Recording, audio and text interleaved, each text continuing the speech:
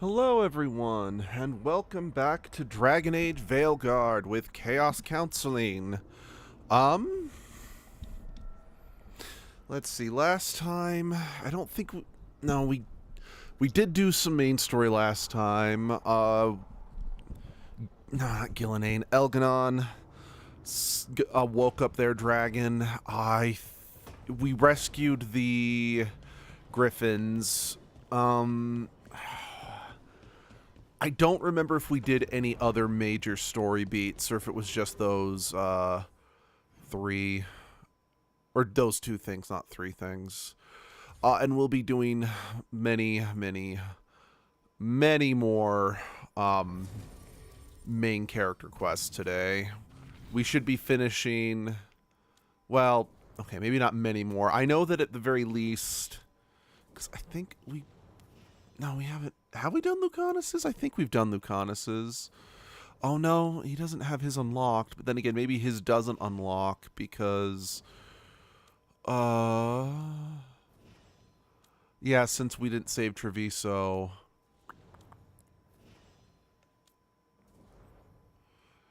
Yeah, actually, so I think I just have Emmerich and Tasha's to do. Anyway, I should actually look at everyone's affinity so I know who I need to bring. Okay. Yeah, Tosh.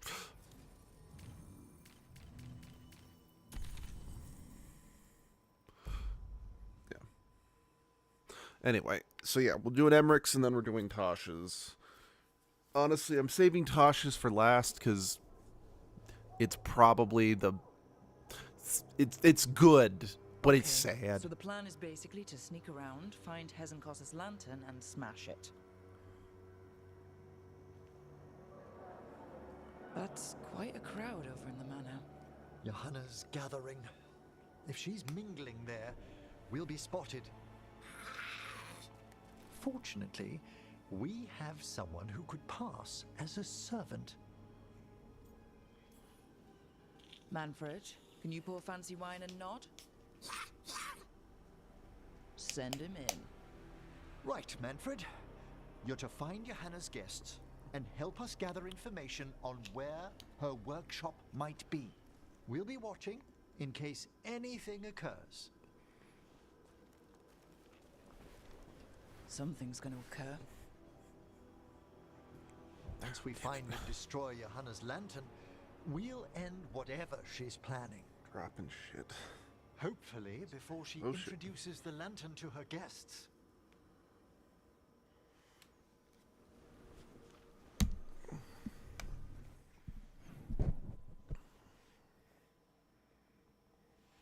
Okay. Yeah, sorry. I dropped my phone and it unhooked from the computer. So yeah, I was trying to get that rehooked back in and I accidentally hit the pause. Yeah, anyway. Point is, everything's good now. Let's jump in.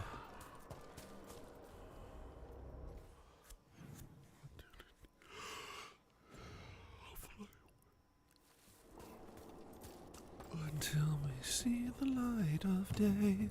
Let's find another way in. Johanna's last guests must already be in attendance. There's a lot of people here. Hezenkos must be planning to drain their souls with her lantern. And then what? Raise more undead, I'd wager. But no ordinary revival would require such a massive store of men. Sounds like the party's in that main hall where we confronted Hezenkos. Perfect. We can watch Manfred discreetly from the balconies. And see if Hezenkos has that lantern on her.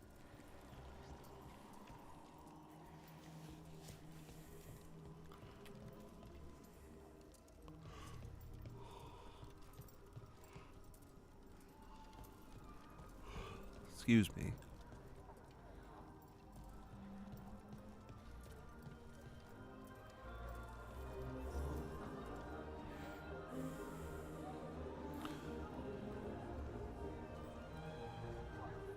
There's Manfred. And Johanna. But no lantern. Now, you were saying about a shrine in the manor.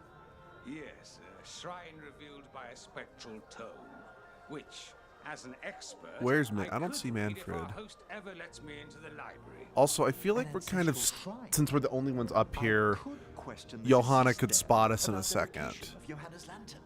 Well, if a book can lead us to the shrine, let's hit the library. But seriously, where's Manfred?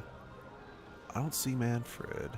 Oh, there's Manfred. Waiting for our host's grand announcement. Again, I'm surprised Johanna has standing enough to be able to throw a event like this, you know? I don't know, maybe I just simply misunderstood what Johanna's, like, societal standing was or whatever, but Why'd she come back? Johanna must have a workshop hidden here, likely where she's prepared whatever she plans to empower with this lantern.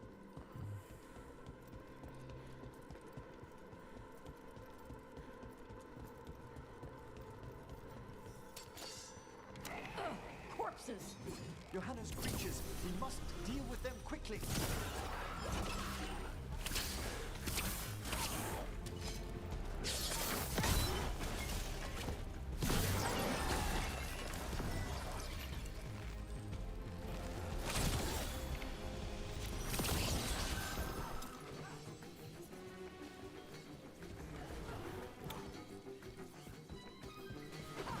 you know, can I stop to take the time to once again appreciate just how good and how fun the combat in this game is, especially for a rogue? Let's see if we can find that book pointing 'Cause to the just- ancestral shrine. The fact that, you know, I can just jump off a balcony in this game and then do a, you know, ground slam attack, you know, something that just you could not do in any other Dragon Age game since you couldn't jump in the first two. And then in the Nothing third about one, sure, you shrine could here. jump, but you definitely couldn't do that. At least I'm pretty sure you couldn't do that. I could be remembering wrong, I admit. I know, I just played Dragon Age Inquisition not that long ago, but by the same token, I don't remember there being, you know, levels of combat. I mean, the combat was definitely still This isn't it? more in the vein Handsome bound volume, but no. of the first two games. You know, I think the best way to describe it actually is the first three games were arguably more akin to strategic combat, at least if you played it on harder difficulties, which I clearly am not doing, because especially if you played PC and I can't even beat in this one. Inquisition, even on the PlayStation, you But could not what still we're after. go into like a strategic command mode, but this game is definitely, combat is more action oriented, for better or for worse, because I think just very much again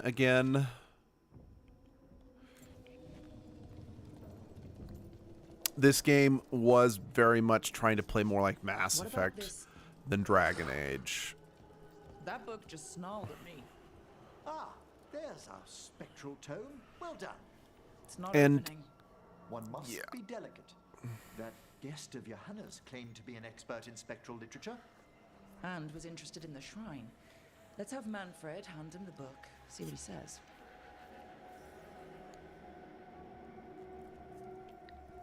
Because, yeah, sadly... Well, again, I like the combat. I hate the fact that you only can bring 2 companions, and you can't swap control between them. But I also can't deny how fun the gameplay is, again, especially as a rogue. Like,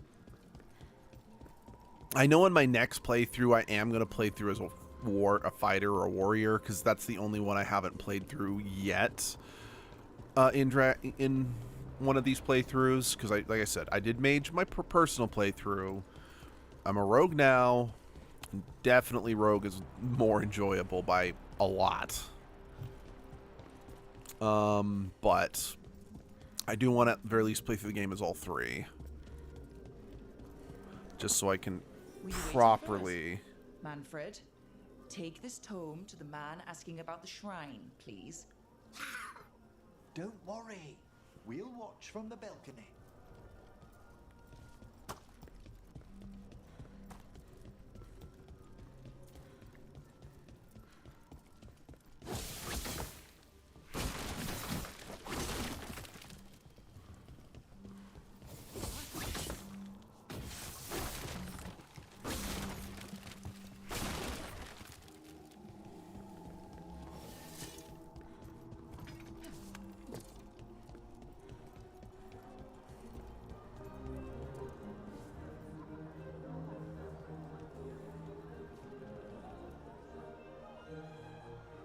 What's this? The Spectral Guide to Blackthorn Manor? There now. I only want to look up one thing. There is an ancestral shrine in the northwest wing. Perfect. Let's go to the shrine. Yes, the deceased there should be most helpful in finding Johanna's lantern. This way to the shrine. Why'd so many people come to Hazenkos's party? Is it the food? It actually smells pretty good. Wait, was it corpses? Was this food made by corpses? Of course not. Corpses never prepare food for risk of desiccated skin contaminating the meal. Okay. Good. All meal preparation is handled exclusively by skeletons. Oh, come on! So I just saw a treasure chest up there. I want to see if I can get up there.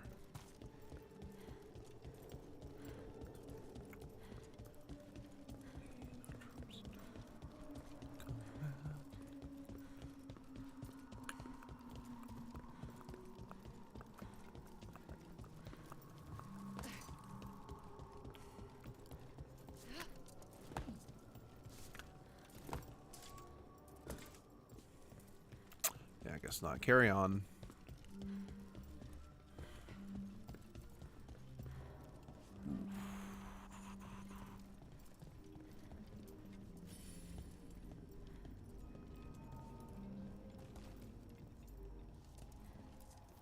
Oh, the shrine's locked.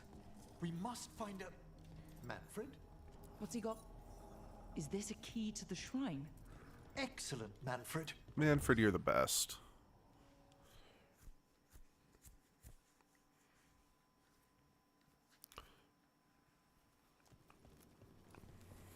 Oh my.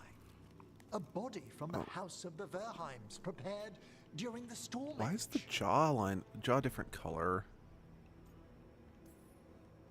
Well, anyone can see that. We'll have to inter it safely in the necropolis. Afterwards. Time to find Hazenkos. He's all yours, Emmerich. By flame and seal. By light and flood. Open your eyes once more. Who dares disturb? Friends to the dead. Friends, this one was abandoned, lost. Emmerich, it's getting noisy. He's unusually obstinate. Speak! Where is Hazenkos? Prove yourselves. What claim have you to the deceased?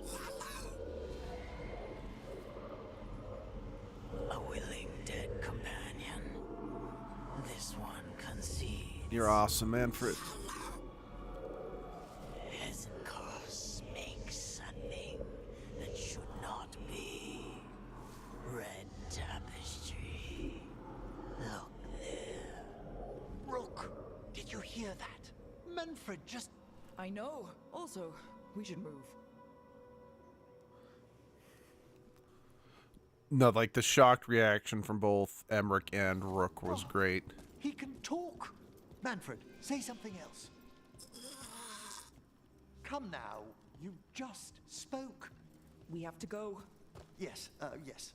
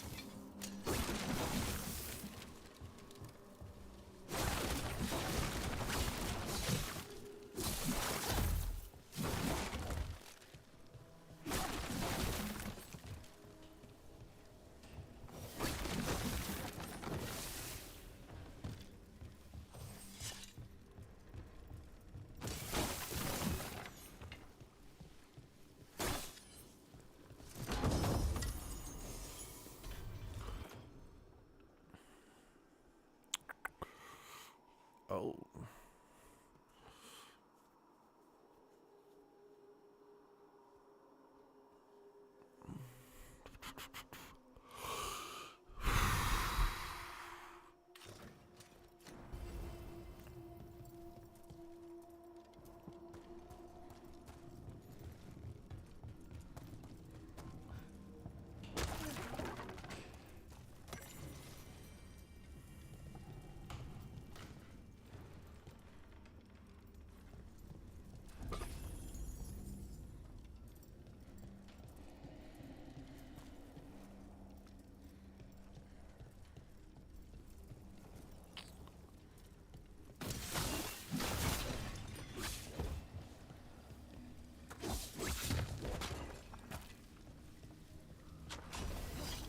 More undead.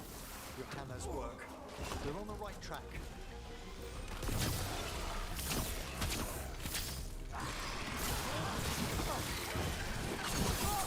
Right.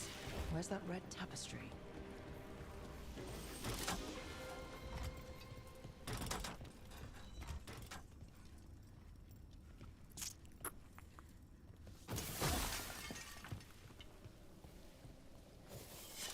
Gotta get in there somehow.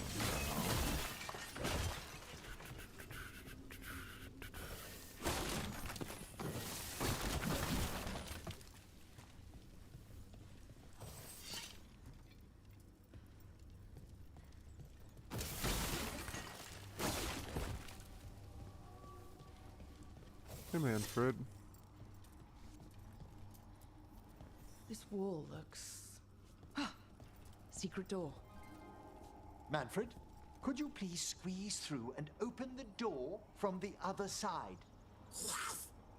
Aha! I knew I didn't imagine him speaking. How can Manfred talk now? He began as a wisp that embodied what most wisps do, curiosity.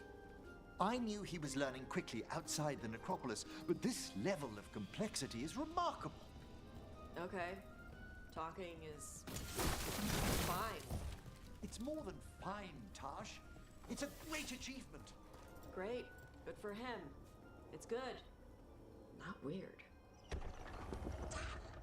Good work, Manfred. Hope this leads to where Hezenkos is keeping that lantern. I can only imagine what she's planning to use it for.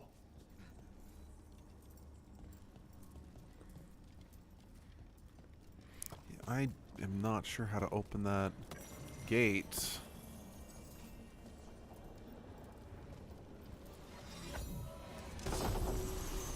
Oh, nice.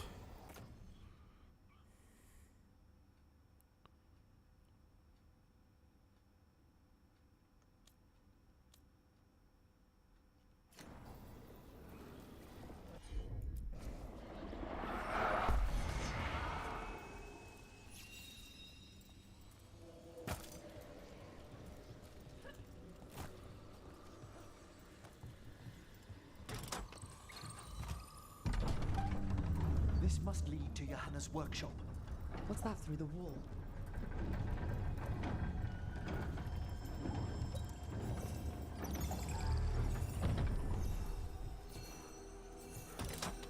Sorry, just a thought that maybe the wisp is needed back up top, so maybe that is what's used to gain access to.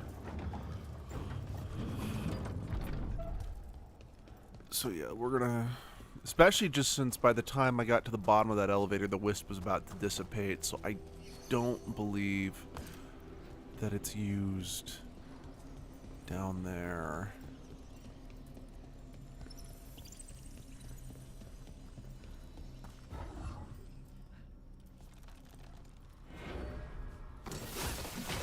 Did that?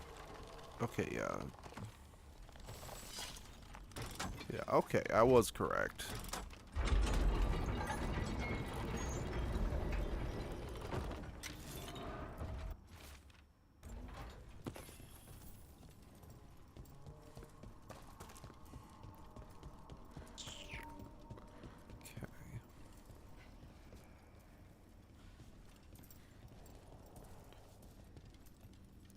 Okay, I'm gonna take a picture of that.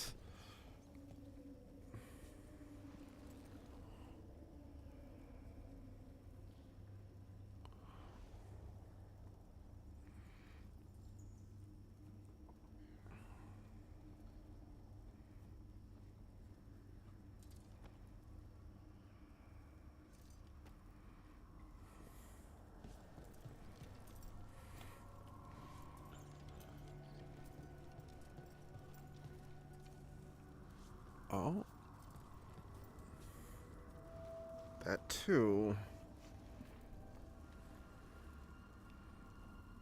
So that one's only got 3. Let's do that one first.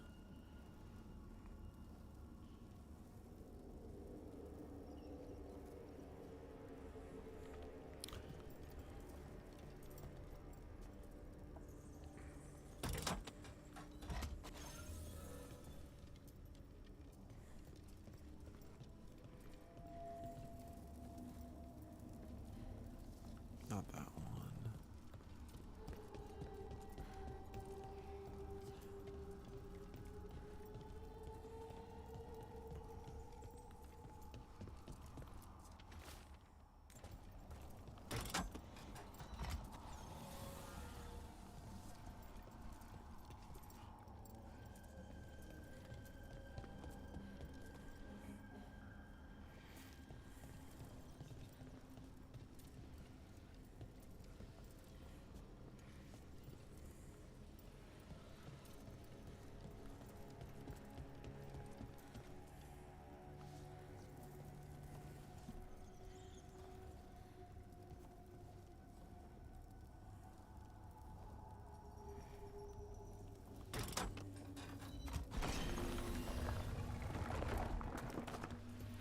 Okay.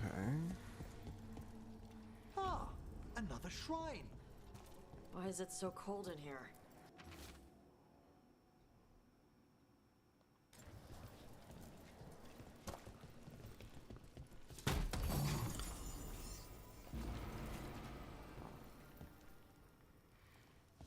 Oh, yes. Do. Oh.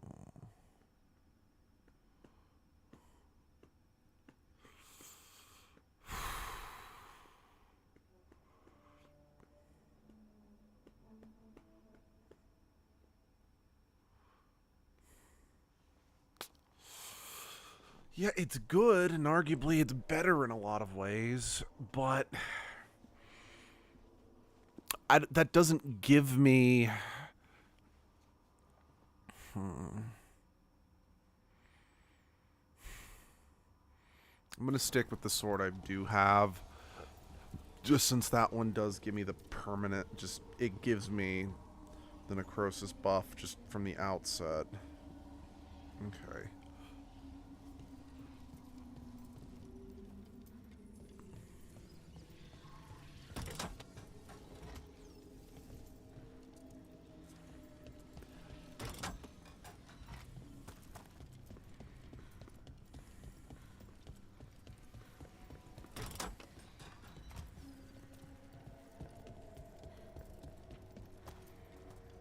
Okay, maybe the banner don't actually mean or do anything. Thinking about it, I don't know if I saw any...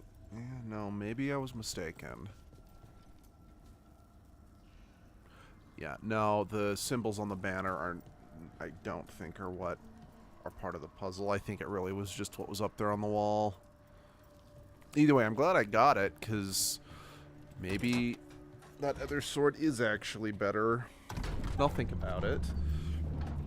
And, yeah. Now I have that option. As if we're talking just pure damage and stagger, it is much better. But... again, in terms of just the fact that my current offhanded weapon just gives me the buff permanently is really good. Johanna, even half-lich, you can't control something this massive. Such little face! That glow on the skeleton up there? That's Hezekiah's lantern. She's going to use the life stored in it to reanimate that monstrosity. Quickly, we must reach the lantern.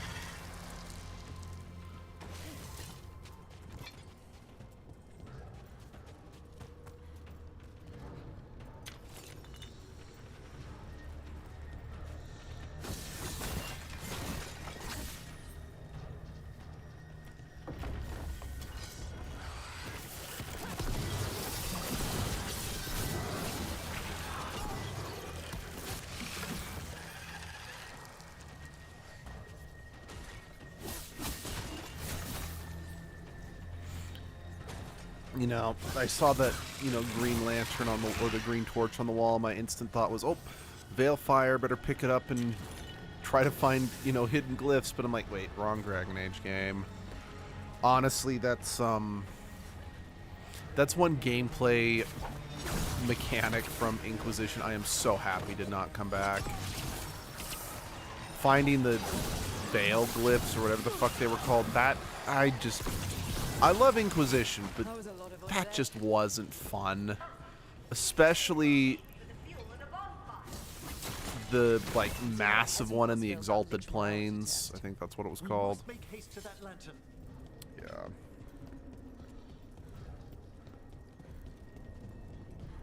Okay, let me rephrase that. When we had to just find just glyphs in a specific room for a specific puzzle, then it was fine. Inoffensive. But again, when if you had to go over the place in the Exalted Plains, then I'm like, no, fuck that. That sucked. We'll handle this.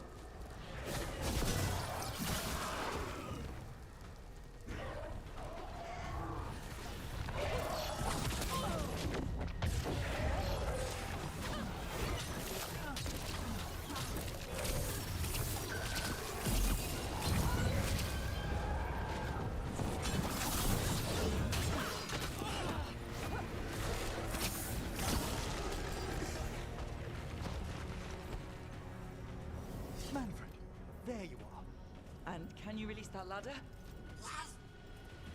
Thank you, Manfred. Now find somewhere safe.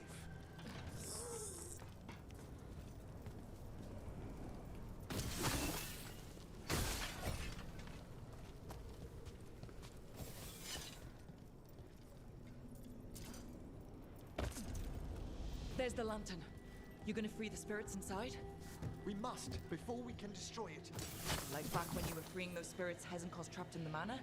That took a lot out of you. I must try, Rook.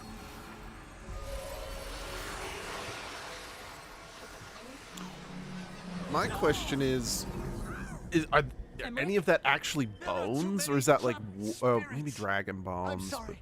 I can't. Another lash of power might end me.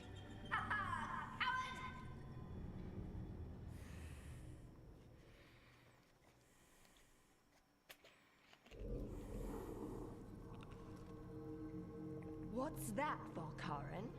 Afraid to chance death for your precious spirits? For all your fine words on the subject, only I had the courage to risk my life for our art. I've seen Emmerich face worse than you. I'm not the one so paralyzed by fear I couldn't seize immortality. Johanna! Listen to me! You're right! I've never overcome fear of that final dark. I miss having a friend that could. Yes. Always the idealist. I'm sorry Lichdom failed you. I swear I would have helped you had you come to me. But puppeting this creature... Puppet? Puppet? Do you think I'm staying a failed lich? I won't command my greatest creation! I will become it!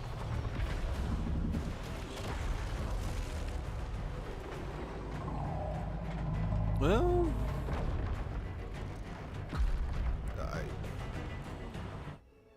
ambitious to say the very least, but why would you want to be something that big? It just would make life inconvenient as a whole. How good to see you, friends. Scoffing colleagues, interfering Templars, inept rivals. You all have a place in my heart. And tonight you will fuel my ascension at the cost of your miserable lives.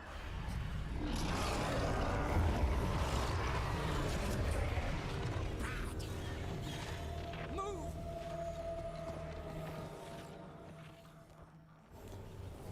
You think you can stop me? Once I get rid of you, I will merge with my greatest. So why isn't it and sucking our conquer souls this out? city. That's a legitimate question. Like, what's making us immune to the lantern's effects right now? We need to stop Hesenkos long enough to destroy that lantern. With that much life inside it, the backlash could... We don't have a choice. Once I destroy you, wretches, my union with my creation will be complete.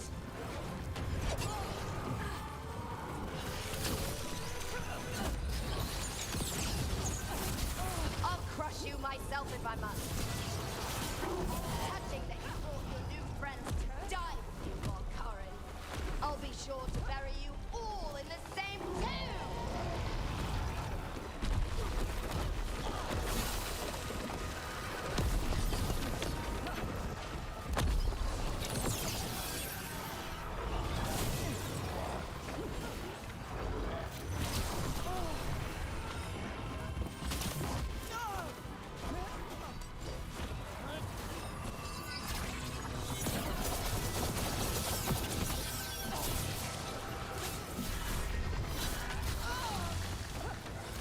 This isn't working. We can't break the lantern. You think I'd leave myself vulnerable to you? Enough Yes. playing. Your pointless lives will fuel my triumph. What the crap is that? She's draining life from us. We must find shelter. Right.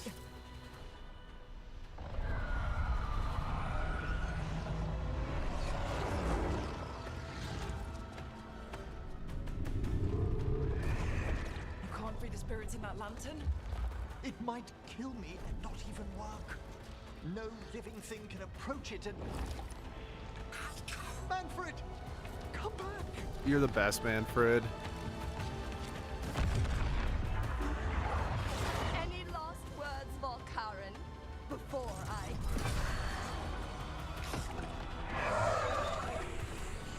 Ugh. You miserable little... Do something. Manfred!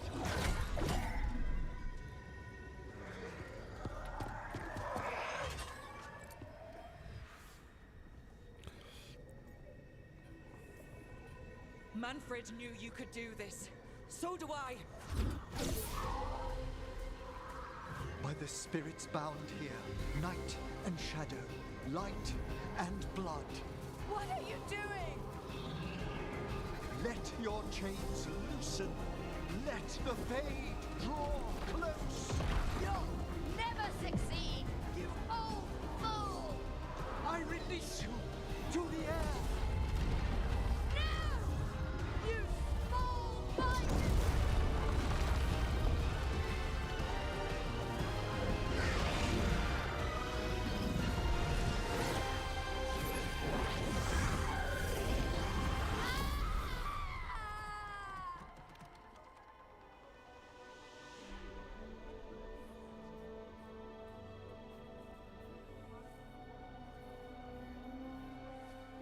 Emmerich, how's Manfred holding together? Oh. We must go to the necropolis.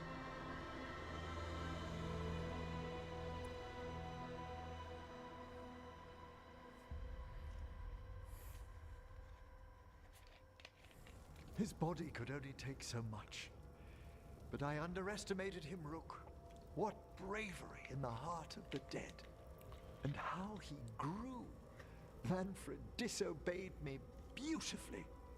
He was his own soul at the end. Can you bring him back? I will ask.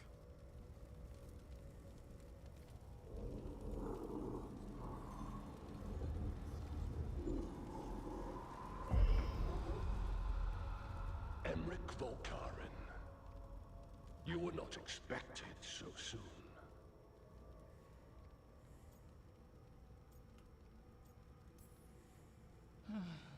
Did it just get colder? You're in no danger, Rook. He's come to hear my plea. My lord, I come regarding Manfred, my fallen companion. Yes, there are ways to return his spirit. But should you do this, Lichdom falls from your grasp. What? Why? Lichdom is long. If I'm to stand outside death, I must make peace with others passing through it. What would we otherwise become? How many exceptions kill tyranny, revive him, and remain mortal? Or let him slumber and join us? This is Emmerich. such a hard decision. Manfred chose to help us. Am I too weak to accept his well-earned rest? I yearn for Lichdom Rook, that leap into something greater, that everlasting light. Do I revive him and live out my days? Or do I honor death by letting him rest and protect this world through immortality? I genuinely don't know what the right answer is here. I know that some people said he seems happier with Manfred back, and I definitely can believe that in the short term, but I don't know. Because on the one hand, he is right.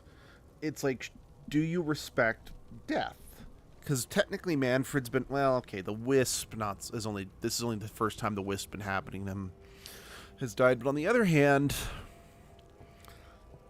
is this better for him because he comes to terms with the fact that he is mortal and he will die? I do know if you're romancing him, you do need to bring Manfred back, because this makes him too emotionally detached, but I don't know what the answer is. I really don't.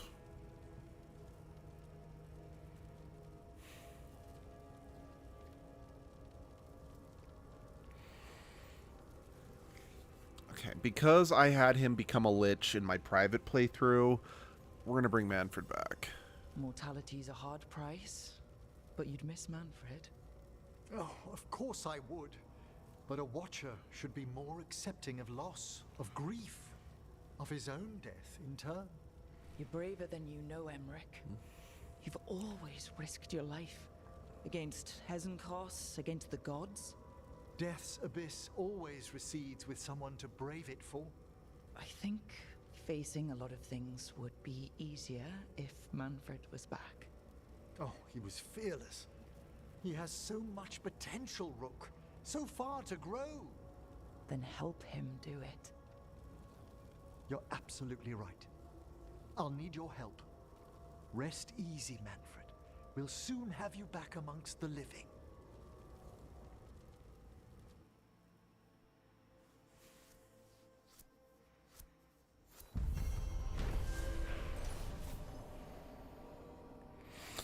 Definitely say that is a much quicker scene than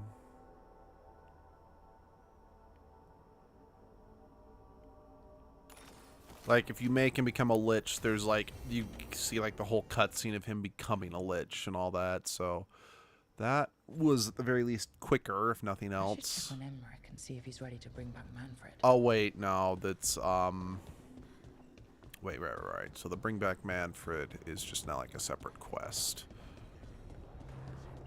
And I think that's the same with you. Ready to go be a lich now, buddy?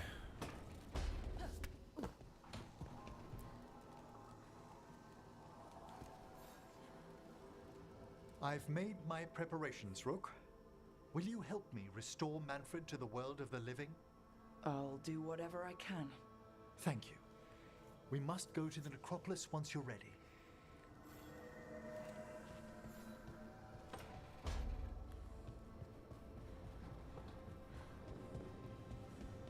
Let's go talk to Balara.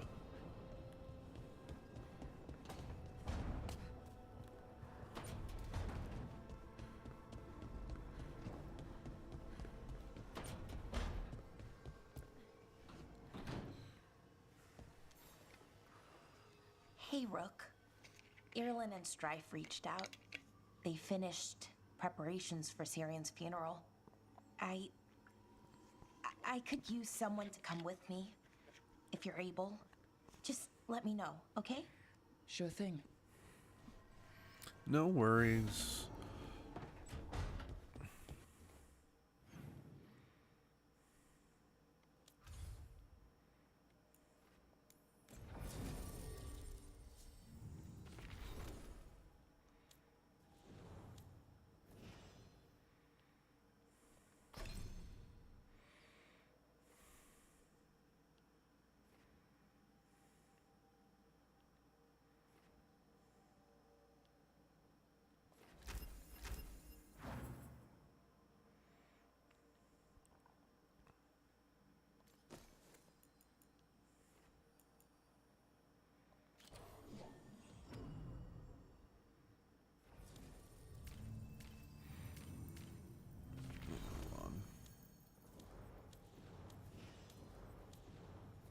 Still Tosh.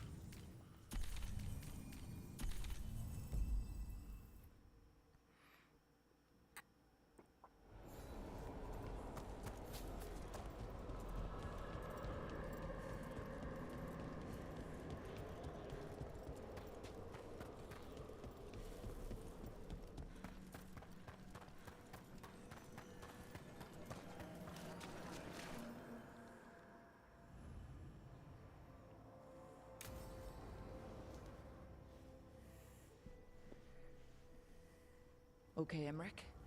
How's this work? We'll need assistance finding Manfred's wisp and drawing it back into his body. By pact and pledge, I seek an audience. By light and breath, let wisdom come. You've met these spirits before, but I've never properly introduced you. Rook, allow me to present two Necropolis Guardians, the keepsake of ages and far-sighted curio. Okay. Thank you both very much for helping with Manfred. How polite. How fine. Good manners in mortal kind, beyond the spirit callers at last.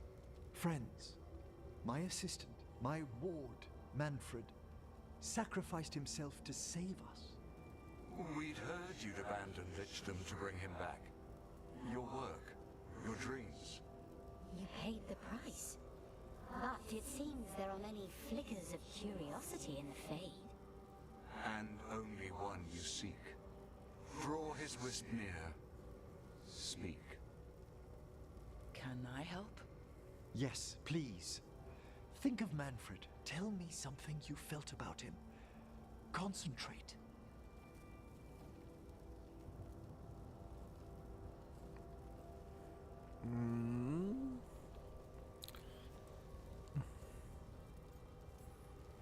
He was always excited to be around you, Emmerich. If spirits can learn to love, he loved you. In the sea of the Fade, there are wakes left by our passing. Our desires, our fears. I leave this beacon for you, Manfred.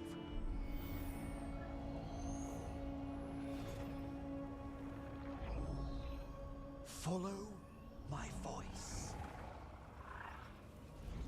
Return to me. Please.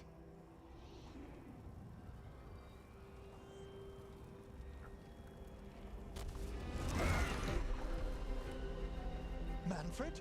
Hey, Manfred. It worked. Oh, I love you so much, Manfred. Oh.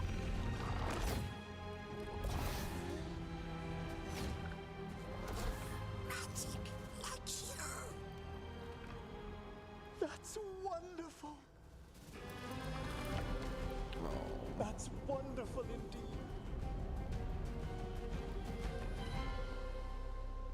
I imagine Matt Mercer must have had a lot of fun voicing. Okay, I'm Thanks for stitching that 99.9% seam on my coat, Fred. sure it was. It was coming loose. And nice new threads yourself. Thank you.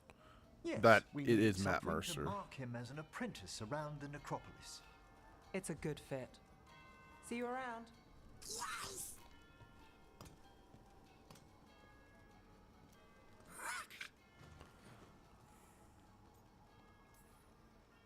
How you doing, Manfred? Alive. He's excited for his training. Manfred's spellcraft is coming along nicely, more or less. Some undead have the potential to cast magic. I believe his was unlocked by his journey through the Fade. What was that like? Dunno. You mean you don't know? Dunno. We must work on that enunciation. Why don't you fetch the primer?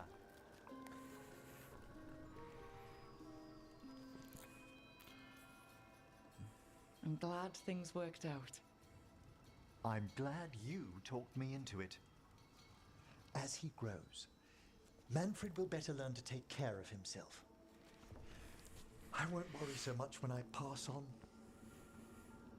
How do you feel about that last part? I have moments of regret for what Lichdom might have been.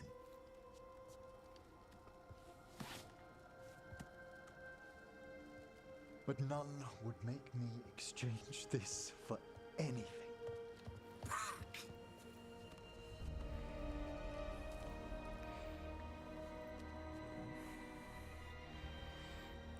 Now, I know you could make the argument right there that that's the right choice, because he said he wouldn't exchange this for anything, but I do think it is important to bear in mind there is probably some rationalization going on there in order to make him feel at peace with his decision, if you know what I mean. Again, I'm not saying that, yeah, he isn't actually happier or anything like that. I do actually think that that is most likely the case. I am just saying I feel that whatever you talk him into, he would still be at peace with it, if you know what I mean. I can say, though, it's like I definitely do think I prefer this outcome. If for no other reason than, yeah, Emmerich does seem happier. But at the same time, I do also have to acknowledge I am looking at it from a purely, what's what I'm looking for? A purely emotional standpoint without any sense of, like, rational thinking, you know? Because it's like, yeah, he might not seem as happy as a Lich, but that's arguably because now that he is a Lich, he has sort of a different way of viewing or expressing his emotions and such. So I don't know, maybe it's not entirely fair to say that, oh no, he's more miserable, he's not as happy, and more just this is just how he expresses himself now, if you know what I mean.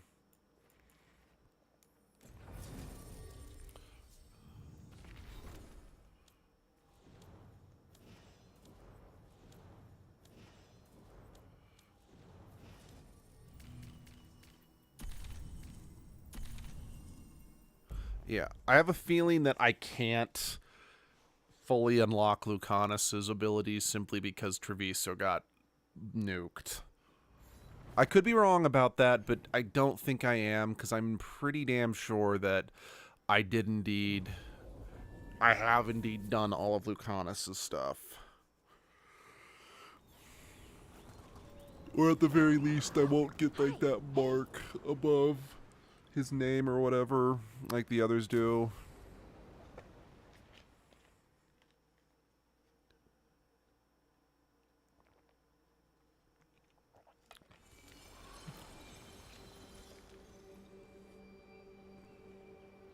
Enna Bellinaris. From the form, we bring forth the eternal.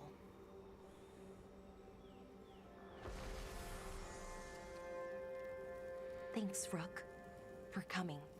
I don't think I could have done this alone. We're a team. We stick together no matter what. Still, I appreciate it. Anyways, we need to light 3 more braziers. Each one represents an aspect of the self. It's close to what we've always done. The Dalish, I mean. But the ancient elves used Veilfire to show our connection to the Fade. Or so the archive tells me anyways. I think it's what Syrian would have wanted. I know it's hard, but you can do this. I already buried him once. At least this time, it's for real. Let's head to the first brazier. Okay, the first brazier should be ahead somewhere. How far? However far it needs to be, I guess.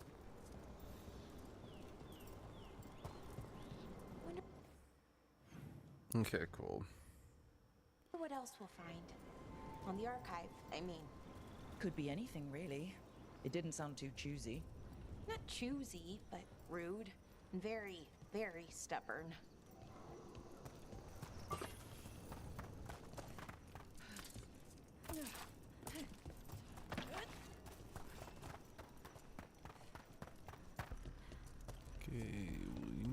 actually just end up coming this way. We'll light the next brazier and then...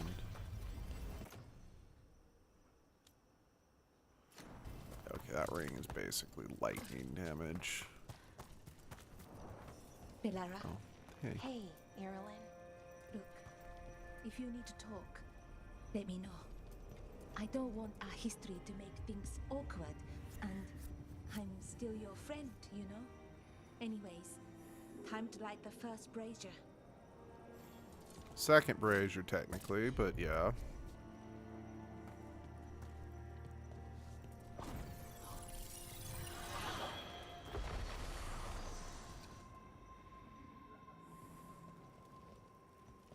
A third we grant to the stars, to speak your life to the firmament. Am I doing this right? I don't know. The archive wasn't much help. It told me the words, but words are only part of it. Rituals aren't just about what you say, it's why and how you say it. That's fair. Reclaiming the past was never going to be easy. But you have to start somewhere. Why not here? Agreed. Syrian made it sound so simple. Learn the past and then live it. But so much is different. Who we are now is as important as who we were. I just wish it were easier. Okay, excuse me. let's head to the next brazier. The skies ahead are vast and clear. It's unusual to see all these obstacles in the way of a funeral. Death's hard to deal with. Don't mind me, that song's been stuck in my head since last night. Each obstacle's supposed to represent grief. You know, Sonic and stuff. Literally. But, yeah, it's a little weird. Probably. Syrian would have laughed at it. Okay, on to the next brazier. So what do you think is out there? I don't know. Could be anything, really. That's kind of the magic.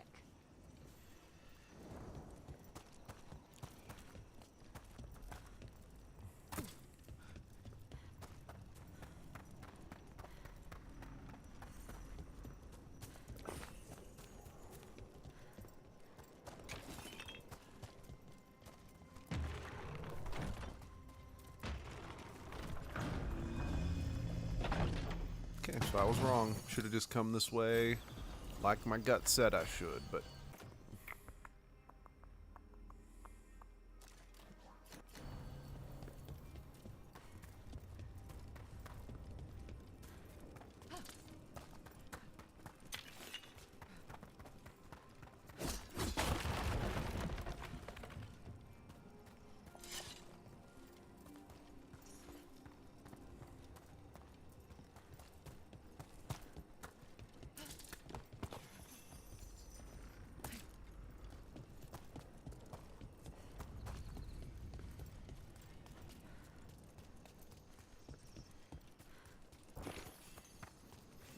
Nev, what are you doing here? What? You know I show up for you, Belle. They'd only let one of us come, though. The rest send their regards, especially Emmerich. I'm just... Wow. Thank you, Nev. And everyone else. Hey, as long as I'm around, you've got family. All right. Seriously, the go friendship on and between light the these two is precious.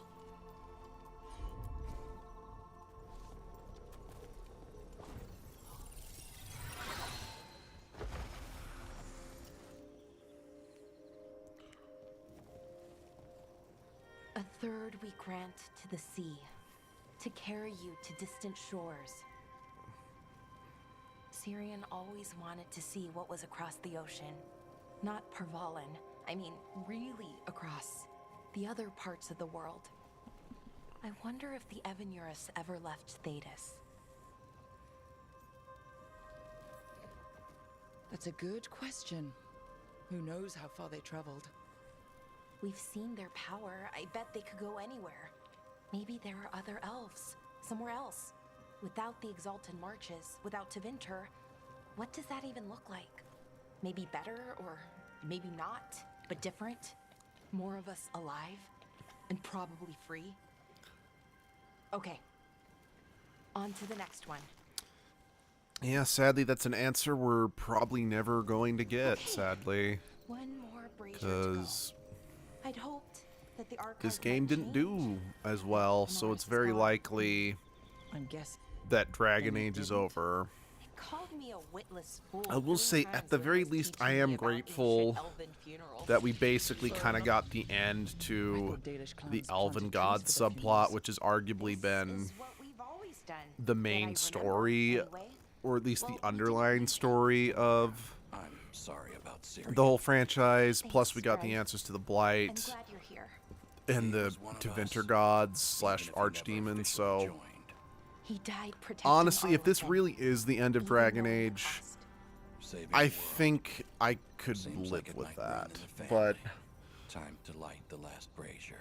I'm very upset because unlike what they're doing with Mass Effect 5, there was still so much more to explore in Thetis or just in Dragon Age.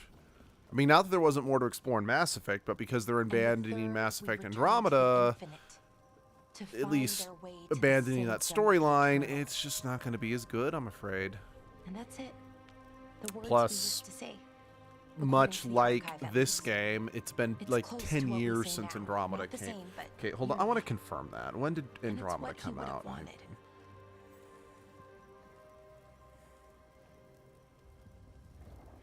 Mass Effect Andromeda came out in 2017, and Mass Effect 5 will not be coming out, or for whatever it ends up being called, until next year at the earliest, if I remember correctly. Meaning, like this game, there's going to be a 10-year gap in between Mass Effect releases. It's like nothing they do will live up to that anticipation. Combined with the fact that, What Syrian and I look, were as looking bad as Andromeda was in places, narratively it was the right call. Worse, almost. I am going to die on this hill. I got to say goodbye. So And now I have it just to it live my fucking life. sucks that they're now That's all choosing I to can do. canonize one of the Pride of endings, us. and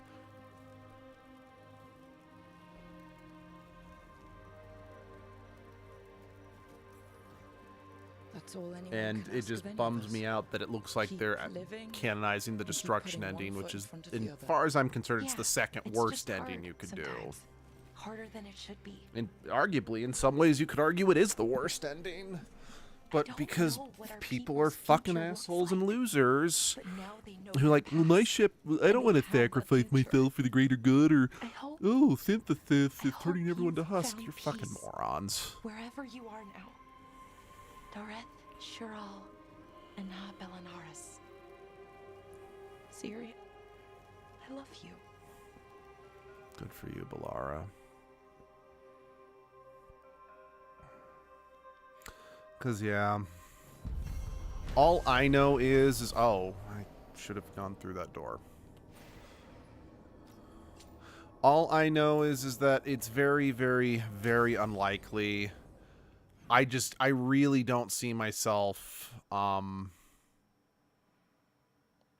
actually buying Mass Effect 5 when it comes out. Which just kind of sucks for me to say. Yes? You and Nev? Damn it. I might have missed out on something then. Yes. Nice catch. Thanks. And Spite's good with her? No talking.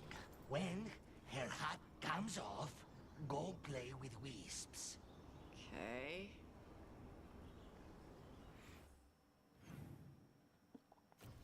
Actually, back to the lighthouse just in case there's a follow-up.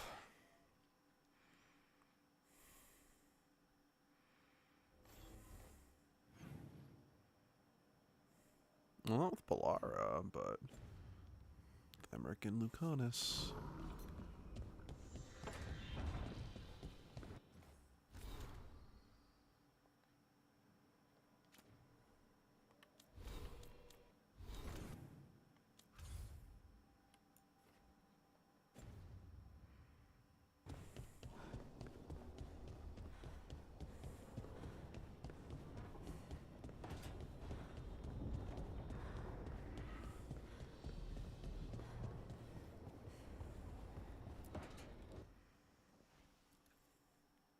He's courageous, and I do enjoy his stories. I didn't expect it, but Strife and I are getting along quite well. But where to go with him? Nev always wants to visit this fish fry stand in Minrathus. Ah, youth would make even that a romantic evening. It was. I hope. Sorry, Emric. Rook might be better at this. Rook, quickly, Strife will be here soon. Does wandering Arlathan's groves or exploring its caves filled with lightning insects seem That's more right. Emric and Strife do.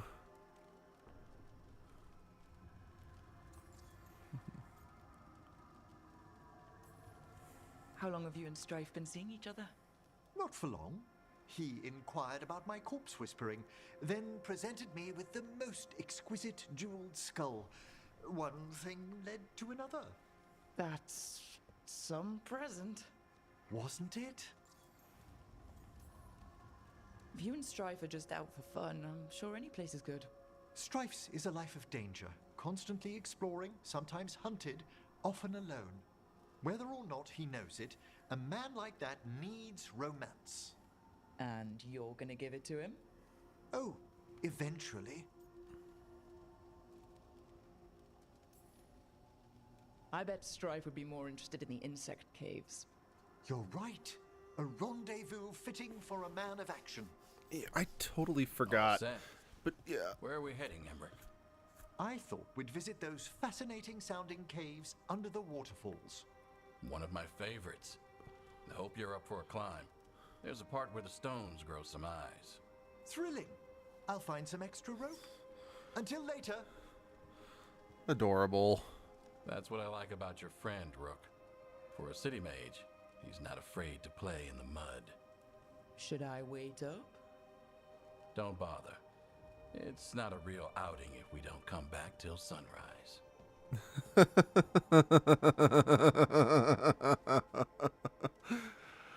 Oh, Emric.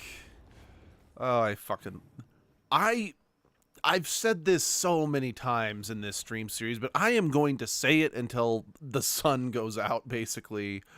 This game has the best cast of characters for a Dragon Age game.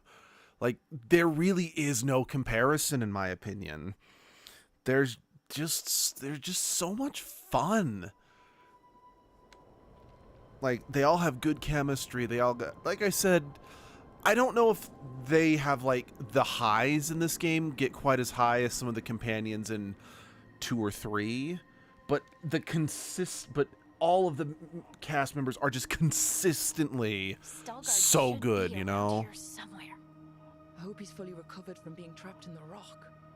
I hope so too, but the Kalsharak dwarves are tough. I'd like to see Kalsharak. Do you think Stalgard would take me? Should I ask him? Would that be rude? Only if you ask rudely.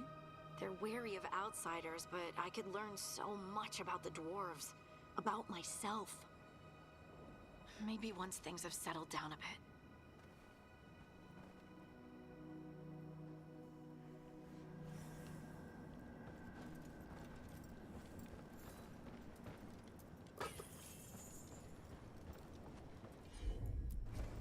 You got it.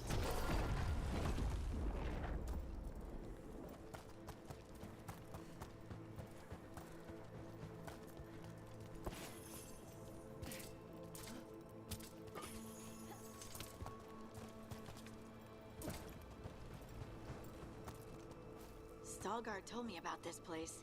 The mountain is rich with lyrium, and the dwarves built this outpost to trade with Tevinter. As long as a dwarf stayed within the fort's walls, it would be as though they hadn't left the stone. They could keep their caste name and status. Right. Is it just me, or does it feel different now? You're right. Something's different.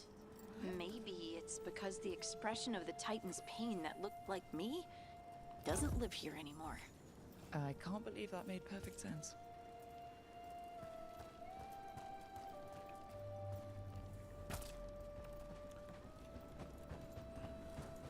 I think I can, well, I do think I definitely got more like unique dialogue options as an elf, but then again, I'm just biased for the dwarfs in Dragon Age. Because, like, don't get me wrong, I've never been, like, dwarves have always been one of my, like, going off, like, D&D logic here, or Lord of the Rings logic, dwarves have usually been one of my least favorite races to play, whether it's in tabletops, Lord of the Rings things, or whatever. But the exception really has been Dragon Age. Dragon Age is the one place where I do absolutely think dwarfs are my favorite. Granted, I've almost never played a dwarf in Inquisition, partially because, well, you need to be an elf to romance Solus, and I do that a lot. And when I'm like, I don't feel like being or just sleeping. an elf in a playthrough, I usually want to be a Kunari, because that's unique. Combined with the fact that since dwarves can't be mages, and mages are my favorite thing to play in Inquisition, you get what I'm getting at. But it is nice to be playing a dwarf again in Dragon Age, because again, they're just so much fun. There's just something about the dwarfs in this setting that just make... Well, that's also true with the elves, make no mistake. We sold lyrium to the Tevinter Imperium. Titan blood, our blood, traded for gold. So they could use it for magic. The elves stole lyrium from the Titans to make themselves bodies. And eons later, we gave it to a new generation of mages. All on our own. It's sad, isn't it? A little bit. They mined lyrium here too. Isn't that a little ghoulish? Lyrium is the blood of our ancestors. Maybe ancestors isn't the right word. We were part of them. We were them. I don't know the right word.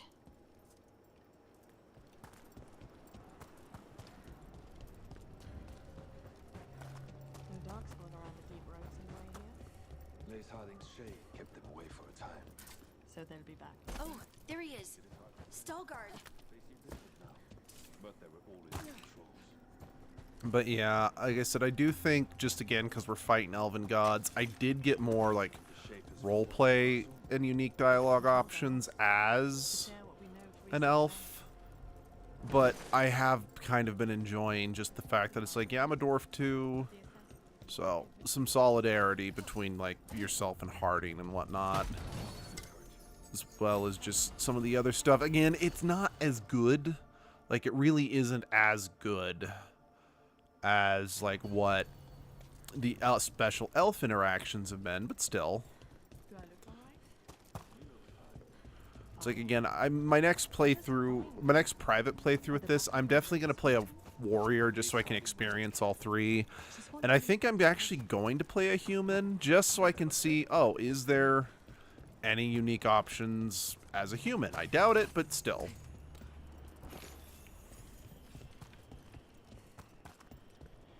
Just so I can get the full experience of the game.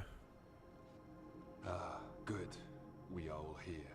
I wanted you to meet my sister, Dura. She is a steward of Khal Sharok's memories, a historian. We have heard of your gifts. We wanted to meet you, to learn from you. From me? About the Titans, about our past. You came here to meet me, to talk to me? Hey, I'd want to meet you too if I heard all the stories. I've learned so much, but I know there's still more to discover. I could tell you what I've learned, but maybe it's better if I show you.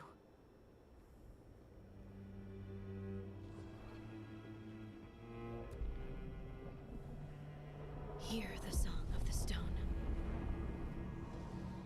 You children of Titans. Yeah, I'm a dwarf too. Can I hear this too? The prayer and the proclamation. Isa Dunal.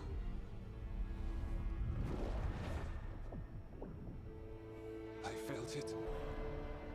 I felt the Titans.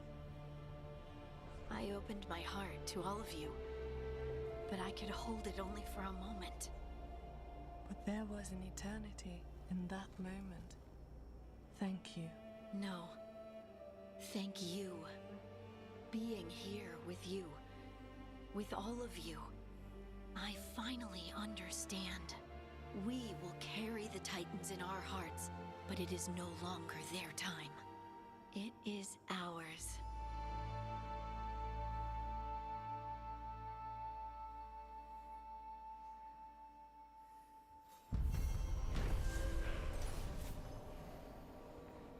But yeah, knowing that, you know, the Blight is like the wrath of the Titans and whatnot, and they communicated through like singing and hymning or blah blah blah. It makes sense why the Blight has a song to it or whatever.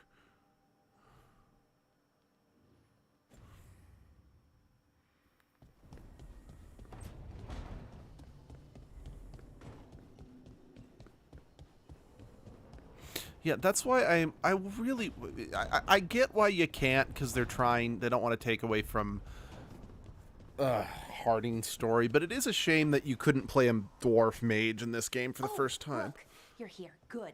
I had a question for my story. Right. You're writing a serial. What kind of question? Oh, well, a personal one, I guess. Maybe not. Never mind. Oh, come on. I'm curious now. Okay, I'll try. I'm gonna do this. So I'm having fun. It's different, but neat. And the fighting bits are going well. So's the romance, mostly.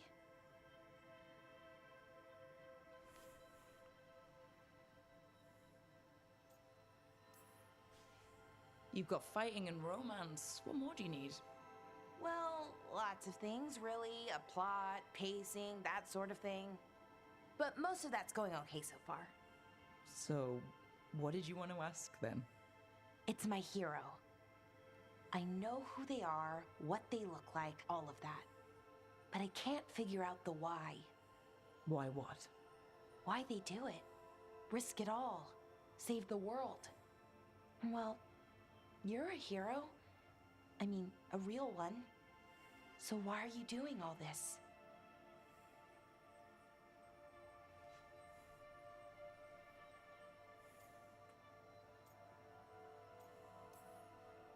Well, I've done some things in my past I'm not proud of. Nothing too terrible, but some of it was bad. And I figure I need to make that right. I wish I could be like that. Facing danger, caution to the wind. But that's pretty much exactly what you do, all the time. Sure, because I have to. And I'm scared the whole time. Everyone's scared sometimes. It's what you do with the fear that counts. What was it? Like, facing it? Bravery is not the lack of fear. Bravery is being scared shitless and still doing it, you know? So? It's hard to think of it that way. We are going up against a god. Multiple gods, actually. That feels heroic. To me, at least.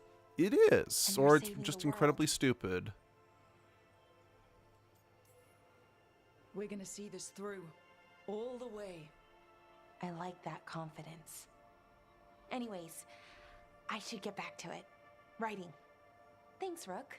That helped. A lot.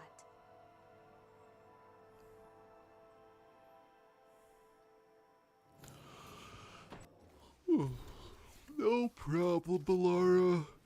Yeah, you know, again, the more I've sat on it, well, I do stand by. It would have been so cool if Balara was Meryl, and I do believe I will always stand by the belief that maybe Balara was supposed to be Meryl at some point. The more I sat on it, the more I actually realized I actually prefer. I do think Balara is the better written character than Meryl. At least she's got way more depth anyway.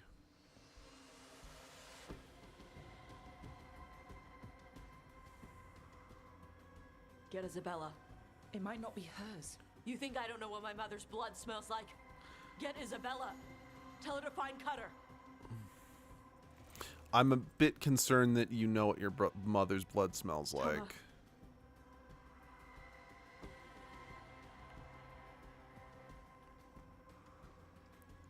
No sign of your mother. Cutter's gone too. He was here. I caught his scent. He took her. We'll find her, Tosh. Why did he go after my mother? There were letters from the Dragon King in his room about your mother and about the tablet. Since when does the Dragon King want the tablet? He's been after Tosh. The tablet's about Tosh, about fire breathers. It's why Shathan's desperate to decode it. In exchange for the tablet and Shathan, the Dragon King will turn Cutter into a fire breather, like you. That's Vashadan!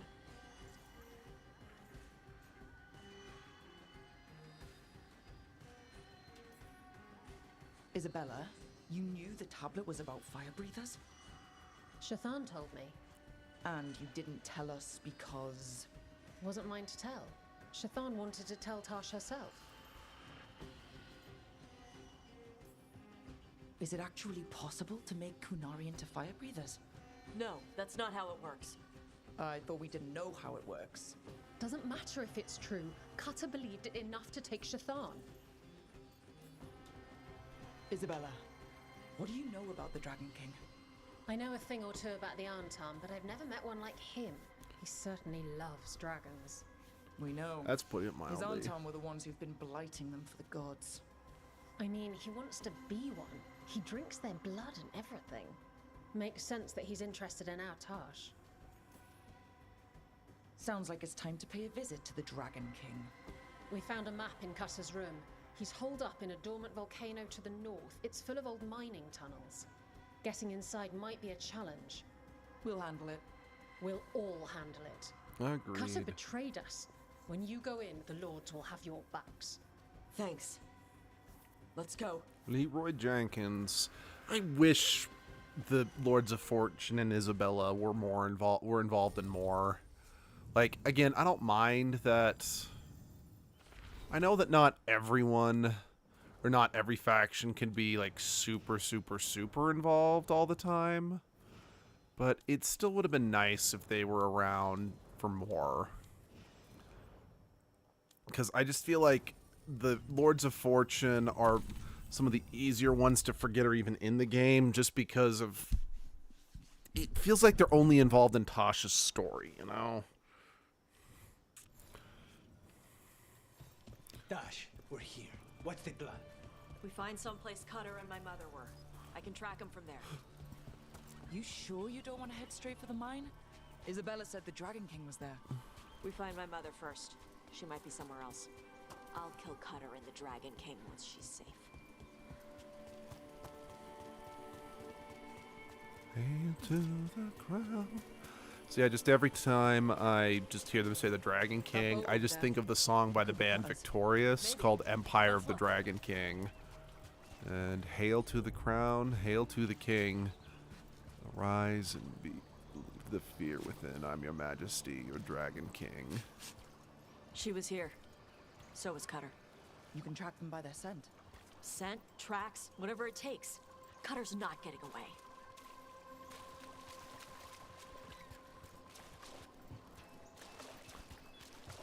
I also think of another song from the same band called Wrath of the Dragon God. We've got Arntam. Are they looking?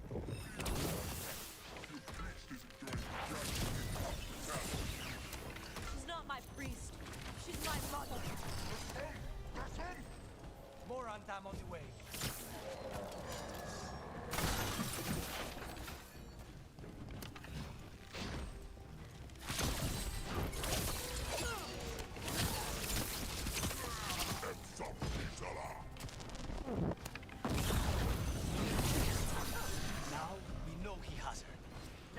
So, it's kind of funny. I recently was rewatching a number of not the whole movies, but I was rewatching a number of scenes from the Lord of the Rings movies because the Lord of the Rings movies are so fucking awesome.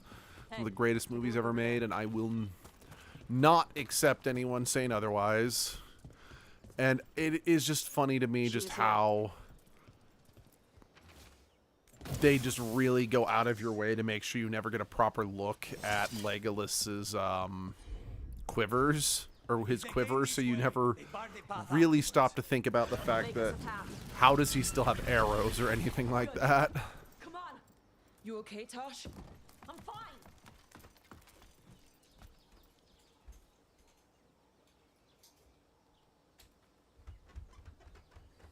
Sorry guys, I will be right back.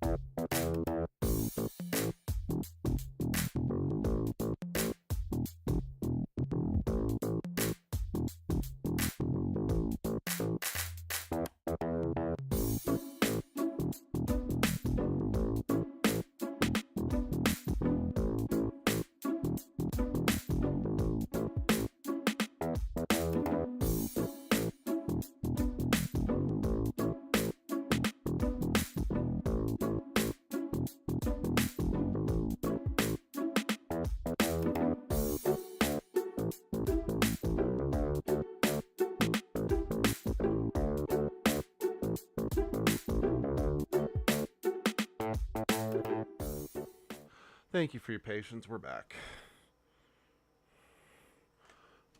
Let's get back into it.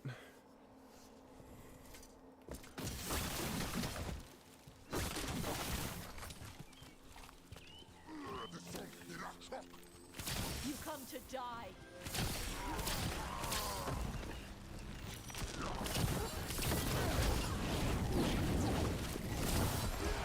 You know, just really thinking about it, this has been probably, like, don't get me wrong, I'd say arguably, not counting the DLC, of course, the Kunari were even less involved in the previous game, but just because Iron Bull was an active party member and he was Kunari, there felt like there was more of an active presence with them in the last game.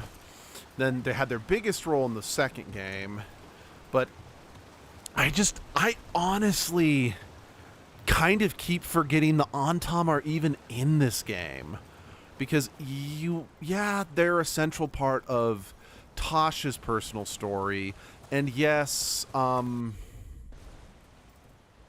they are taking over Treviso, but I don't know. I just feel like the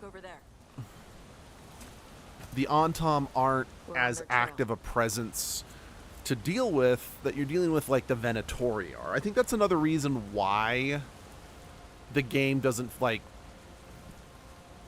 I've seen like the different, like Abby saved Treviso in her playthrough, and then we've saved what's it called? We saved Minrathous in this. And again, I just feel like there's a hair of an imbalance, because it's like I feel like letting Minrathous fall, it feels like more of a devastating blow to our cause because of how involved the Venatori are, you know? But yeah, besides the fact that Treviso is fubbernucked and it looks like shit, it doesn't feel like, I don't feel it as much, if that makes sense, because it's the Antam that are supposed to gain like a foothold there, and they just don't feel as present in this game as the Venatori are, you know? I don't know. We're getting closer. We don't have time for this. Hang on, this thing's gonna burn. like I said, I know that in a game, some things just do kind of get left on the wayside. I get that. It's inevitable because it is really, really hard, and especially with how much rewriting and other shit that this poor game and development team suffered through. It's amazing we got a product as good as this is, but... And yeah, this is a good game. I will fight anyone on that. I just will admit it wasn't a game that was worth the 10-year wait. Like, if this game had just... Hold on. If this game was like an unrelated IP... like a standalone game that was released, had a good story, you know, this good gameplay or whatever, I think this game would have been pretty well received, all things considered.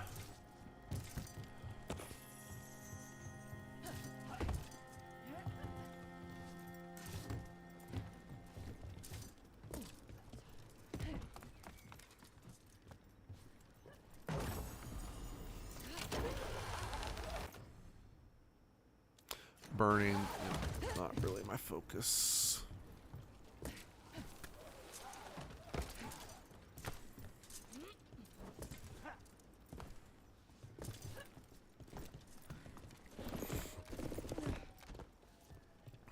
So I've really kind of come to despise, you know, games that are designed like solely for online multiplayer, because or online multiplayer but then still have a story and narrative, because I tried to get into another Monster Hunter game. Like, I know I was thinking about avoiding them permanently because of that one problematic, you know, fan for a while who was a complete asshole, at least, especially when it came to the Monster Hunter games. Well, and they were just an asshole to other audience members and channel members, etc. But it's like, conceptually, I like the idea of Monster Hunter, so I gave Monster Hunter Wilds a shot, mostly because I do think it would be kind of a... Monster Hunter would be kind of a fun game to take edgelord through. But because I don't have, like, the PlayStation Plus or whatever for online multiplayer, just being... Every time I turn the fucking game on, I just get constantly harassed about, oh, pick your package or whatever so you can play online with friends. Like, I don't want to play online. A game should be fun. Yes, I know. I'm probably... Like, the whole point of Monster Hunter these days is to play with people, so I'm arguably the one in the wrong complaining about a multiplayer game that, you know, isn't single-player friendly, but I don't know.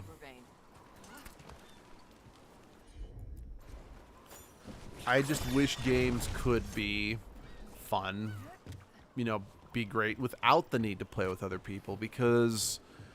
Sorry, just thinking about it, BioWare has officially, or EA has officially killed Anthem's online support. And now, I've never played Anthem, and I freely admit I had, like, no desire to play Anthem. It's like, well,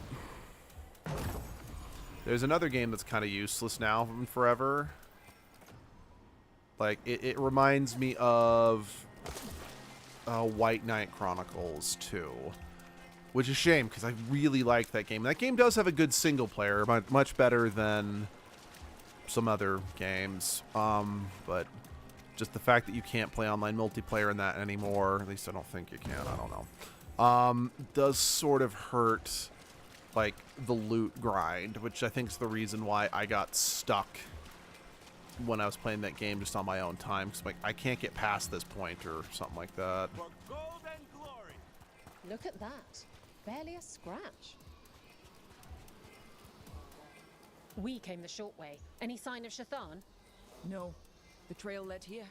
Then she's inside their base. It'll be full of Antarm. Not for long. Main path's destroyed. You'll have to climb. I know how to rile the Antarm. We'll make some noise and draw them off you. Good luck, Tash. We will put it right. But, yeah, I just... I couldn't do it. I just found the game too dull, too repetitive. And I get it. In a game that the entire point and purpose is to hunt monsters and whatnot, you don't want the monsters to go down super easily, because then the game is like short and slow and maybe doesn't have a point. But Christ, the gameplay in Monster Hunter is just slow and boring. It's like, I'm just standing here hacking away at this damn thing for like 30 plus minutes. And yes, I know I like the God Eater games, and they are arguably similar, but in terms of just bashing your head against a monster for minutes upon minutes at a time. And if anything, they're worse because there's no open world exploration. It's like, yes, everything you just said is true, but God Eater has a lengthy solo story mode that's not constantly harassing you about playing online or make sure you connect to the internet and blah blah blah blah blah blah blah this and blah blah blah blah blah blah blah that and blah blah blah blah blah blah blah blah blah. And it's just more visually, it's more of a visual feast. At least I feel God Eater is anyway, because you're flying all over the screen, you're attacking so much faster, you have the ridiculous, you know, shape-shifting weapons. It embraces the insanity, so at the very least, it's kind of the reason why I feel until this game came out, Dragon Age 2 was the most fun to play from a visual standpoint, because, especially if you were a rogue, because the animations that the rogues got were just so much fun to look at. And same, like, again, I've watched Abby play Warriors, but I haven't really done it myself, so I haven't really stared at it for a long period of time. But it's why, like, if you're gonna play a warrior at any point in Dragon Age 2 is often one of the better ones to do it on, because again, especially if you're doing sword and shield warrior, just the visual animations behind the warrior in that game is just a delight.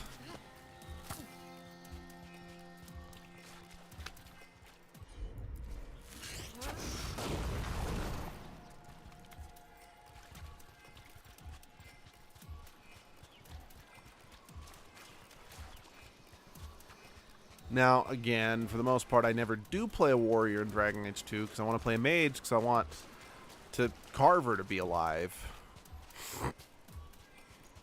Which, again, is a bit of a shame, since Dragon Age 2 has some of the worst mage... Actually, ironically enough, Dragon Age 2 was the game that I played the mage on stream for, and they have the worst. The worst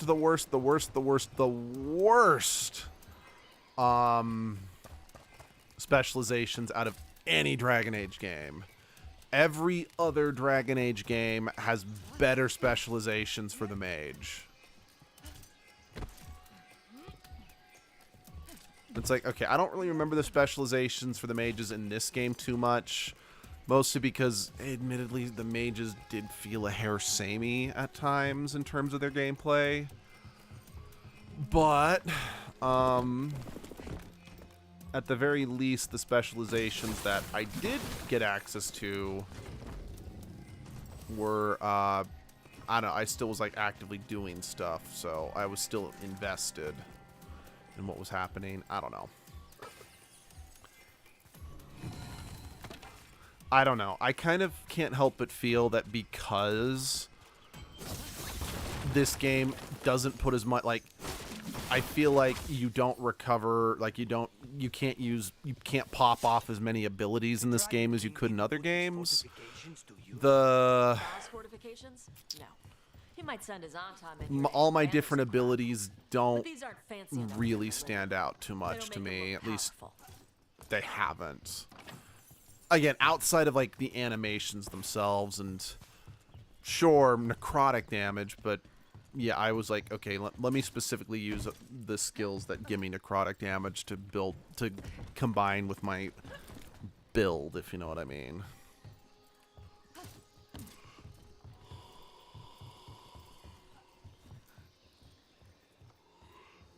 Excuse me.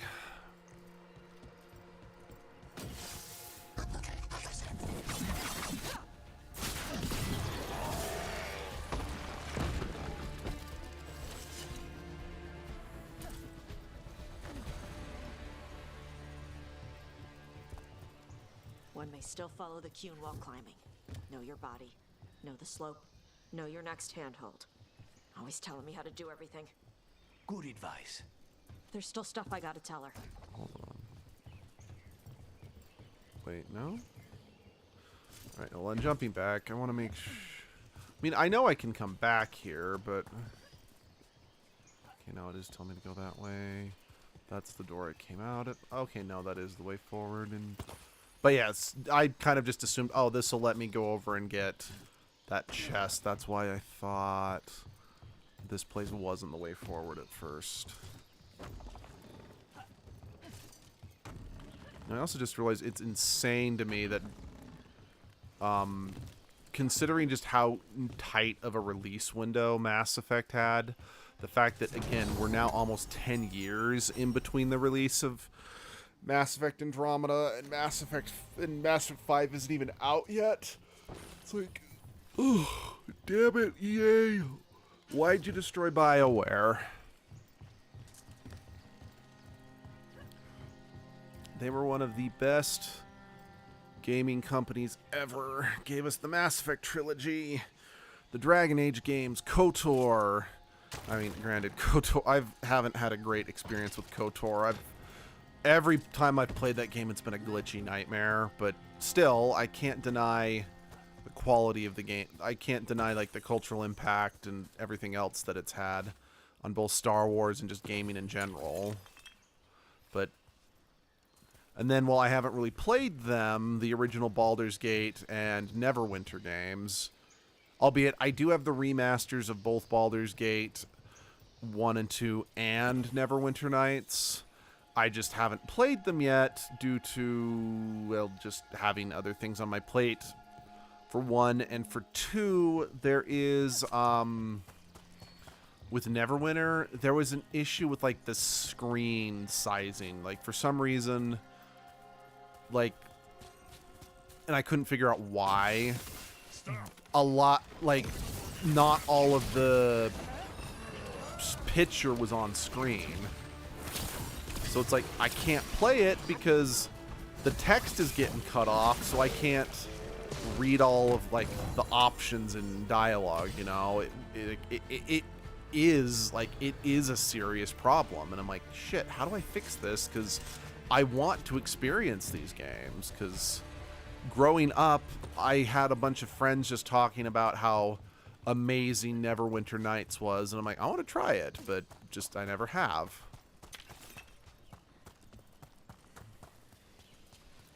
And that was partially because we never had a good computer that could handle gaming, and even when we did have a computer, my dad was very, very, very, very, very, very, very, very, very, very, very, very, very anti putting games on it. I just, yeah.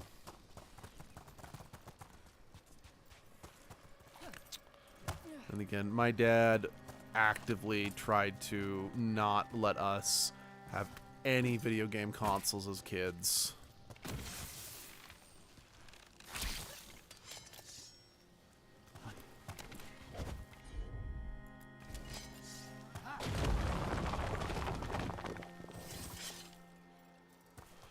Now, to be fair, his reasoning was he was worried that we'd get addicted to gaming and we wouldn't go outside and play and yada yada. And, you know, to be fair, well, those concerns have kind of been proven true. It's also like, so what about that? Like, literally, so what about that? It's like, as long as we're not playing, like, brain rot games, we're actively playing things that expand our imagination and whatnot. Yeah, health and whatnot, but like even before we were allowed to have like home consoles or whatnot, my parents put like very, very strict rules on how long we could play games in a day, you know? So it's like, just do that. Like, what's the big fucking deal? Because, like I said, while my dad was largely against us putting games on our home PCs, we still did have some. Like, I remember the game that I played the most as a kid, and I wish I could find it again, or like somewhere I could download the files, was a tie-in game to the second Jurassic Park movie. I think it was called Chaos Island. It was a RTS game, kind of like StarCraft, albeit it was less about tactical combat and more just like, I mean, there was still combat, don't make no mistake, but more about exploration and accomplishing objectives. I just know as a kid, it's like, I loved playing it, but I'm like, I like playing like the first handful of levels because those were the least stressful for little kid me. Because the music was fairly atmospheric, if I remember correctly. And like... Now, that's something. That's why he made it his lair. Dragon King! You want me? Come and get me! What was it called? In after that. He knew we were here. But, oh shit. But like the music in some of the later levels actually gave me anxiety as a kid, so it was actually really difficult for me to get past some of the later levels, because again, it's like, yeah, things are getting more dire. That's kind of the point the game's building, but little kid me with extreme anxiety issues, it was a lot. You know, that's just something else, just kind of looking back. I don't outright blame... It's complicated. Like, my second ever tabletop role-playing experience was with a group of friends. Like, my very first one was admittedly with the same group of friends. And we had played, like, a sci-fi, and we had played, like, a sci-fi tabletop. I don't remember what it was, other than it was, like, a D6 system. Yeah, don't know. I don't remember. Trying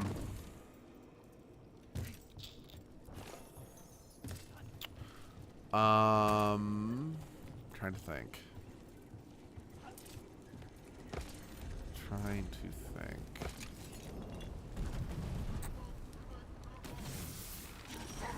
So, played with them again. It's kind of it was the same system the second time I played with them, but I just figure, oh, this will be, you know, fun. Well, it turns out it was a horror setting, not a sci-fi setting, and they played music that just, like, really bothered me and made me really uncomfortable because, again, it was, like, a very gory, very intense vampire setting, and I didn't handle it well because, again, the music, you know, the creepy, the gore, it was a lot. And again, the fact that they were blasting, you know, music that was meant to put you on edge kind of messed me up.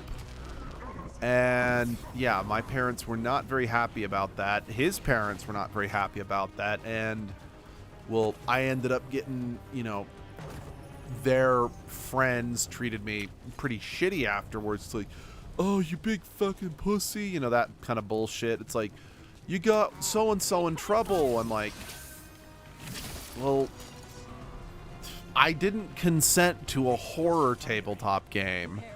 Yes, we were all kids. I'm not actually mad at the kids, per se. But this is ultimately why a Session 0 is important, because I didn't know what I was signing up for. And it freaked me out really badly. And that was the last time I ever played tabletop with them, because to their defense, yeah, I got them in major trouble, and they probably had a lot more scrutiny and oversight put on them by their parents when it came to their tabletop gaming. Watch your step. No guardrails. Safety is for the weak.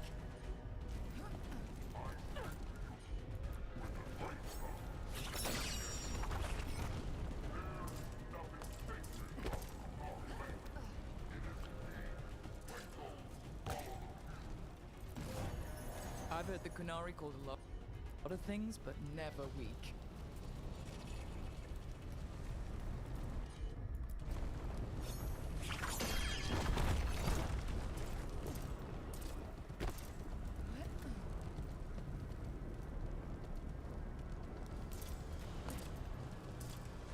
But yeah, session zeros, people.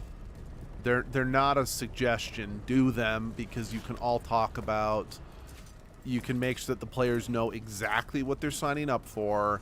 You can discuss veils and boundaries to make sure that just. It's not an option. Just do them. Period.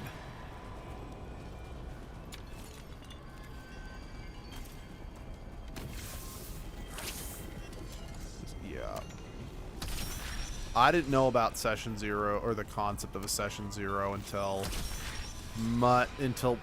comparatively recently, if I'm being honest. And Christ, I wish I'd had those in some of my earlier tabletop games, because I certainly settled for, put up with some bullshit I didn't need to, simply because it's like, well, I want my players to have fun, and I don't want to alienate my so-called friends or whatever. But it's like, okay, but they were making other players super uncomfortable with their behavior, and just... Also, I should have just been more firm with my players, especially when it came to their homebrew. Like, to this day, one of my players' homebrew, I'm like, this is the worst homebrew I have ever seen in anything ever. Because I remember I made a homebrew class that actually, well, the class is absolutely, I'm never using it as a class again, but I have used it to basically make enemies and monsters in campaigns. But I remember saying, like, oh, this class might be a little broken, because its whole thing is about, it's a fighter class that basically has a fear aura. That's its entire gimmick, is its fear aura. So, yes, and we're talking D&D, of course. So all someone really needs is an ability that cancels out fear, and it neuters the class, and I acknowledge that. But it was more fun than anything else. I knew you'd come running. Anyway, what's what I'm looking for? But when I might have made this class broken, this other guy's like, it's not that overpowered. I'm like, are you sure? Because again, I do think it's overpowered, but looking back when I actually saw some of his homebrew, I'm like, well, yeah, it's not overpowered according to him, because his homebrew were complete bullshit. Cutter was the one who betrayed you. That's one down. Cutter is Vashadan. The only enemy who matters is the Dragon King. Because, yeah. Because, like, the two most bullshit things he ever came up with was he made, like, a homebrew race. I'm pretty sure that was based on the Winged Elves from the MMO Perfect World, because he was really into that. And even I actually played Perfect World for a while. Mostly, yeah, the game was pay to win, let's be real. But it kind of, it's like, I wanted to play an MMO like WoW, but I couldn't afford it. So I can't burn through the gate. Let's look around for a way to open it. yeah, Perfect World kind of felt like a free alternative to WoW. Feel free to disagree with me, anyone who's played both, but that's just kind of how it felt to me. Anyway, he created this homebrew race called, I don't remember what they're called, but basically they could sprout wings, didn't have them at all times, but they could grow them. And it's like, while they had perfect flight at like a ridiculously high speed. And then they could cast Chain Lightning as a racial ability. And honestly, I don't remember everything else, but it was pretty and I think they had like damage reduction against lightning and some other stuff, which I'm like, dude, that's not balanced. And it's like, well, but it kind of a different friend, but they're also like, yes, they made like an Assassin's Creed class. They're like, well, yeah, but the assassins in Assassin's Creed should be able to do all this crazy stuff. I'm like, yes, because you're playing a solo game without other people. Of course the main character needs to be able to handle armies alone. That's kind of how these power fantasy solo games work, but in a collaborative RPG, it has to be balanced. Anyway. But like the most broken thing he did is he created a class. Now, conceptually, I don't actually have a problem with the idea behind this class, because he's said that he's always wanted like the power to teleport in things. Like, it's just something really cool, and he thought a D&D class that can teleport would be fun, and I actually agree with that. It's part of the reason why there's a magic item called the Helm of Teleportation. Admittedly, I don't know if that's like an official, like, because I bought like the magic item cards that Wizards of the Coast put out. Fuck Bandai, not Bandai. I love you, Bandai Namco. Fuck Hasbro right now. But this was before they were fully embracing the AI slop. But I bought the official magic item cards they put out, because I'm like, oh, okay, just having these on hand will honestly just be a little easier for me to plan loot and stuff. Anyway.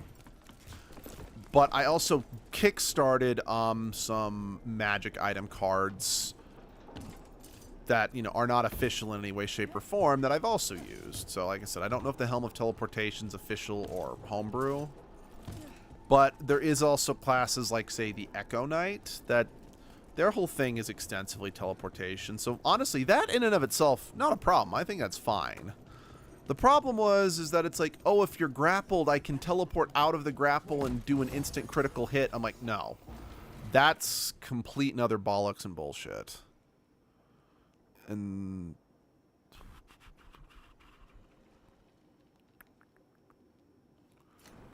or then it's like, oh, even though this is supposed to be in a, because like they were an assassin class or something like that.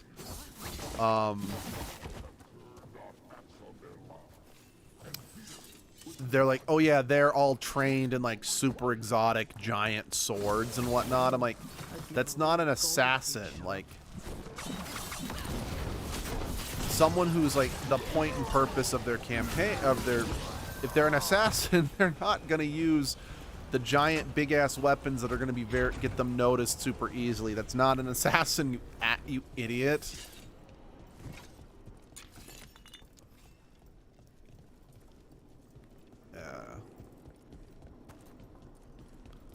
And there was more, but I thankfully don't remember them. All I know is that it's like, I kept thinking, like, I wish I had had more of a spine at the time to basically just shut that bullshit down, because he, along with another old college roommate, absolutely ruined the fun of the other new players I was trying to introduce to D&D during that campaign. So, yeah.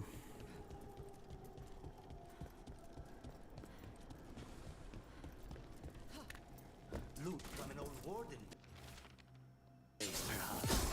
Grey Wardens study the Blight. This must have been when the Yontom learned to blight the dragons. Bastards.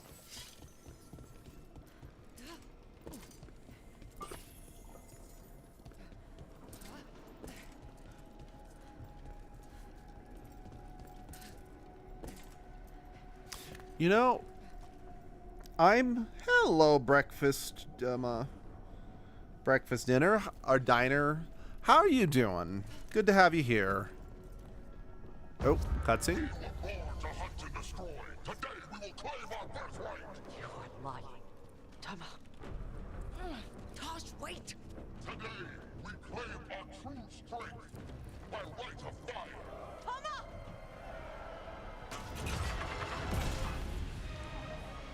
Avatas, little dragon.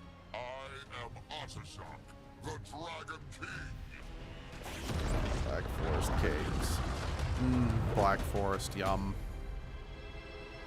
I am pleased that you followed our bait. Tosh, you're like me.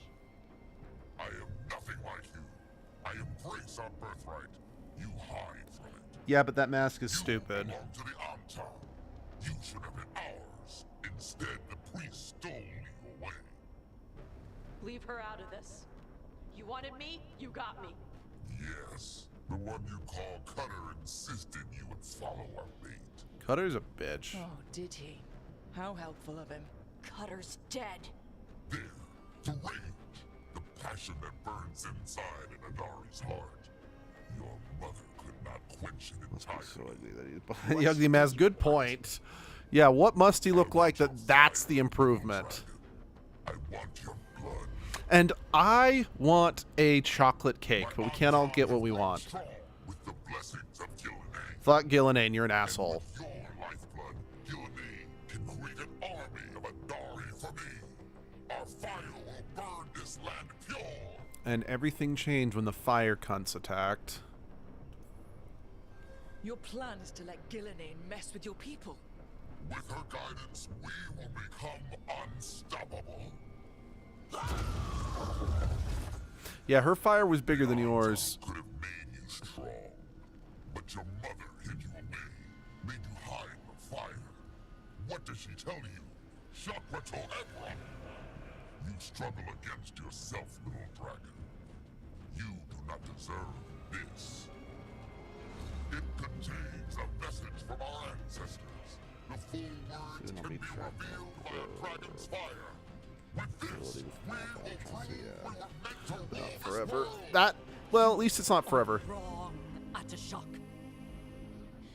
Shakrato Ebra is not an order to struggle against what you are. It is a reminder that through struggle you find what you are. And you have never done so. Evatash has.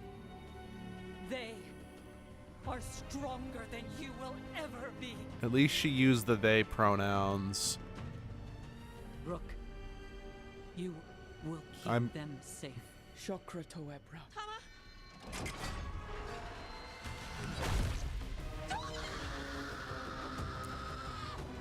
Tosh, move!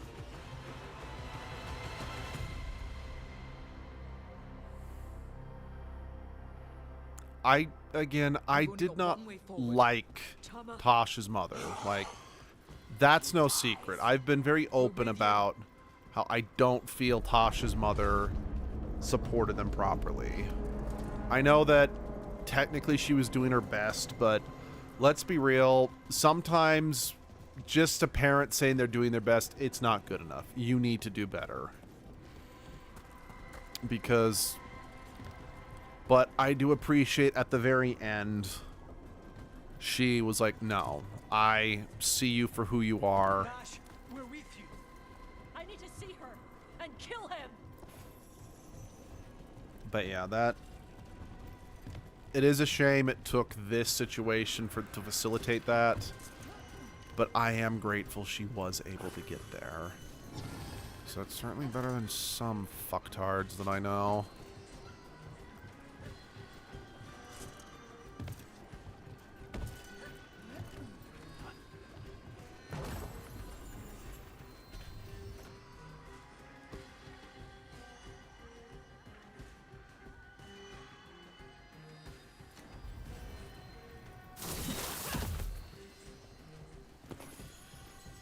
At least it ain't an Antom and an Obi-Wan situation, or an Anakin and Obi-Wan situation. Yeah. Very true. Atashok, you're dead. Kataebra. He's already dead, Tash. Let's see. Now that I've dropped that way back, can I drop down here? There's maybe a chest.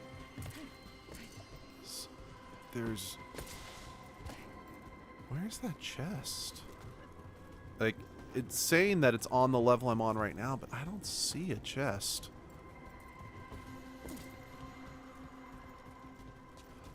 And besides, even if it was an Anakin and Obi-Wan situation, we had the high ground, so we'd be fine. Maybe, let's go back around. Maybe I can look down and there's an explosive we can hit from this side. That'll open up from in there.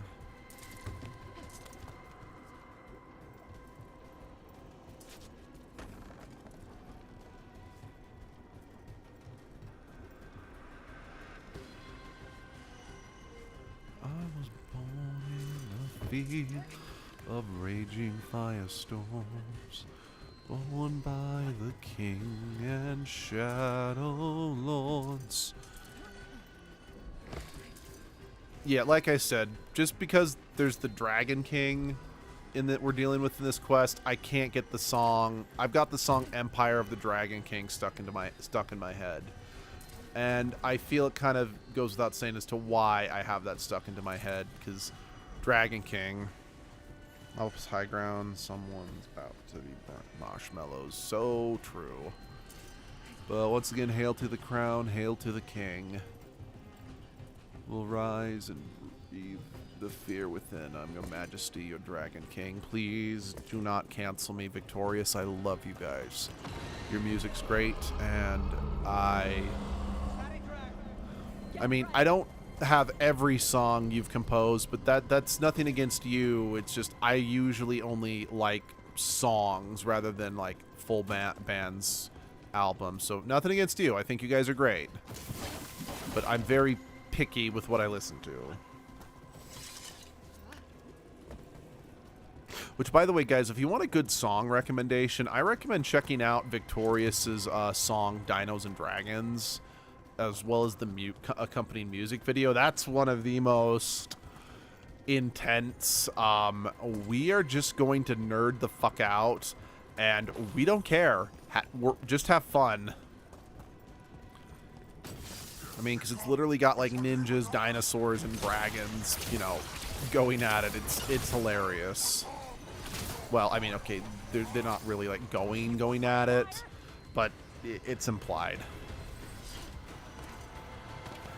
I usually listen to more music than songs, but I don't listen to songs. Also, there's a song about... What do you... Yeah, no, there is a band, I don't know what country they're from offhand, called Victorious.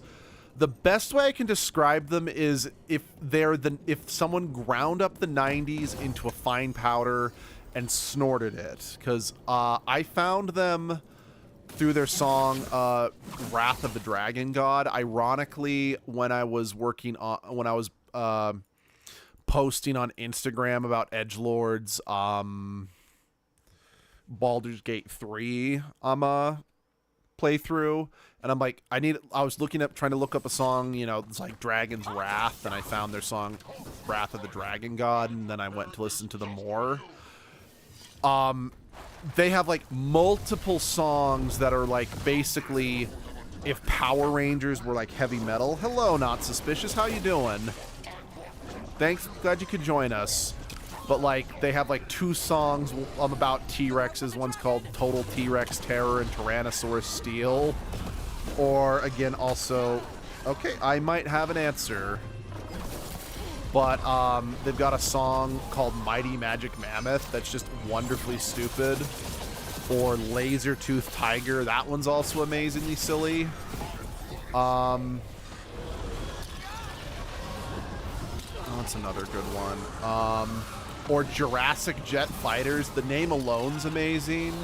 But then they have a song called Legend of the Powersaurus that literally, like, after the second chorus, they're literally like, it's morphin' time! And then they play a riff from the classic Power Rangers theme. Then they have another song called Victoria's Dino Gods, which is kind of another Power Rangers homage, but then it goes into like a riff from the classic Jurassic Park theme. It's beautiful. But then, like I said, their best song in my opinion is Dinos and Dragons. Let's see. Hello there. What is going on in here exactly? I need context. Okay, so, cutscene, and then I will give you context. Oh wait, we were fighting him? Dragons don't have kings. Quite the opposite.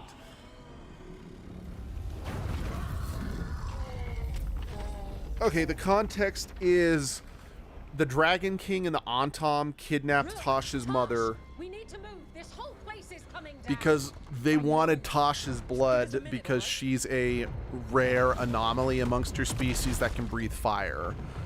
And... Tosh, or did you need context for the whole game? to go. I can... Maybe... Oh. Help me with her legs. No, it's not the final boss. It's the, it's the final boss for Tosh's, story arc. Because, yeah, every character in this game, or every companion in this game has a personal quest line that has their own beginning, middle, and end, and final boss fight. So, yeah, the Dragon King and the dragon we just fought was, the final boss fight for Tosh's personal story. Again, I didn't like you very much, but at least you stood up to the Dragon King and stood up for Tosh in the end, so I don't completely hate you, even though I don't like you. We went there to save her.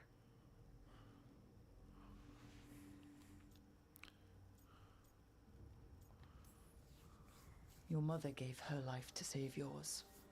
I don't think she had any regrets. I'd like to know when. I don't care how she feels about It's it. going to be tomorrow morning. It's going to be tomorrow morning. Except I do.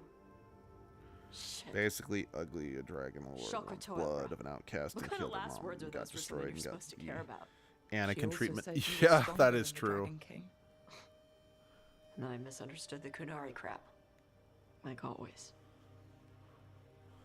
We never got to yell it out. We never get to fix it. It's a bit of her horn. I cut it off when I left her. Oh, what's We should more? do something I am Mountain Standard Time. My aim for Mountain Standard Time to start my playthroughs is between 5 a.m. and 6 a.m.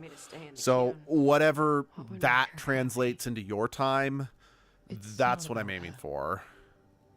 Yeah.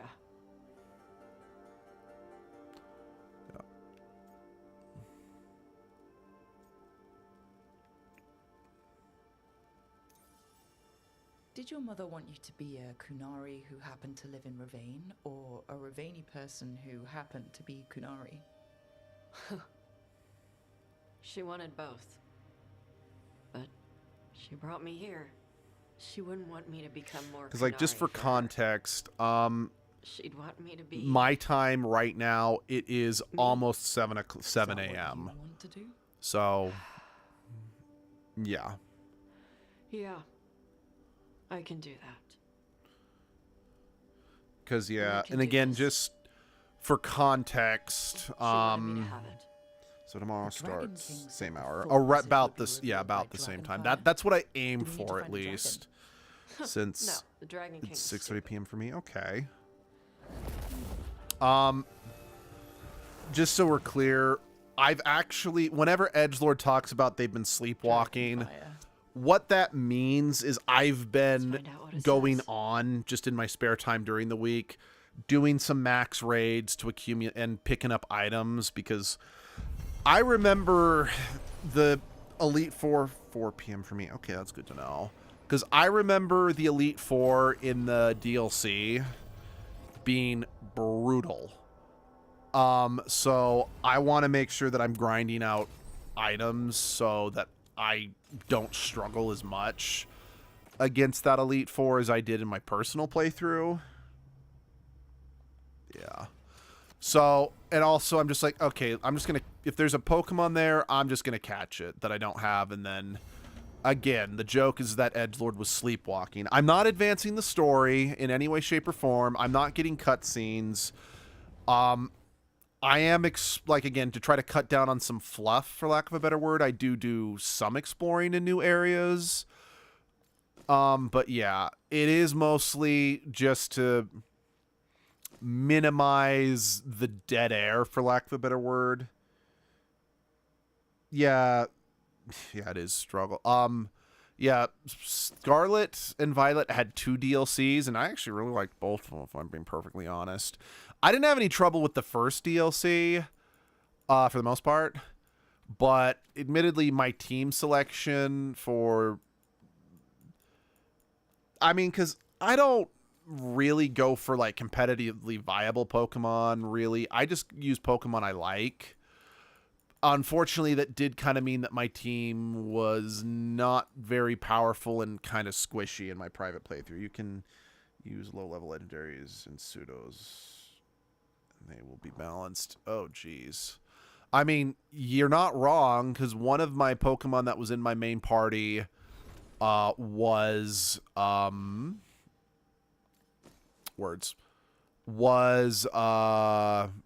Garchomp, and quite frankly, if it wasn't for my Garchomp, I don't think I ever would have beaten that DLC Elite Four.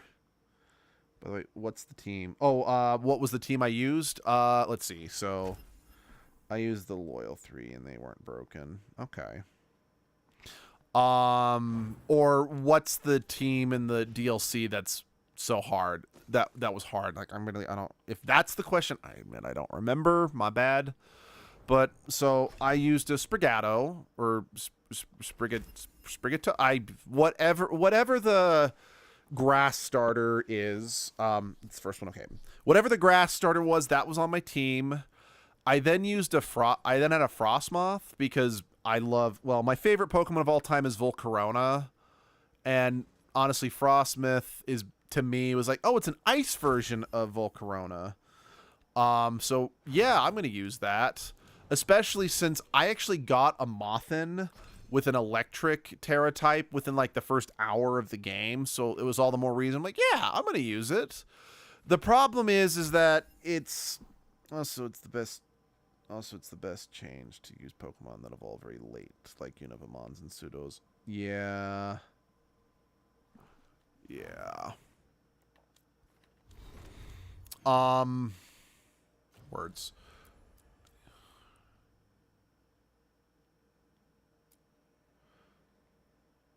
Okay. I can now finally do this goddamn quest that I have had for the whole goddamn game. I don't goddamn know why they made that goddamn quest available when you can't. Yeah, sorry. That is a big minor beef I have with this game, is the fact that you can pick up quests super early in the game, but you can't finish them until later. Anyway, so like I said, Sprigato and Frostmoth. In one of the rare instances, I did a Nuzlocke. I did a Nuzlocke. Well, okay, it was more of an egg lock, but basically, I bred a bunch of normal Pokemon, and, just put their eggs randomly in a box. So whenever I caught a Pokemon, I would trade in to use one of those eggs. So I only could use normal Pokemon for this run. Well, I got a Tauros in this run, and it basically carried me to the end. So when I saw that there was a regional variation of Tauros in Scarlet and Violet, and since I have Scarlet, I got the fire one. I'm like, perfect, I'm going to use the fire fighting Tauros as my fire Pokemon. It was great for the vanilla game, but wow, that thing was a liability in the DLC. It did not hit hard enough, it did not have enough HP, and it was not fast enough. So that sucked. Like I said, I had a Garchomp, which was basically my MVP. Shit, what were my last two Pokemon? I'm using Water Tauros for my second playthrough. I'll see what I can do. Did you? I did not use armor. I did not use that, no. Oh, I then used a Palafin, which that did work pretty well, honestly. That I don't have much complaints about that. That worked out pretty well. Shit, what was my last Pokemon? I had Grass. Wasn't it Tickaton? Because I used that in my second playthrough. Damn it, what was my sixth Pokemon?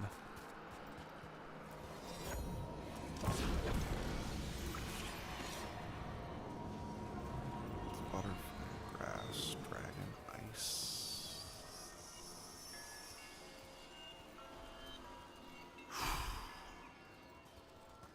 Shit, I might have to like pull that up and look at it because I'm blanking on what my last Pokemon was. And I'm blanking hard.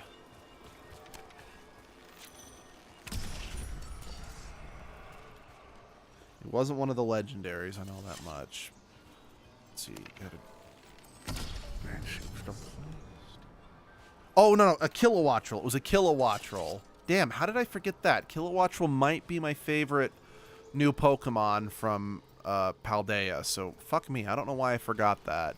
But yeah, so Kilowattrel. Yeah.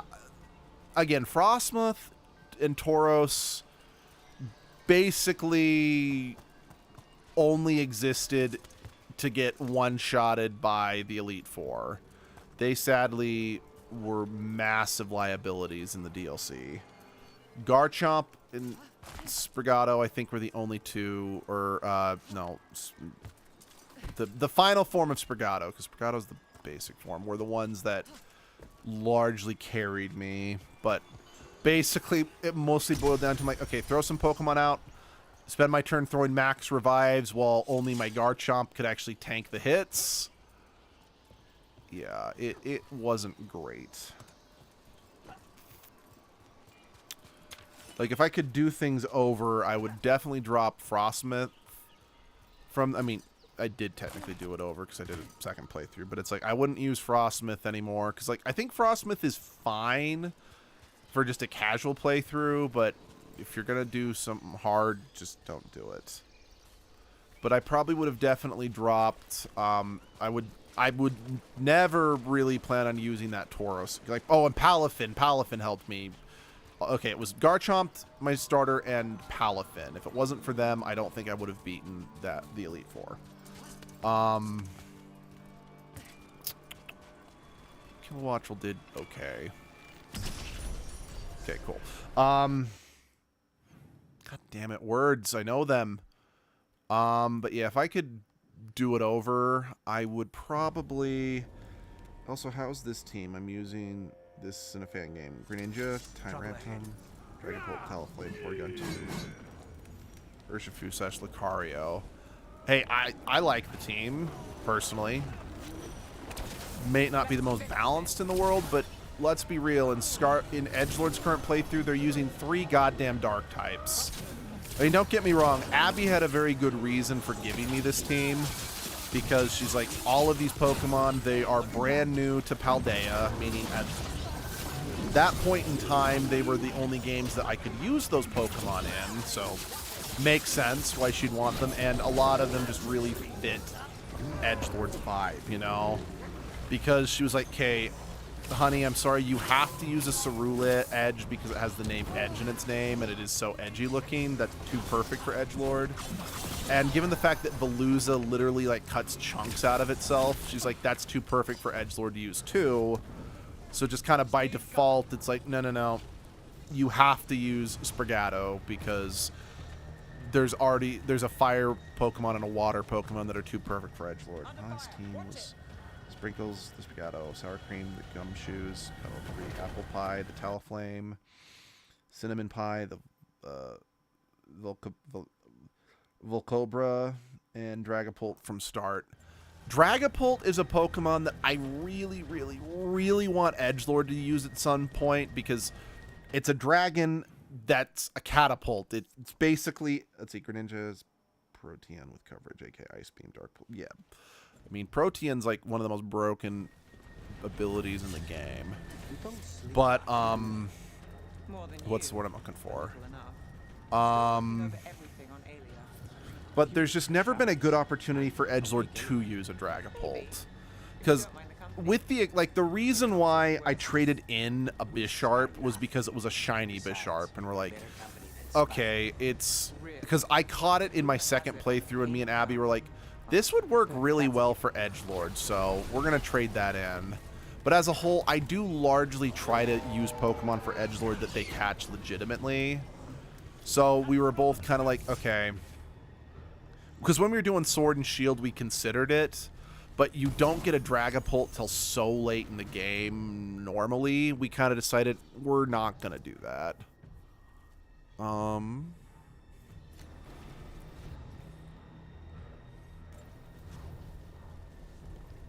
then also Noodle Dragonite, but we didn't grind him for 20 like the other two.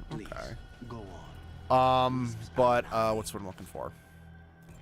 Besides, but you're better company I don't. She couldn't Really? fit Dragapult has it I'm a pain in the neat. What's ass, going on? but She that's couldn't if you fit ask me. Dragapult neatly into Edgelord's party this time because, again, I know it's kind of funny to say because I already was using, you know, 3 dark types, but she was like, I don't know when you get Dragapult for 1, and you've already got a ghost type with Cerulege for 2. I know. Weird thing to say when I'm literally using 3 dark types and 2 steel types currently, but anyway. But that's also why, like, the party of Pokemon that Edgelord's going to use in the DLC area, since you need to have a whole new team of DLC Pokemon for one of the League challenges, is a bit more diverse. So. And let me think. So, like, Cerulege, Veluza were very edgy, so Edgelord had to use them. What's it called? We're also like, okay, Edgelord has to use low kicks because it's kind of like it. You know, it's kind of like Common Rider. I can trade a Dragapult for Hydreigon if you want the DLC for the DLC playthrough. Can Edgelord use a Gengar or Dusknoir? They fit him. Yes, Edgelord absolutely can. We just haven't gotten to a game that we're going to use one in just yet. Because, like, we talked about having Edgelord use a Gengar should I ever do a Fire Red or Leaf Green playthrough. However, I do think we ultimately decided against doing that. I don't remember why. Like I said, Abby puts actually a lot of time and effort into which teams Edgelord uses in these, since he's a Violet exclusive. Oh, that might be why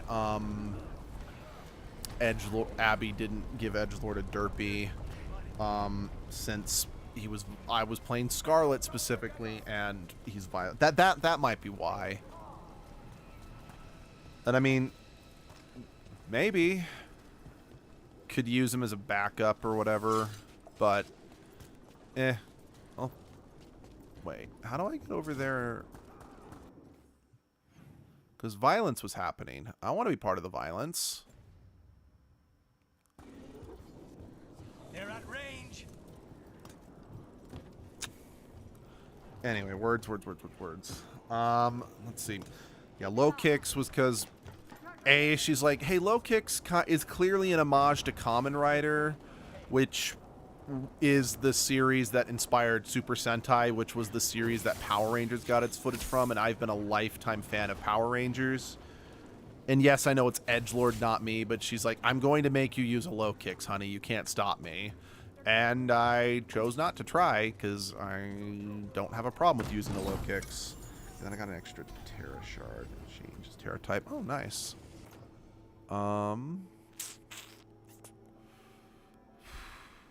Nope, sorry. Gotta stick with my... Which Power Rangers? Well, I actually grew up... Like, the first season of Power Rangers came out literally the year after I was born. So... There is literally... Power Rangers has always been a part of my life. Like, watching Power Rangers with my brothers, or my siblings, is one of my earliest memories. Like, so I really mean it. Power Rangers is a huge part of my life.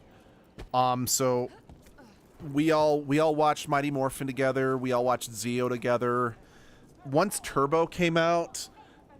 my older sibling, they stopped. They just gave up. We didn't really watch In Space because it was still the Turbo cast and we hated Turbo as kids. I got back in with actually, we all kind of got back in with Lost Galaxy. That's still one of my favorite seasons. Petered off again with Lightspeed Rescue. Wasn't for us. Let's see, I've watched Dino Charge. I like Dino Charge. Megaforce, didn't like Megaforce. Dino Fury, I liked it. And Jungle Fury. Yeah, Ninja Steel, I watched the originals. I'll watch the originals soon. Oh, the original is so cringy. Like, I have a soft spot for the original, but I actually have a hard time watching the originals. Which, but anyway, so yeah, I watched, Got back to Lost Galaxy, really liked it. Didn't really get into Lightspeed Rescue, albeit as an adult, I do appreciate that one a little more. Not because I think it's that good. I really don't think it is that great in some ways. But it does have arguably the best Red Ranger. Because fucking Carter, man. That guy's a badass through and through. Fellow wardens. Your fight is over. Let's see. I'll watch Dino. Do you prefer mixed Draga or any specific attack stacks? I don't have a preference. I never liked the cars. They never fit Power Rangers for me.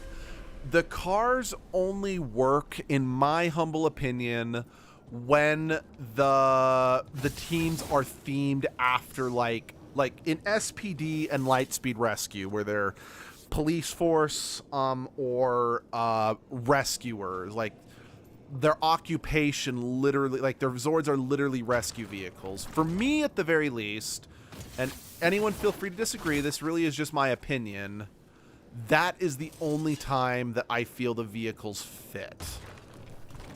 That being said, I will admit those are also the Zords that are completely forgettable, because like Power Rangers Time Force is one of my favorite seasons, and SPD is as well.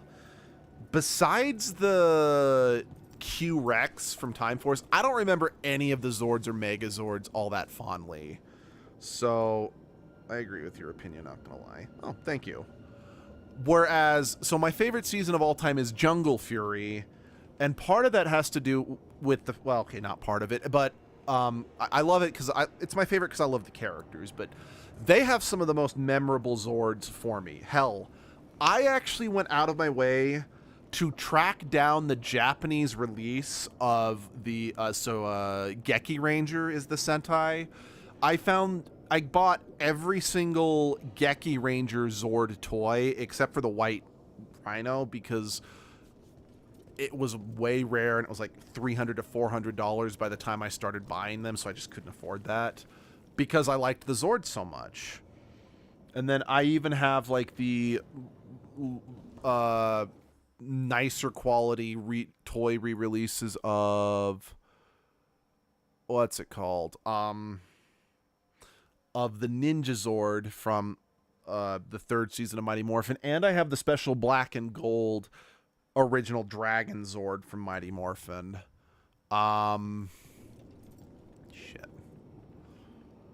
But yeah, the vehicle ones, they just don't, even though it's like the vehicles make sense for Time Force and SPD, the Zords are completely forgettable. So do they fit? Yes. Are they bland? Abso-fucking-lutely. Hold on.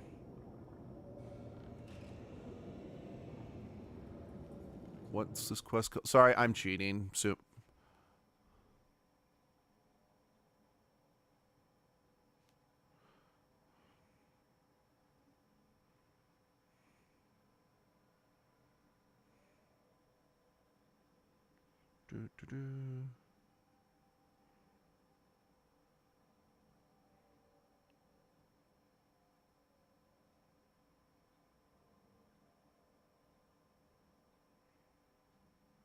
I just want to know.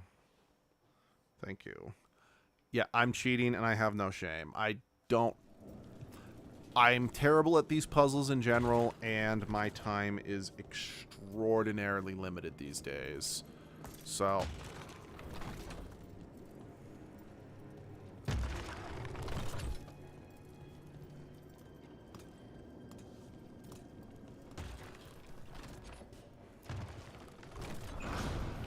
But yeah, kind of.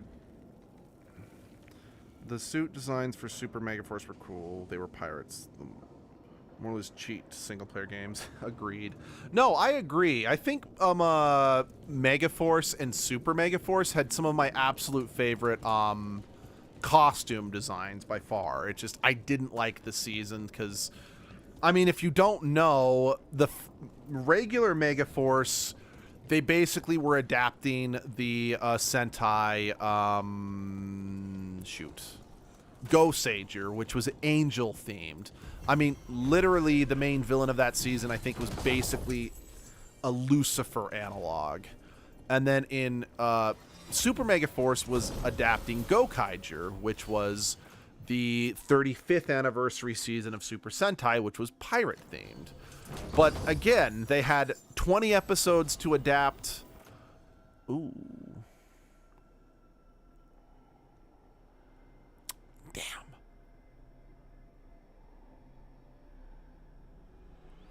Oh, never mind. Fuck that. I'm sticking with my sword. Not being able to use potions, that fucking sucks.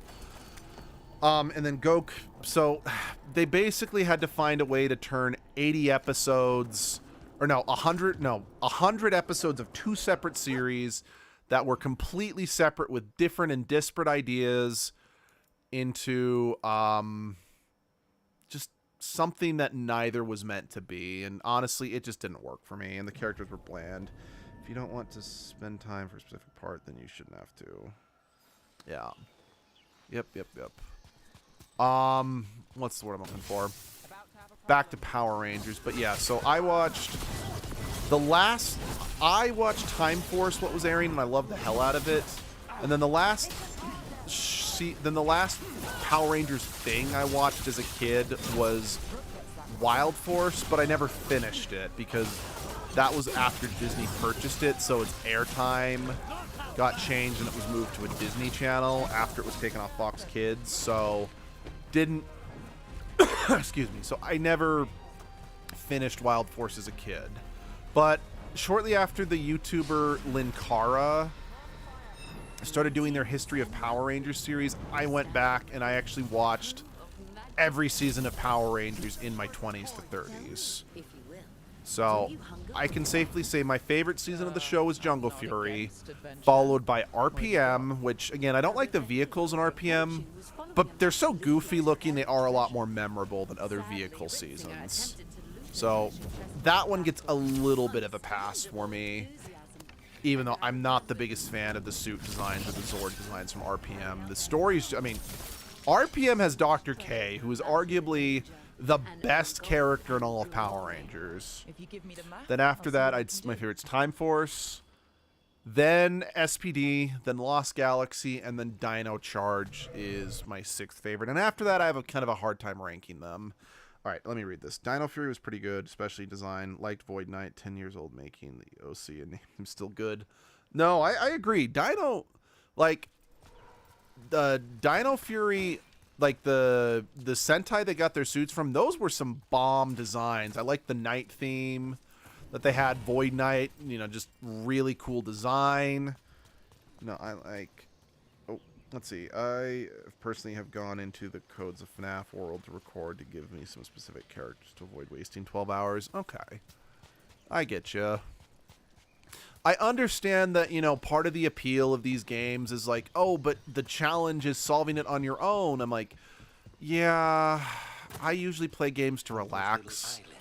So unless I'm specifically playing like a puzzle game, I'm like, it's like I play Dragon Age for the story, not necessarily the puzzles.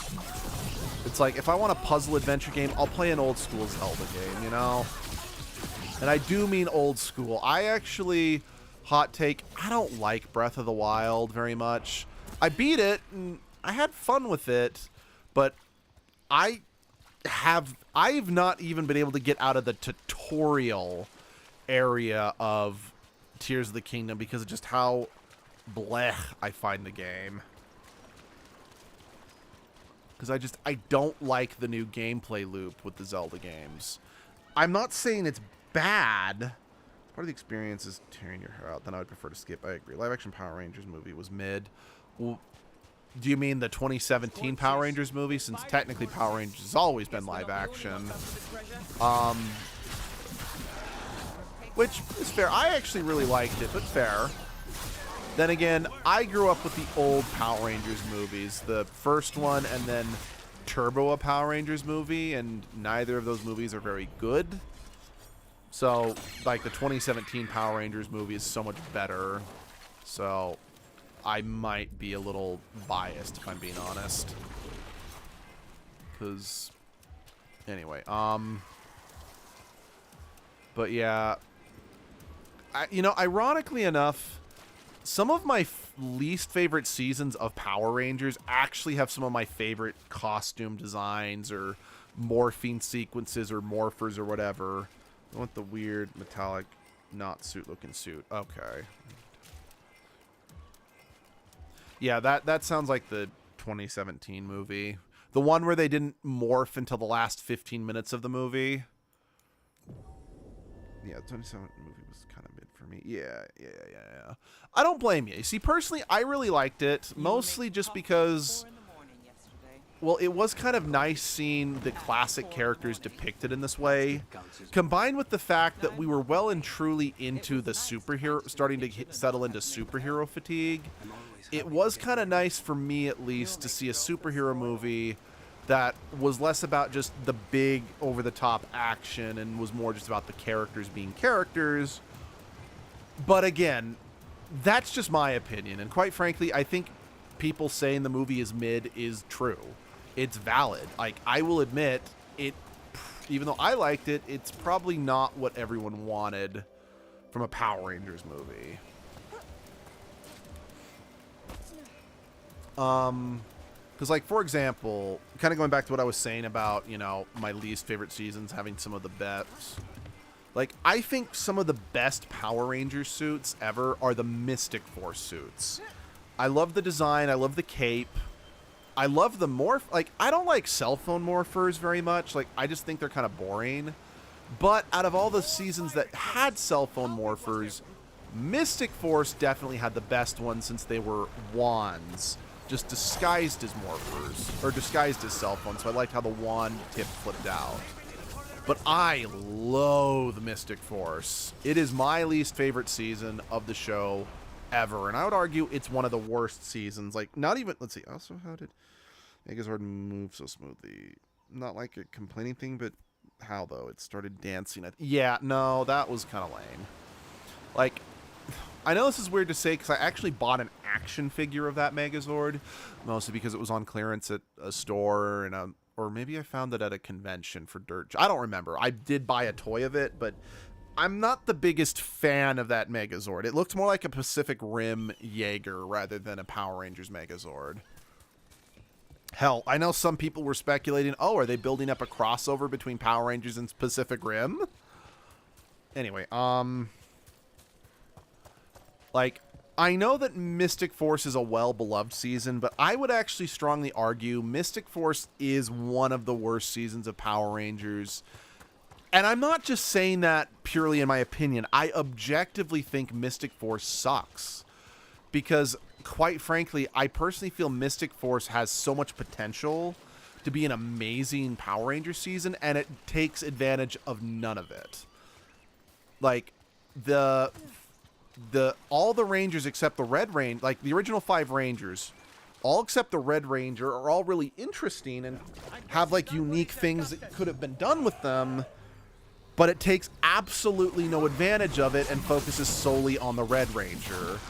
Also, it has way too many goddamn supporting characters, taking even more time away from the main cast of Rangers.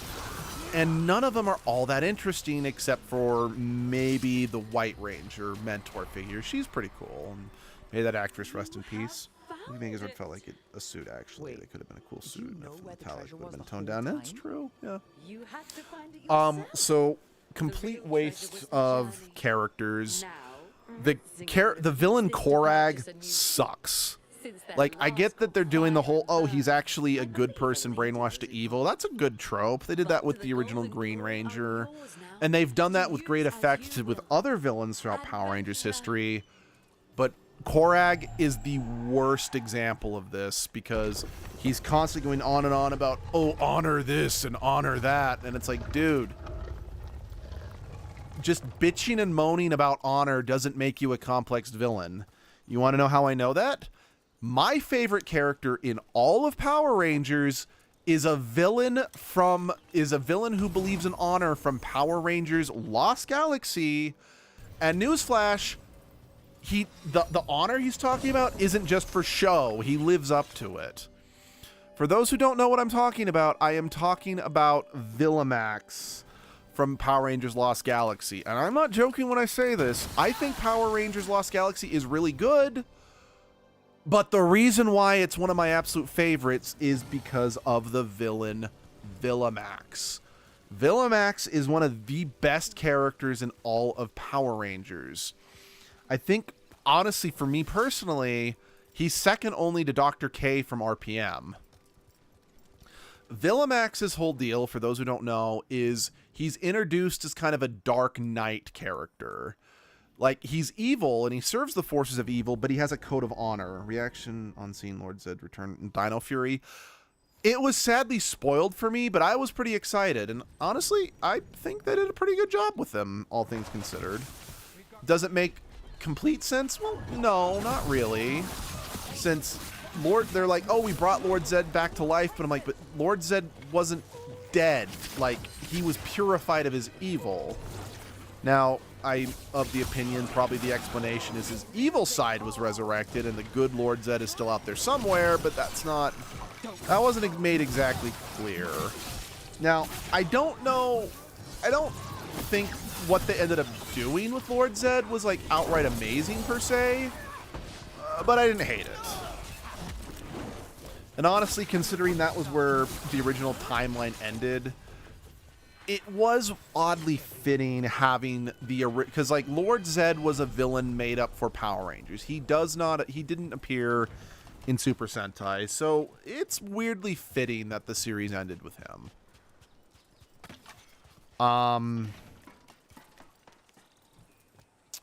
But back to Villamax.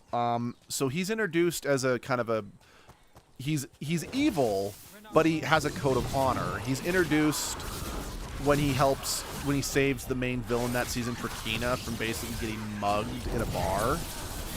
And he beats up the guys, assaulting her, and then he teaches her how to be a competent warrior.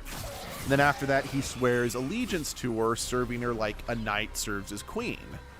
And it's very interesting because while he is still on the side of evil, because Trakina wants revenge on the Red Ranger for killing her dad, he captures all the other Rangers to force the Red Ranger to surrender. And he's like, okay, I will let your friends go if you surrender. And unlike most... Okay, I just searched him up and his design looks cool. There's also a really funny story behind Villamax's inclusion in Power Rangers, which I will share after this. But Villamax captures the other Rangers, tells the Red Ranger, I'll let your friends go if you surrender. And unlike almost every other villain in Power Rangers history who says we'll release someone if you give up something else, Villamax lets the other Rangers go because he's like, I gave you my word that I would let them go if you surrendered, so I'm going to keep my word because I might be working on the side of evil, but I have a code of ethics and I'm going to stick to it. And that's what I like about him versus Korag, because Korag just blithers and spews about honor this, honor that, but he doesn't behave in a way that really reflects someone honorable. It's just, he just bitches and moans when... Cool zippers. Oh, yeah. He just bitches and Korag just bitches and moans whenever the villains are like, you didn't defeat your enemies honorably, whatever the fuck that means. But Villamax is honorable. Like, in another episode, he introduces a character named Loyax to Trakina. It's like, yeah, Loyax is an honorable knight too, but he also serves the forces of evil. And Loyax's whole thing's like, I wanna, I'm dying of old age. Could you give me one last honorable fight before I die? And their dynamic, well, Loyax and Villamax only interact briefly. It is an interesting dynamic. And it does kind of add to the character's backstory anyway. But then in the finale, when Trakina and the absolutely diabolically evil villain Deviat get fused together and Trakina becomes a cruel psychopath, Villamax actually takes a stand against Trakina. He doesn't fight against her because his code of honor is like, I can't raise my hand against my queen. But he does stop her when she's like, I'm going to destroy those shuttles. He's like, There are no military combatants on the shuttle. That is literally women and children. Innocent. She's like, I don't care. I'm going to kill all of them. Villamax actually stands between her and the consul, preventing her from killing the innocents. And he gets killed and he dies because Trakina just ends up beating him to death just out of pure sadistic pleasure. But again, he stands by his convictions. And yeah, he does get punished for still siding with evil, but the dude had, cared about his code of honor, and he stuck to it. Respectable villain, basically. Absolutely. Like, Villamax is likable. Like, in the final episode, when he goes down to the city and sees all the destruction that Trakina is, wailing on it, he actually runs into a little girl who's been separated from her mom, and he saves her from falling debris. And while they do find their mom instantly, he does agree to help her find her mom. So she actually gives him a flower as thank you, and he actually ends up looking at the flower when Trakina orders him to execute innocents, and that's the thing that reminds him, is like, no, I'm better than this. We're supposed to be better than this. Because, again, he flat out says to Trakina, your battle is with the Red Ranger. It's like, I agreed to help you get vengeance for your father against the Red Ranger, but I did not, we are not supposed to be just sadistic, tyrants, murdering willy-nilly and whatnot. It's like, that's not what I'm about. That's not what I thought you were about. That's not what I trained you to be about. So yeah, he's a very tragic character. I don't even know him, but he sounds so cool. He really is. His evil his evil actions is just his job. That is a good way of putting it.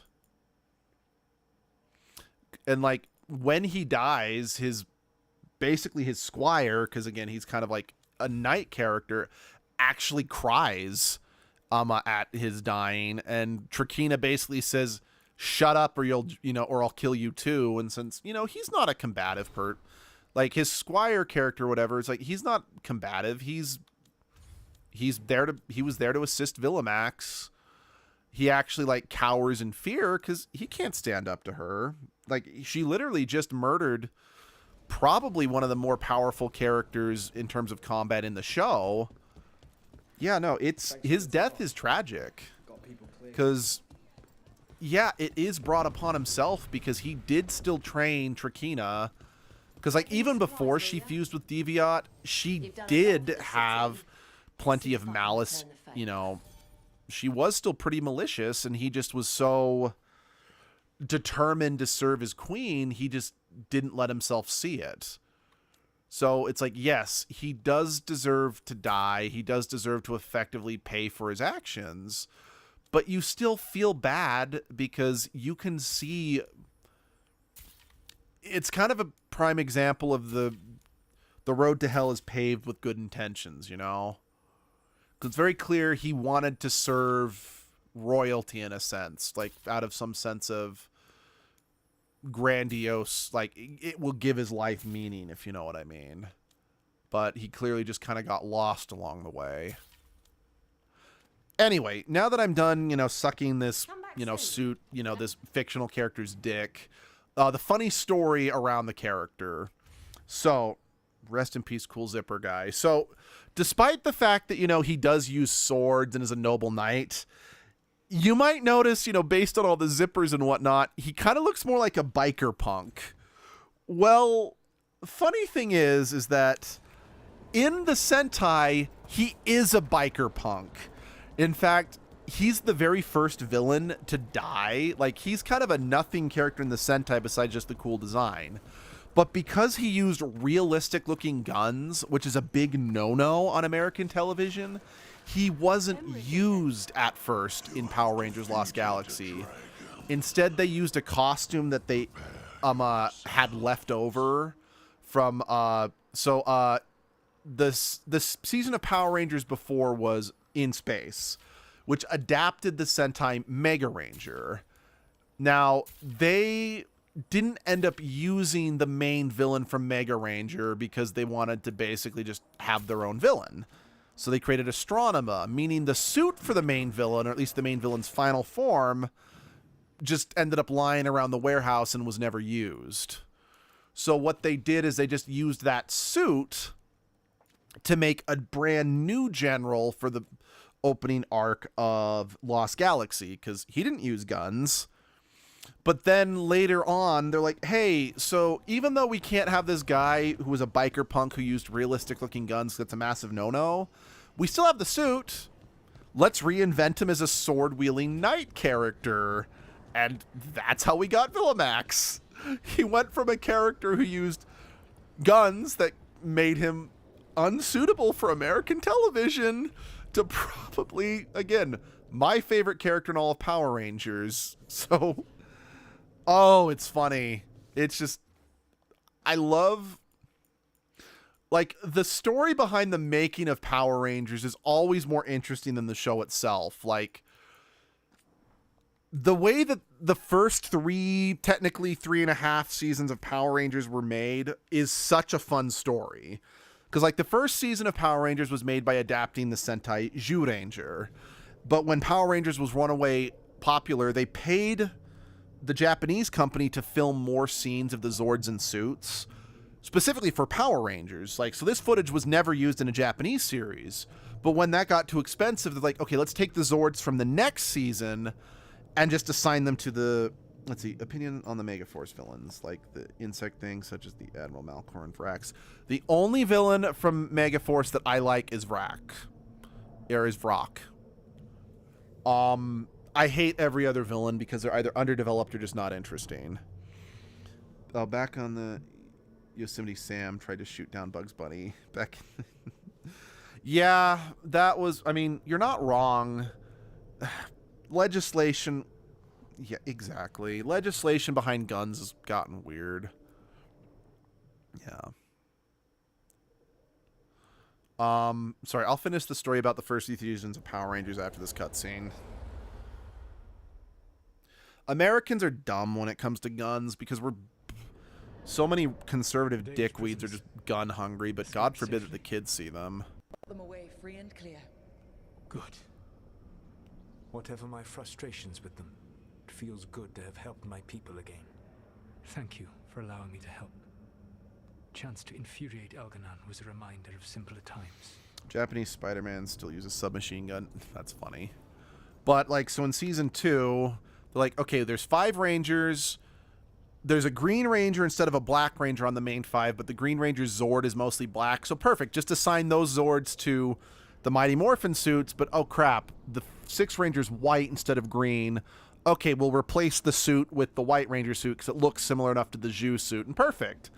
But then when they got to the 3rd season, they still didn't want to retire the suits, but there was a problem because there was no Pink Ranger, and Kagu Ranger that the Season 3 got their footage from only had 5 Rangers. They didn't have a 6th Ranger. But what they happened was, like, the extra Zord, because, like, in a lot of seasons, there's, like, an extra, at least to the earlier stuff, there's an extra Zord that can connect with the one main Megazord to power it up. Well, the extra Zord this time was white. And the last, so in Kagu Ranger, they get 2 Megazords. And the White Ranger Zord in the 2nd Zord formation was, its color was non-distinct enough that they could pass it off as a Pink Ranger Zord. So in the 3rd season of Power Rangers, they actually used the Zord footage in reverse, starting at the end of the series so they could have the Super formation and then have them lose the Falcon Zord and the ability to use the 2nd Megazord partway through the series, and then just use the Zords that were used at first in the series. That just was sans the Pink Zord, and just write that the Pink Ranger was captured for a long section of the show. And then when they did the Alien Rangers mini arc, they then used the suits from Kagu Ranger and then had them use, because there were 3 sets of Zords used in Kagu Ranger, and one of the sets of Zords couldn't combine into a Megazord. They just had the Alien Rangers use the non-combining Zords. It's, let's see, he still uses guns. Only him is allowed, of course. But yeah, it's just the way they used the footage was so clever. We're really tearing into one another back there. I needed to goad him to anger in order to distract him. Mm-hmm. But yes, while all of the Evanuris were monsters in their own ways, Elganon Remember was that the worst. Gold Rangers, Or Spinosaurus Sword, perhaps Dino it is Fury, more honest to say favorite that theme from his Power were the Rangers. faults I found Mhm. most objectionable. You have met him now. Yeah. Heard his voice. My favorite thing in theme in Power Rangers, that's a hard one. Because, again, growing up with the original Mighty Morphin, I am beyond in love with the original theme. But putting that aside, I mean, I can't fully put my nostalgia aside. I can't. No. You just want to be able to correct anyone who's not doing everything the way you'd have done it. I see you have been observing me as well during these conversations. All right. I can see how you and Elganon would. Wild Force. He has always been what I most feared becoming. SPD. And uncaring, his arrogance unchecked. To have that much power and no one to remind him that he could be wrong. Well, And Lost Galaxy might be my 3 favorite themes. I can't decide which one on. See, for me, the original and Megaforce, honestly, second to Dino Charge. Dino Charge has got a great theme too. You're human. Humans will always be a bias. It's the smartest thing we can admit. I agree. So, again, the original Power Rangers theme will always be my favorite. you said you found the It's too ingrained into my childhood. Actually, no, maybe Zio's my favorite, but for the same reason. But yeah, I love SPD, I love Jungle Fury, I love Wild Force. I mean, honestly, I love all the themes of the first 10 seasons of Power Rangers, mostly due to nostalgia, but some are better than others. So much wrong.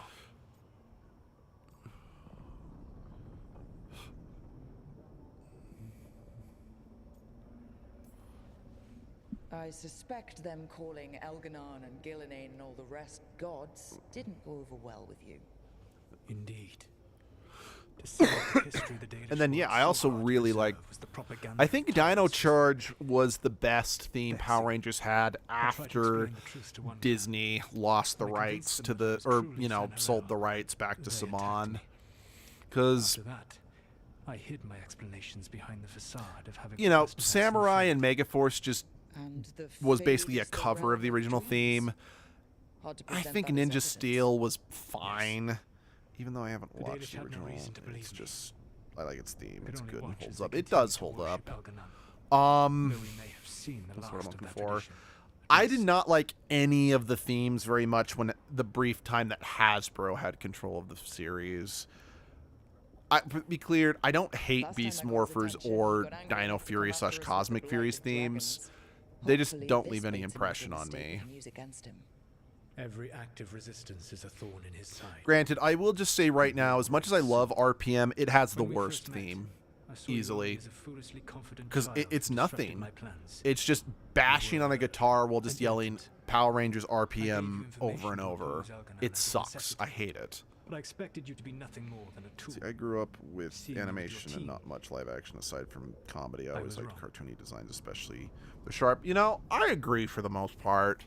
I do prefer cartoons over live action, or just animation over live action, just as a whole. I appreciate you saying that. Couldn't have been easy. The only thing worse than being wrong is realizing it. Especially since if an actor doesn't want to come, stick around for animation, there are ways to work around that. Whereas if someone doesn't want to stick around in live action, it's now like, well, now what? It's kind of like how, season 2 of Arrow was building up Wildcat, but then that actor left the show, so it just, outside of him helping in the final of season 2, he's just gone. Except for Inquisitor Llewellyn. I said that I resolved to do so, not that I succeeded. She is a good woman. Growing close to her was selfish of me. Also, the lead up to Dino Charge theme was good. I live Agreed. with countless regrets. It has, Some of them I have grown to cherish more than my victories. Like, you for I think the only other theme that had as good of a lead-in what comes was next? Mystic Force. What are the gods going It's to do? just the same that it's just a shame that while I love the lead-in to the Mystic Force theme, I don't like the song itself. Elganon's power is tied Honestly, to I'd light like and darkness. To show my He will need designs, to but perform a can't ritual upload during the pictures, next but use eclipse. more cartoony That gives designs us for some my time to characters. prepare. I get that. It is likely to be And I your mean, last chance my to do Edgelord comic, which You must is still be just ready for hand drawn on whatever paper, comes. I For purposely this go world and for the team that trusts simplistic you. cartoony designs I for the know most that you will part. do everything in your power not to fail them. Remember that one Dino Charge mobile video game? I don't. No, So I now actually didn't know there was a Elganon's mobile recovered his video own game. archdemon, and the gods only need an eclipse to complete their dagger. We saved the Dalish, though. That's important. But now Elgernon's immortal, so long as his archdemon lives. And we all know how hard those things are to kill. We killed Razikale, didn't we? After losing hundreds of wardens. And it took a centuries-old trap to do it. We don't have either of those. Not anymore. Just when you think the tide's in your favor, it turns Yeah, after right back. RPM, I think Operation Overdrive has the worst theme in all Power Rangers. We've done some great work underwater. You know why no one else can save the world except us? Why the Inquisitor told me it had to be us? Because we don't give up. Knock us down and we come back swinging. Nice speech, Rook. But it's hard to complete a contract if you don't know where the target is.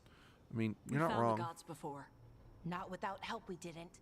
So we get help again. We've got allies everywhere now. Also true.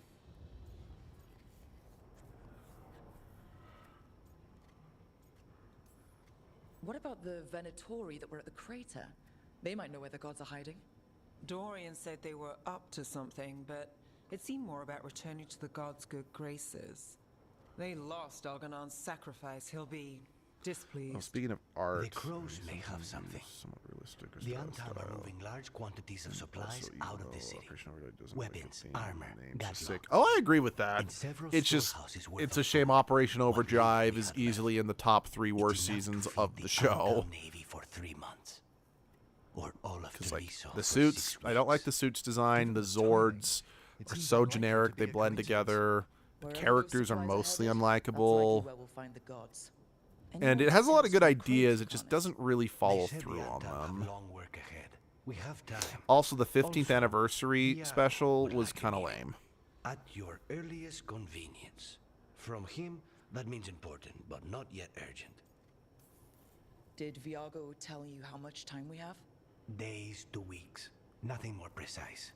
Well, that's our best lead so I far. have trouble with making Track those interesting supplies clothes and without we should making find them the a bit gods. over the top. That It's said, the is Venatori this aren't normal up to anything good in experience with Arathis. normal humans? Not to If complicate you're talking about the Inquisitor also wants to meet Rook. Right. With everything she's been doing in the south, we owe her an update. I'll let her know. If you're talking about designs, no, that's. Despite the You odds, see, we've one still thing got I have noticed, especially There's been a habit if of it. you have Take trouble some time. doing details, if you know what I mean, Be ready to it's go. very easy Next to time the gods like a are way to there, compensate. let's make Like sure it's the last. I have. Let's see. I also have a problem with drawing with clothes. See, I absolutely suck at shading. I always have. It's something I'm working on, but I suck at it, especially with clothing. So, like, if something that's very common and perfectly understandable, if I'm being honest. Wait, seriously? Oh, no. Okay. A very, very common thing, especially if you have difficulty shading, is not design, but much to make it look clothing with folds. No, yeah, same thing. You know, same thing. I can't do that either. But yeah, a very common thing with art, especially if you're not great at doing the folds, is over designing an outfit is a way to make it that clothing not look flat on the person. Honestly, I also think, especially with my generation, it also was growing up with things like the X-Men cartoon that was based on the X-Men designs of the 80s and 90s. Because, to be clear, those designs are a great example of minimalistic while also being complex and interesting.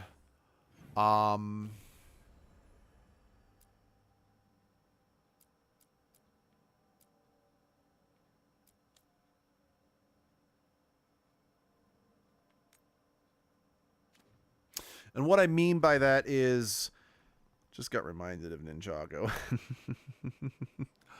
Hey, according to Muffin, another viewer, there is nothing wrong with being reminded of Ninjago. But like the X-Men designs from the 80s and 90s, for those who don't remember them, or they have a lot, and I do mean a lot of, they're all technically just wearing skin-tight jumpsuits, but then they've also got like color separations, like Rogues in particular, if I remember correctly, there's like going down the middle of it, it's like green, but then like outside it's gray. And it would argue, and if you've seen people in cosplay, it does look a little silly, but it works. Because sure, maybe the colors are a little out there and in your face, but again, it's a way to add detail to something that's lacking detail. Granted, Rob Liefeld's arts also prove that there are ways of abusing this. I do have more monstrous creatures, so I don't have that much still half. It's half. Hey, I get that. But yeah, like, for real, I really think that the 90s X-Men outfits are a prime example of minimal while still being really good, you know? But then, like, so many of, like, the young, like, if you look, guys, look up Youngblood by Image Comics, written by Rob Liefeld. Gravity Falls top 10 shows for me. I agree completely.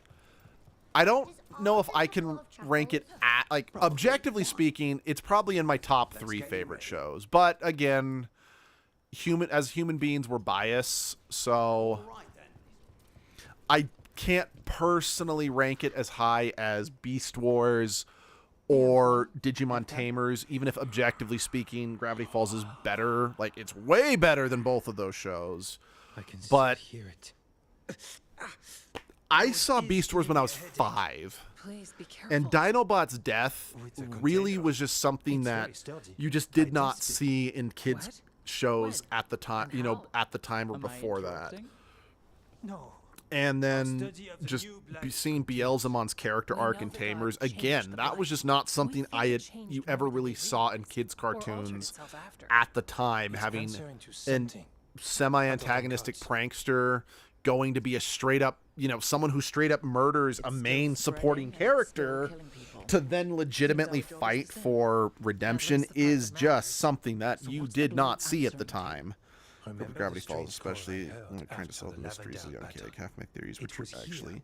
You know, honestly, I think the best way to, like, Gravity Falls worked because it was, in my opinion, a better written Scooby-Doo. I'm not saying Scooby-Doo was badly written. In fact, some of them are really great. But it had the appeal of solving the mystery along with the characters like you could in Scooby-Doo. I just personally felt that the mysteries in Gravity Falls were better written, and the characters were much stronger. Now, don't get me wrong. I like the characters in Scooby-Doo, but they are a little more archetypal, and they don't really have character arcs. Everyone in Gravity Falls had a character arc. Good kids shows, a kids show where both children and adults can enjoy. I agree. That's why I will always think, like, I had a discussion with a coworker back in 2014-ish, and they were talking about how much they loved Game of Thrones. This was back before Game of Thrones went to hell. I said, I'm like, that's cool, but I don't think Game of Thrones can or will ever be as good as Avatar: The Last Airbender, because Game of Thrones can and should only be enjoyed by adults. Avatar can be enjoyed by everybody, and that, in my opinion, is harder to do. To make a show that is equally appealing to everyone of all ages requires more skill and talent than laser focusing in on a specific demographic and just appealing to the fuck out of it. Avatar's so good, even though I forgot almost everything. You're good. Like, I would argue Avatar is and should be the gold standard for kids shows. Like, I'm not saying you need to repeat it, but you should aim for that level of quality. while we guard against nasty side effects here. Stay safe, or as safe as you can. I've no fear when Evka's at my back. You've always... I love these two. The blight poisons so much. Water, plants. Some shows can be animals, repetitive people. without Some being would call bored. the wetlands Phineas and dead Ferb. or- Oh yeah, no, Phineas We and have Ferb is not. also great. It's not too Like, late. I didn't watch that show Whatever until I was like corruption in means my for late Water, mid to late we can leave this 20s. place I better. have no notes. It's what Good we're show. supposed to do. We'll take our stand in the sheltered glade. Meet us there when you're Dan done. on Amphibia and Owl House. I have actually not watched either of those shows, sadly. Masterfully crafted the episode. They did. Yeah, sorry. I unfortunately have not watched either of those two shows, so I'm afraid I don't have an opinion.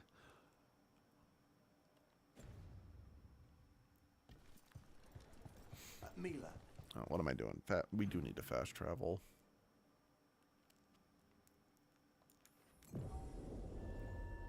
Let's see. What's another good... Be ready.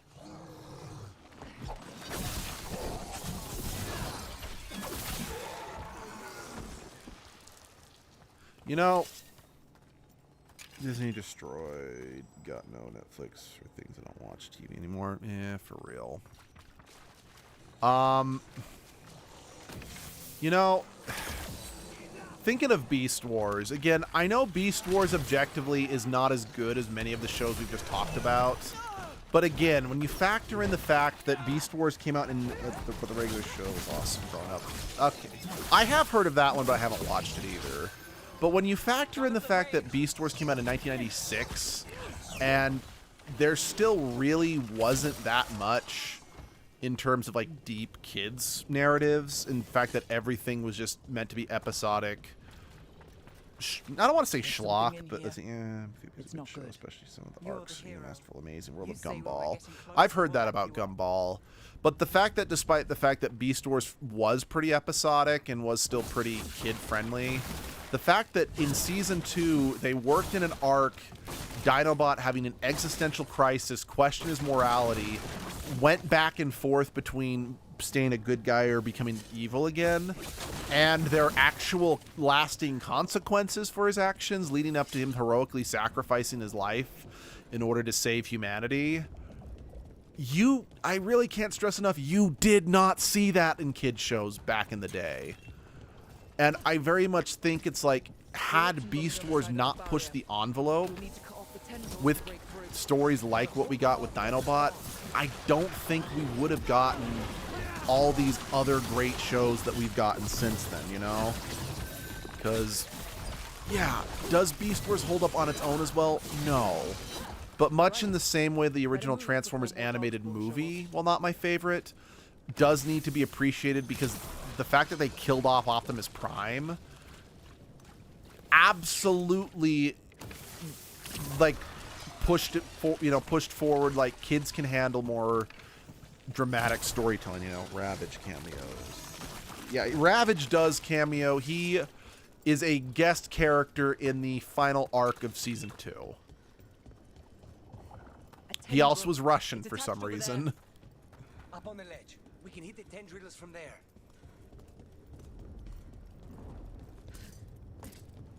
Honestly, I joke, but I actually do really like the voice they gave Ravage in that. It made him very distinct. Even if... Yeah, no, like, for whatever reason, when Ravage showed up, he had... And maybe I'm getting the accents wrong, but I'm pretty sure they gave him a thick, kind of Russian accent when he spoke. And something awful is waiting past the gate. Here goes nothing. And it works for the character. What is that the blight eruption? I hope so, because it's not. I don't want to know what the blight eruption is. We need to take them out. But yeah, I very much think if it wasn't for shows like Beast Wars with its storyline Dinobot, Reboot, like I don't know if I haven't watched Reboot, but I'm aware that it likewise pushed the envelope in its later seasons by getting a lot darker for a kid's show. Then the stage wouldn't have been set for shows like Avatar to try harder, you know? To, you know, or not try harder, but to be able to tell, you know, more complex stories, you know? So, yes, I don't think Beast Wars holds up as well, but it does at least deserve some acknowledgement in helping pave the, like, or Batman the Animated Series. Like, let's be real. If we didn't have Batman the Animated Series or Gargoyles helping set the stage too, like, arguably, I think both Gargoyles and Batman the Animated Series do deserve more thanks than, say, Beast Wars, but you can still say that, like, two things can be true at once. Like, they both could have helped, just different amounts, you know? I imagine Ravage Slurry does Russian Starscream. That'd be funny. Wish I had more larger Ghost franchises from Ghost perspectives. Okay, okay. Oh, from Ghost. I got you. That'd be fun. Oh. All right, we strike and the whole thing goes up.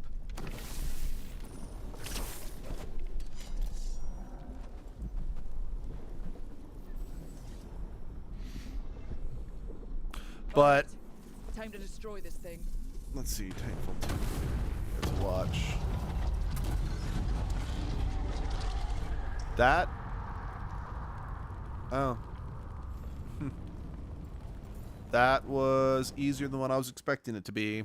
Then again, I guess, like, we did fight a big troll, so. Like Ghost, and I don't have much Ghost stories without them being mindless monsters or evil villains. Speaking of Ghost, have you watched the English dub of the anime Ghost Stories by chance? That one is, well, that one's a meme for a reason.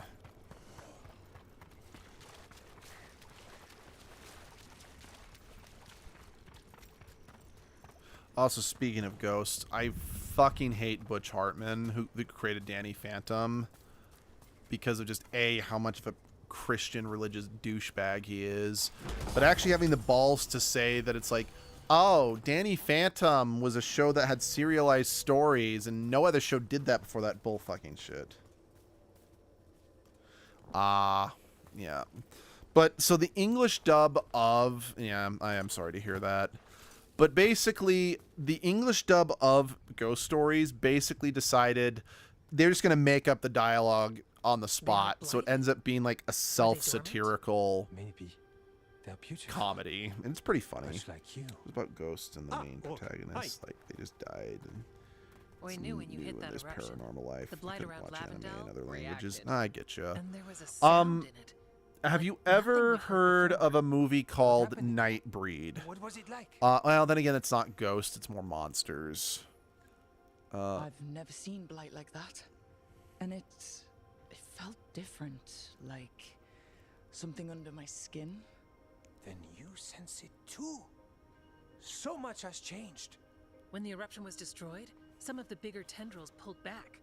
The remaining blight won't vanish overnight, but it's a good sign. And this place opened That's up. very interesting The from flowers Ghost's here, perspective. we managed to survive, buried, untouched. They have a chance to return now.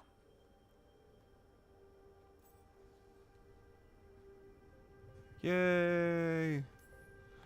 Imagine you died, That's but the incredible. ghost second changed I wasn't life, expecting turned into a weird flowers. creature. It's what we're here to Yeah, do. that kind of to make reminds. this possible There was again. another TV show that I never thought really the Grey watched. Warden's purpose would Actually, good end when concept, the last yeah. archdemons died. It's called Dead Like Me. Time's almost here. The show is the main character dies in the first episode. those of us left now. When the But then archdemons she's fall, brought back to some life as a wardens will Grim hang up their Reaper. swords until It's they're an called, interesting at least. concept. So the wardens are finished? No, our numbers may get smaller, but FK and I will be here. Others will stay too. There's still blight in the world. There's something new calling to it. And to us. There's blight inside us too. If it changed out there, have we changed as well? What matters is that if new evils show up, Make your own choice we'll be shows here on to keep them Netflix, back. which is long. Yeah.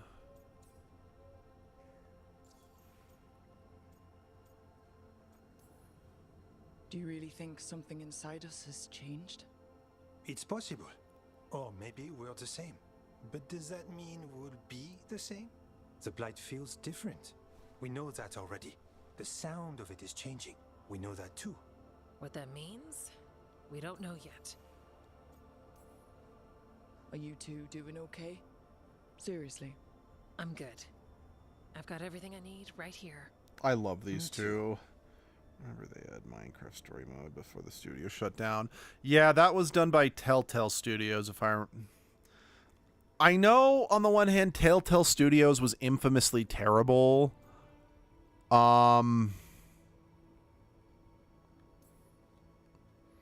Was infamous for how they treated their staff. But I am disappointed they shut down because those type of games were unique. No matter who or where you are. Yes, Minecraft story mode. The blight feels relentless for the Xbox, most of the lost. time. That's a shame. I actually have the Telltale Jurassic Park game for the Xbox. But we keep going. That and look, I still plan on streaming for the channel someday. But it's just not a high priority because that game was pretty fun. Albeit, that game was definitely a lot lighter on your story, your choices actually. Batman, remember this? But that one was a lot lighter in terms of like affecting the outcomes compared to like say The Wolf Among Us, which is a shame.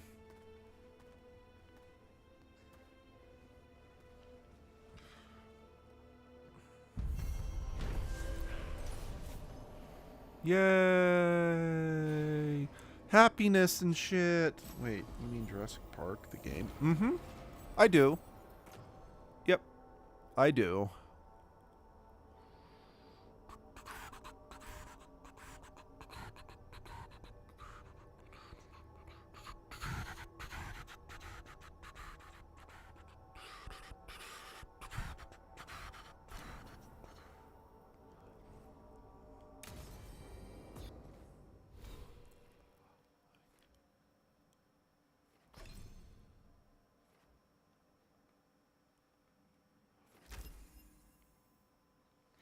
Favorite ghost character? Oh, that's hard because there's so few of them, if you know what I mean. It's like we were just saying there's not enough ghost characters.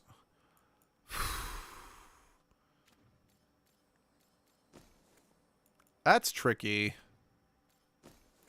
Because the only ghost character I'm thinking of, at least from a show that I've actually watched, because again, I know of Danny Phantom, but I have never watched Danny Phantom, so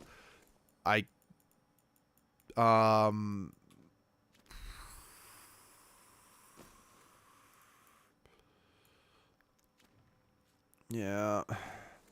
Honestly, as of right now, the only one that I'm really thinking of off the top of my head is the ghost from the show Being Human. And even then, I didn't really watch it that extensively. Marionette FNAF for me.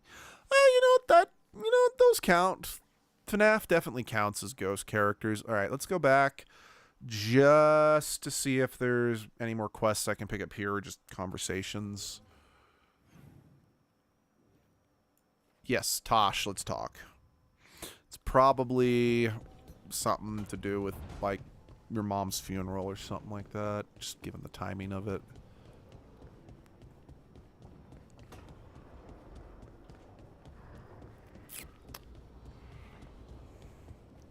Hold up, left chat for a bit. Did I hear FNAF? You did hear FNAF.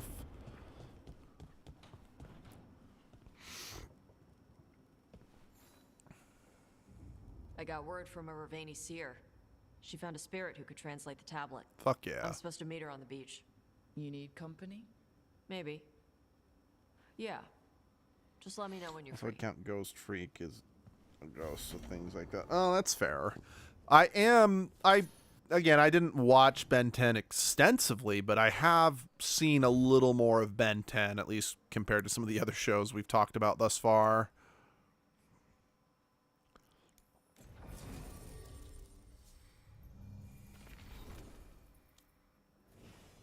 But yeah, generally speaking, I didn't have cable growing up.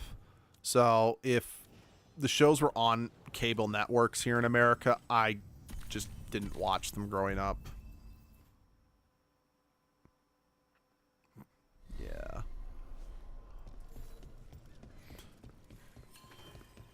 I don't know. I remember when I first saw an episode of Ben 10.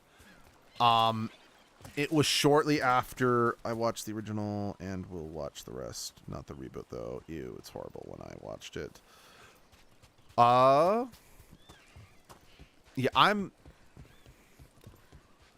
There's a reboot, huh? Of course there is. They had a reboot and a few movies to watch on TV. That's unfortunate. Like, I remember as a kid when I first saw Ben 10, this was shortly after the Teen Titans show. So while Teen Titans did originally air on Cartoon Network here in America, it was also aired on Kids WB. It was like a season or two behind or something like that. I don't remember the exact timetable, but the entirety of Teen Titans, I don't think was aired on Kids WB. I think it was they only aired like the first couple seasons. So when I saw Ben 10 and Disney, oh yeah, I remember when they used to show movies and shows weekend on. I remember that too. Not so funny story about that, but so when I saw Ben 10 and saw like the animation was very similar, if not outright the same from Teen Titans, it was the same style, I was pissed because it's like, did the animation studio quit making Teen Titans to make this instead? So I was just, yeah, it was funny. The air has been running from the storm all afternoon. You came just in time for it. There are But others. Here's I one. remember as a Yeah, kid, okay. when I was working at my shitty do they still show movies once a week? I have no idea. He asked how I was. But when I was working my absolute shit hospital job, we had TVs in the kitchen or in the cafeteria for the patients to watch. But oh my god, what we could show was a constant source of contention. He was pretty forgiving since I just watched Pokemon, Ben 10, Scooby-Doo, and Gravity Falls, and Gumball. Hey, you know, there are definitely worse things you could be watching. We say that it is afraid. But that's what I'm looking for. Feel the difference in the air. Some of us use tools to measure it. Because there was so much contention about was or was not allowed to be shown, eventually we got to the point where we were just like, we cannot show live TV, just DVDs, and even then that was full of contention as well. But Thank you for everything. one thing that we tried showing was we set it to the Disney Channel when they were still showing like classic Disney movie marathons to be like, okay, this is safe for kids and adults. But so many of the adult patients threw a temper tantrum and complained to the executives in the hospital that we were patronizing them by showing them kids movies. Hey, before we go, and I brought food. It's probably not as good as she makes it. None of them gave a shit where it's like, we cannot show adult movies in the cafeteria because kids come in the cafeteria. They didn't care about that because all they cared about was themselves. So it's like, fuck off. Right. Let's go see what the damn tablet says. We couldn't meet the seer at the hilt? A lot of jokes fall They wanted flat somewhere on isolated. subs, so I The didn't seer get said she had most to get the jokes. translation in person. And our cartoons That's a are little odd. 0+. Yep. Yeah, I know that is very true because sometimes, I mean, especially if jokes rely on alliteration, you know, it's like so literally because they rhyme or whatever, they start with the same letter. There's not necessarily going to be words in a different language that match the alliteration or the rhyme scheme or the Next time. pentameter or whatever. I was 6, so I launched anyways. Yeah, jokes just don't land. Yeah. Because I remember back when SpongeBob was not necessarily new, but good. still newer. Wet. There was talks about how they tried to import SpongeBob to China, I think. And it just did not work, partially because of the translation, but partially because, well, American humor was just so different than what would be found, what, you know, Chinese kids would find funny, at least at the time. I don't know if that's changed, and honestly, I don't even know if that was necessarily the reason, just it was a reason I remember hearing. Also got to watch Transformers Prime later in my life. Transformers Prime is a good show. It's objectively the best Transformers show. I personally will always hold Beast Wars in higher regard than Prime, but I can't deny, you can't deny the quality of Prime. Because this tablet is important to Qunari history. Albeit, It is my favorite Transformers media, I think, was always going to be the IDW comics.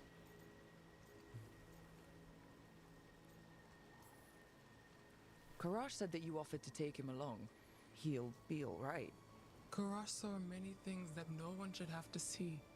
We can help him grow to become whole again. And he'll teach your sailors to predict storms? Do you truly think Ravane, a country full of sailors, has none who understands the weather?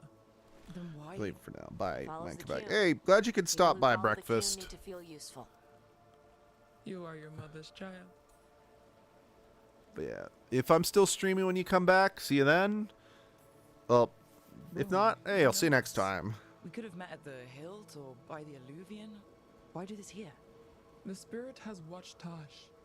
It knows that this is where they come for matters of the soul. What do you mean? This is just where I come to feed birds and practice fire breathing. And why do you come here specifically for that? I don't know. I like to listen to the waves crash. It's noisy, but also not. Makes it easier to think. That is why we are here. The spirit respects the Qun? How does that work? Spirits watch our world from the Fade. Some watch Tevinter, others Ravane, and others Parvalen. What spirits Right. watch, they reflect. See, I've never Those who had watch was Qunari grow a to stream respect where I the was Qun. not into the But game and more into the Qunari are talk afraid for of this. I mean, spirits. honestly, It's complicated. In personally, Ravane, I we kind of allow feel spirits that's to possess us. Under pretty normal such a thing as around forbidden. here because I'm not This exactly spirit that respects funny the and I have an issue not of possess running my me fully. mouth. Combined with the Speak to fact me, that because but our not channel fully. is still so small, I can actively talk with you Yes, guys. it is. That's actually kind of part of the reason I don't really want the channel to get too big, because if we had even like 10 people watching the stream at once Whenever your who spirit were friend is actively ready to come out, participating, we're I good to couldn't go. talk to all of you guys. We hold hands or... This is not Navara. The spirit has watched the Qunari for many ages. It knows the So old honestly, I think, again, will given the give fact you that what I you don't think I'm seek. that funny, He brought the the tablet. one thing I do I kind of thought have you already had is a copy. my pseudo You destroyed it. insightful conversation. I say Why? pseudo because I know it's not The that. spirit says that the I words know it's held not that therein deep. must never be written. I'm Only just words sharing of my thoughts and fire opinions may about carry the what message safely. I think. And let's see, why? I specifically go Bring your after fire guys to who the have tablet, 3 people Tosh. watching. We will show you. No, I think that's not bad. It's not a bad way of doing it. By Dragonflame come these words. Trust no tale not hidden by the fire. When the great foe struck, we embraced the blood of dragons. Plus, it doesn't Championed help that I don't desperate shut my fire, fucking mouth protected during us, these and cutscenes, so it's a saw little the harder to get unseen. invested in the We in escaped what's to distant happening. shores, but found no peace. Disease will lay us low. If more of us flee across the ocean, it means our people fail. Prepare then for the devouring storm. What does all that Vashadon mean? It means, cousin, that the power you wield is no accident. It means our people fought against an ancient enemy. And it means the Qunari fled that same enemy to come here. But what does that mean now? That's all I'm here for the game Only anyway. the spirits Also can fair. say. You know, the more we find out, the more it seems like there are big evils of some sort everywhere. So this is what my mother died to give me. More work? This is Vashadon. Sorry, Rowan. They're taking this hard. As a seer, I am a vessel through which spirits share their wisdom. Basically, That wisdom is not always Tosh's mom Please go died. to them, Rook. They need your voice more than Like mine. dedicated her life's work to uncovering, you know, ancient relics and mysteries behind of the Qun, and the last thing that she was doing in life was studying this tablet that was supposed to pertain to. So Tosh is a very rare Okay, so Kunari are technically a religion, not the species, but for the sake of this, I'm going to refer to Tosh as a Kunari.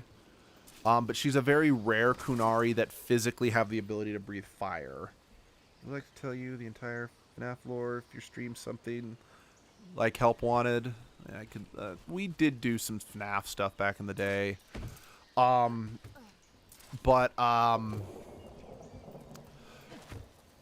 Because Tosh could breathe fire, her mom was kidnapped by the Dragon King and then killed by her by beating her to death with the tablet. So, but now, after her mom's dead, or their mom's dead, and we've dealt with the Dragon King, we're now trying to, we found someone who could actually read the tablet. And now Tosh is just trying to be like, okay, what the fuck? It wasn't, like, the tablet basically just had a warning. So it's like, my mom died for a warning, nothing like all that insightful that gives us more understanding of the Kyun.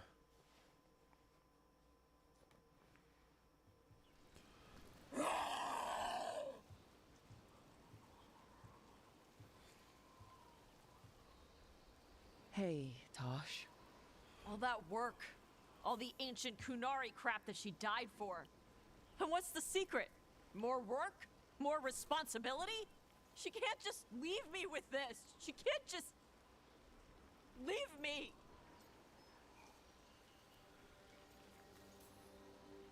You're allowed to feel sad that she's gone. I already cried about her once. I should be done. That's not how grief works.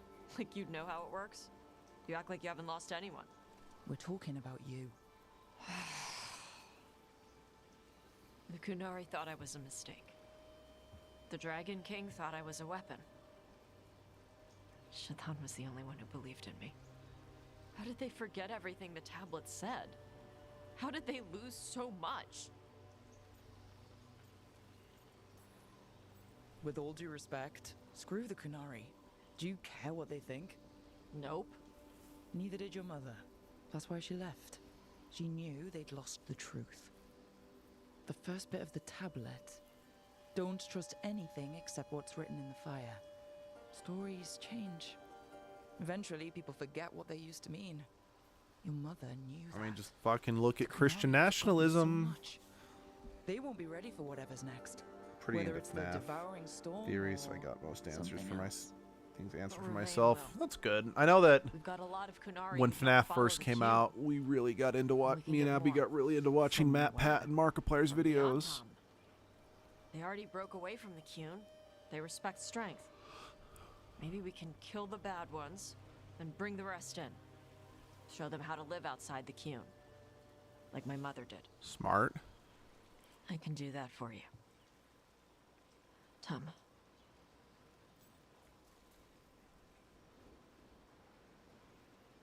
Sweet. I forgot about that.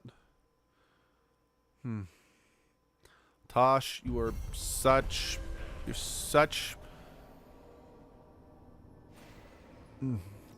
a cinnamon bun. A cinnamon bun that breathes fire, but oh man.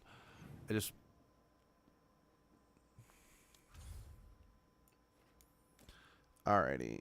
Also, your last vid seems 5 years ago. Well, that's because the way YouTube groups things, it's listing our last traditionally uploaded vid. And the last time we did videos on the channel that weren't just live streams was over 5 years ago. So like if you want to try to catch up on what the stuff we've been doing lately, you'll want to go to live.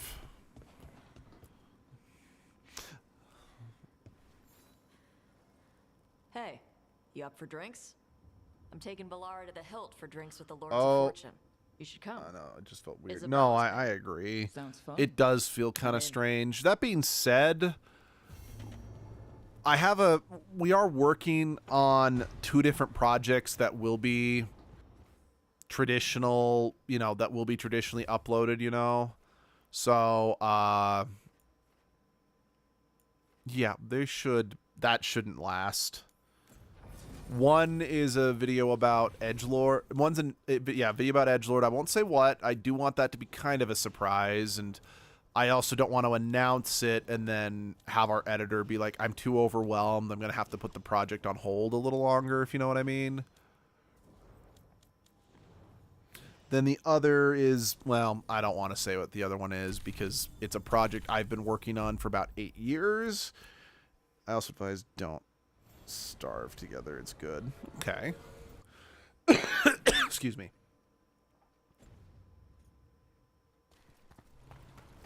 But yeah, I'm really looking for... In fact, I'm going to be doing some more recording of that, hopefully later today, provided one of the people I'm recording with is feeling up for it, because they sent me a text like at 3 in the morning saying that they had some issues. I won't say what, but to say the very least,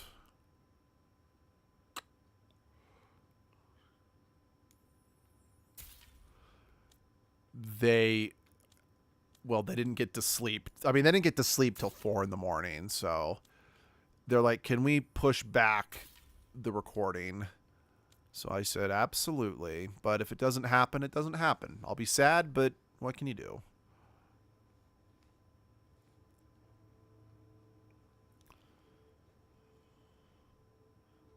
Care more about my friend's health. Nope. I'm going to go sell those. I can't sell them. I'm going to sell them to Black Dragons or something. Just, you guys are maxed out. So I don't need to get money for you guys. I think the crows might be the only ones I don't get to rank 3 by the end, just because of, yeah. I'd like to ask how many horror media you were into. I only really like horror movies. And even then, that's kind of limited because I've tried playing horror games on multiple occasions and I freeze up. Tash prized the enormous ruby out of the statue's eye socket.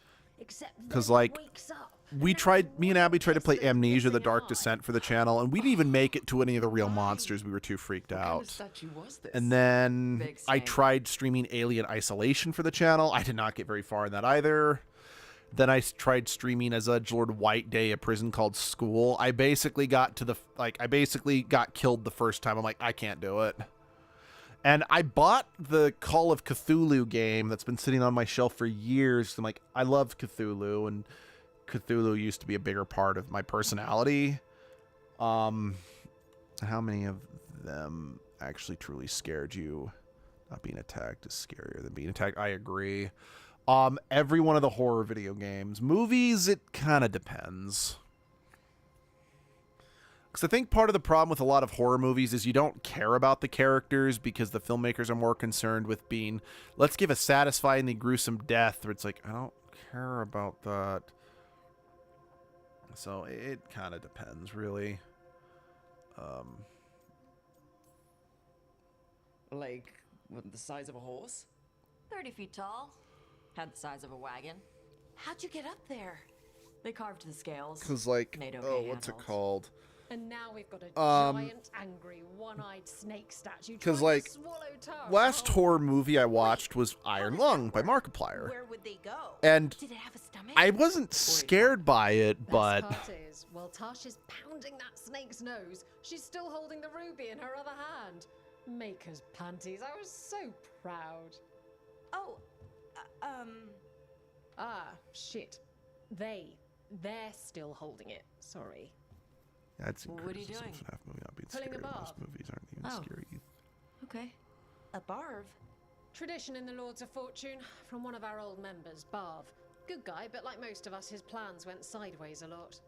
Bad blood among your crew's not good for morale, but there's not always time for big, drawn-out apologies. So when one of us screws up and we know we've screwed up, we do a quick 10 to put it right. Pulling a barv. Oh, there we go. Yeah, this was a scene that a lot of assholes on the internet, it's like, oh, it's so woke, but fuck you. Does anyone go there to actually be scared? I don't know. I didn't find FNAF scary either, but I don't know. Part of what made FNAF scary in the games was the sense of helplessness. I'm not saying you can't do that when you have an actual main character, but I kind of feel because thanks to MatPat, I'm not saying this, critically, people were more interested in the story behind FNAF than the actual, I don't know. I'm glad the Lords of Fortune have Tasha's back. Oh, Tash isn't the first non-binary member of the Lords. Really? It was a little before your time, but Horlicks was one of ours. Huh.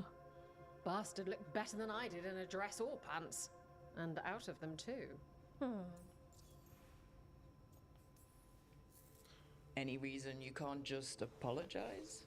Sometimes people say, oops, sorry, and hope that fixes it. But they just want to get the whole thing over with. Trust me, I know. Yeah, and anyone who says that was out of character for Isabella clearly did not know, didn't really pay that much attention to Isabella's character. What if they mean it when they say they're sorry, though? And that's the other reason. Some people mess up and get all dramatic. They make it about them. Also true. Oh, I didn't mean it right. I never do that on purpose. Seen in They gameplay feel so bad about it that it's on everyone else to smooth unlike the it player over base and for make them real. feel better. I just have a hard time. Yes, some people might do that. My problem is I really do not like Scott Cawthon. They fix it. So it's like, I know that was a reason why I kind of fell out of FNAF love. So you either learn to make fewer mistakes or you get gigantic muscles. Or both. I didn't expect the Lords to care about the stuff. Me being non-binary. Kirkwall taught me about family. If it matters to you, it matters to me. I mean, to the Lords. Oh. Thanks. Anyway, where was I? So, there Tash is, thigh deep in a snake's maw and still holding the giant ruby in one hand. I yelled that we'll get them out of there, and Tash just yells back, "Get up its ass! I'll meet you in the middle!" Okay, the stomach I get, but did it really have? Hey, who ate the last breaded cheese wand? Oh no, I'm sorry. I guess I thought, well, I don't know what. It's fine. No, they're your favorite. Bellara, I know you're sorry, but you did mess up. I know. And what do we do when we mess up? Yes, you're right. This is... I'm pulling a barb! I love you, Bellara. 2, 3. Heart's in the right place. Form's a little sloppy, though. Bend your knees. Anyone who doesn't like that scene's a prick.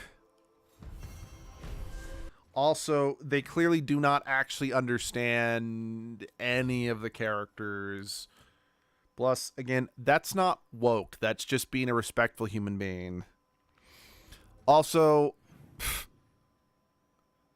it's like you can call me woke all you want, because I do not find that to be an insult in any way, shape, or form.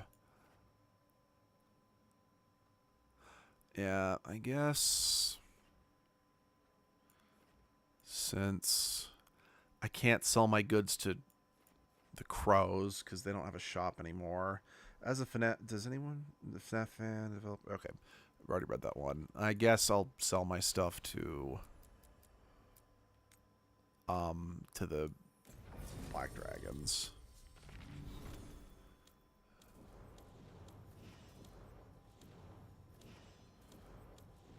Okay, Davern might... No, I think they're comparable. But I haven't used Dav in a while, so... sorry, it was... Yeah, or wait, no. Lucanus. Was it Lucanus? I mean, probably... Yeah, it's Lucanus. Alright, charge. But yeah... Kind of going back to what you're saying about the player base with FNAF, I don't mean this as a bash against MatPat, but I feel because MatPat did such a great job, we'll talk to you in a second, making the lore digestible for the average person, everyone kind of forgot about the games themselves or just didn't play the games themselves and instead just watched the theory videos or whatever. Prices. That's my guarantee. Come back anytime. So I feel it. I mean, again, don't get me wrong. The story and lore behind FNAF is still great and should still be embraced. But wait, hold on. I just want to confirm. Is this the story quest? Because I don't. Because there is.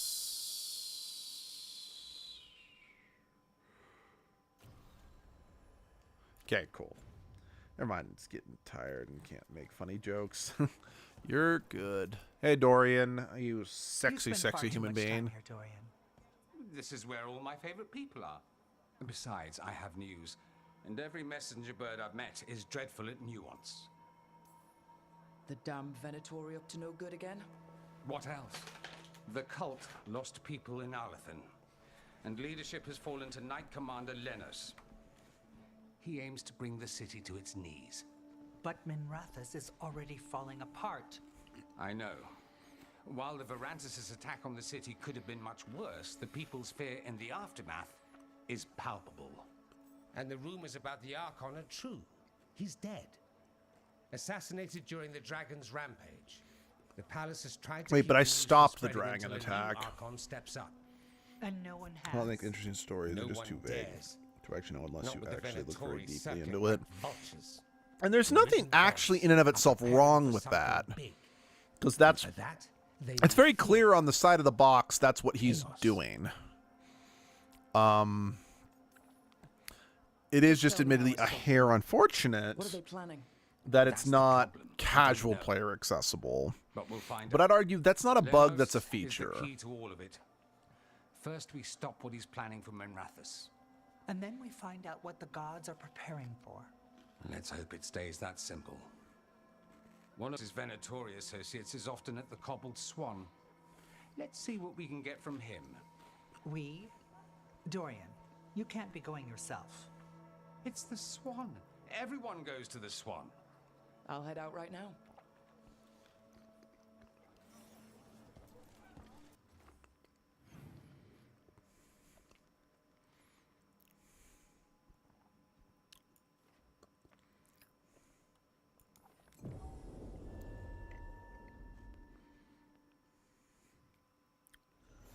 All the contracts I did in Tevinter, and I never did find out who paid for them.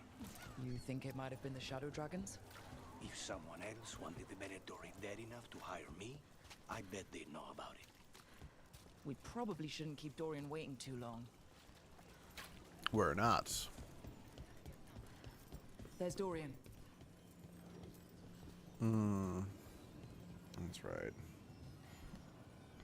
I just thought much deeper into that one. Should I make most things make sense for myself? Not much of an influence. I get ya.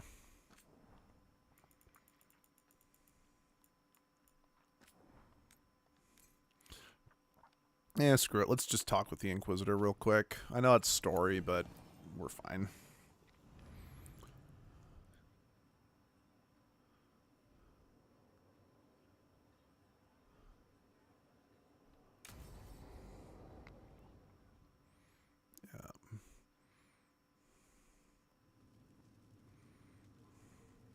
Yeah. I'm not the biggest fan of the customization options for the Inquisitor in this game. Because they didn't have any, like, most of the haircuts for the Inquisitor that I liked from the third game are gone. Inquisitor, is it? You were someone before that. Clan Llewellyn. We try to be no one you've heard of. Morrigan is holding a perimeter. We're alone. Tell me what Solus did at Elganon's ritual. Sounds like you all. Also, I couldn't get the hair color I need to liked. hear it from you. Definitely a murder before bite, though, definitely.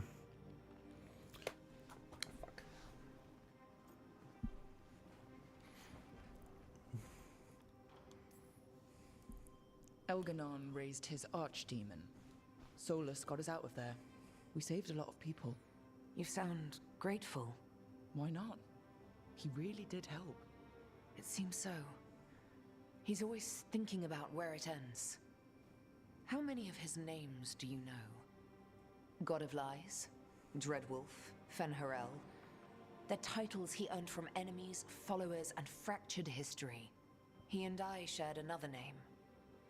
Vanan. Elven for heart. For my heart. You've spoken to him in your dreams. You felt the power of that mind. His love could burn against me like a bonfire. He seemed so kind, and wise, and sad, and looked at me as if I somehow mattered more than anything around us.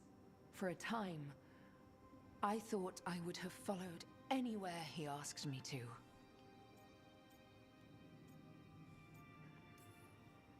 Did he try to get you to come with him on his quest to tear down the Veil? No. In fact, he forbade me to join him. He said he didn't want me to see what he would become. But that wasn't quite the truth. He's a terrible liar. He's the god of lies, Inquisitor. Tricks and treachery, yes. Lies of the heart? No. He forbade me to join him because I might have changed his mind. And then he left enough clues for us to follow anyway. Hold on. You think he wanted you to stop him? His name is Solus. It means pride. Perhaps he couldn't change his mind himself and hoped that someone else could help him. Or maybe I'm the prideful one, imagining his broken heart so that I never have to face my folly. That I loved someone who made such grave mistakes, that I might love him still. You almost sound like you're ready to join him in that prison in the Fade. To give up the world for him? No. We've got to save it first. But after? If there were a way? If he felt the same? If I could leave the world behind and just have him? I don't know. Let's see. He asked to know about Ghost for FNAF 4 ending to make sense, but most public doesn't seem to realize. It's driving me insane how much no one else seems to actually realize it. But I can't affect a crowd. Yeah, let's see. FNAF 4. That was the one in the bedroom, right?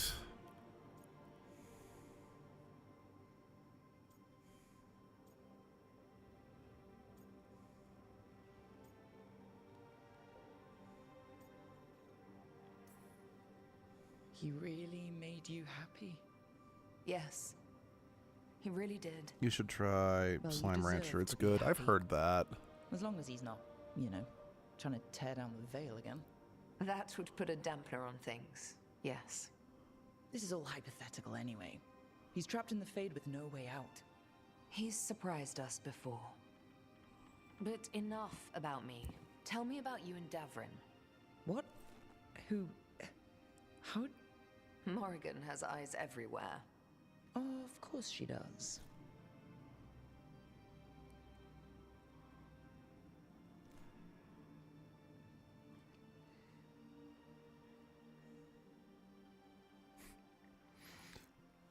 Yeah, Fred Bear says, I will put you back together. It means I'll put Ghostly Peas back together and make you remember yourself. Yeah.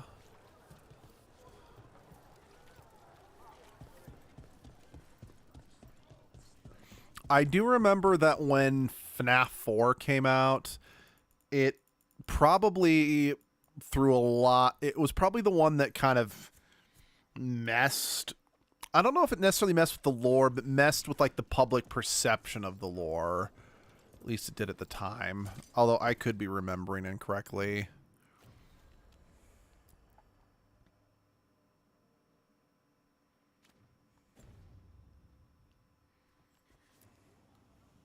Where's previous ghost There's knowledge? Lenos's associate.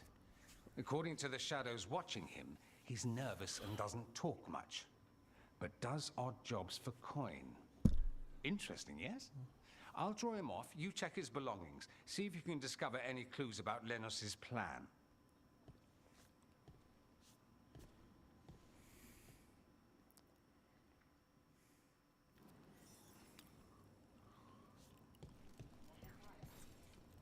I am really grateful Dorian did come back for this game, even if he's not a main character, because Mostly gone. Christ, I love Dorian. A bedroll. The point where FNAF went very vague is most for most to actually understand. Okay. This all sounds like trouble. What are you poking about in there Dorian for? will want to know.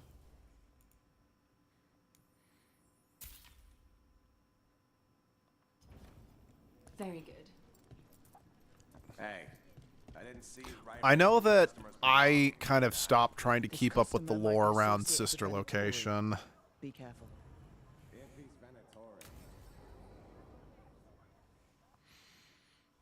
I did watch Markiplier's playthrough of Help Wanted, but not... Nothing like an attack to cause chaos in a city. You should head there immediately. All right, let's go. The VR game. I didn't even know that was a thing until after, Yeah, I didn't even know that was a thing until after Help Wanted came out. Or, wait. Shoot. What... Which FNAF game was the one where you were basically working at an open Chuck E. Cheese, you know, Five Nights at Freddy? Which was the one that had the glam rock characters? Was that Help Wanted, or was that a different one? Or was that Security Breach?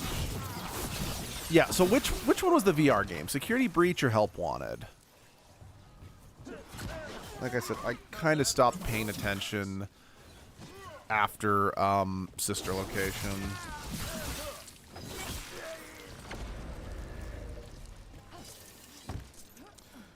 Security Breach is open.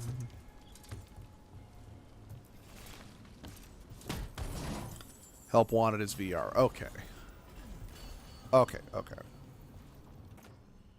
Yeah. So I didn't know that Help Wanted was a thing until after Security Breach came out. And since I don't have a VR headset, and even if I did, I don't have room in my house for one, I've always kind of ignored VR games because I don't want to get my hopes up about, ooh, that sounds fun, I want to try that, but know that I just never could. Also, VR gives me vertigo anyway, so that doesn't end up mattering too much either.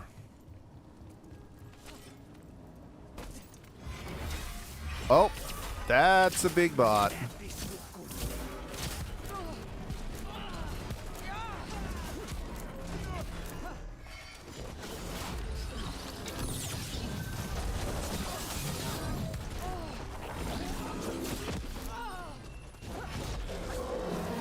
You don't need a headset. I played on Steam. Well, that's good to know. I mean, I'm still not that interested in playing it anyway, but that is still good to know that that is a potential option. See, I don't do, like, the only FNAF game I got really good at and I wasn't too freaked out by was FNAF 2. Like, I could not handle FNAF 4. Like, the fact that you had to listen so intently just freaked me out too much.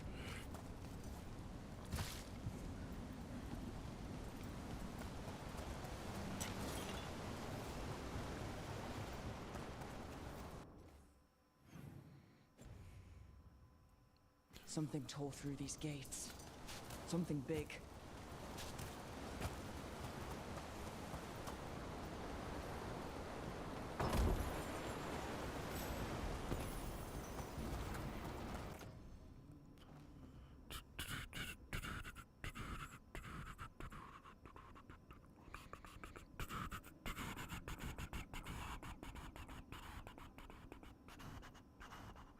I did the Fredbear part muted in Help Wanted.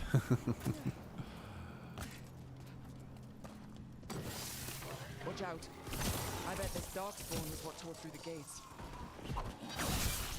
Yeah, I remember in one of our playthroughs of Five Nights at Freddy's back in the day, first tried it nice. Yeah, in one of our first playthroughs of Five Nights at Freddy back in the day, the sound malfunctioned, so Blaze, when she edited it together, kind of had to be like, I'm sorry about the lack of sound in a game. That sound is very important. Yeah. I miss having Flaze as an editor, but I am so happy that, I mean, Nightmare Fredbear, by the way. Oh, okay. But I am so happy that Flaze is just gone on to just excel at her own channel and just everything else she's been doing. So, yeah, I miss working with her weekly, but We can get through now. man, that woman has made the most out of her life. Honestly, she outgrew the channel. That's really the best way to describe it.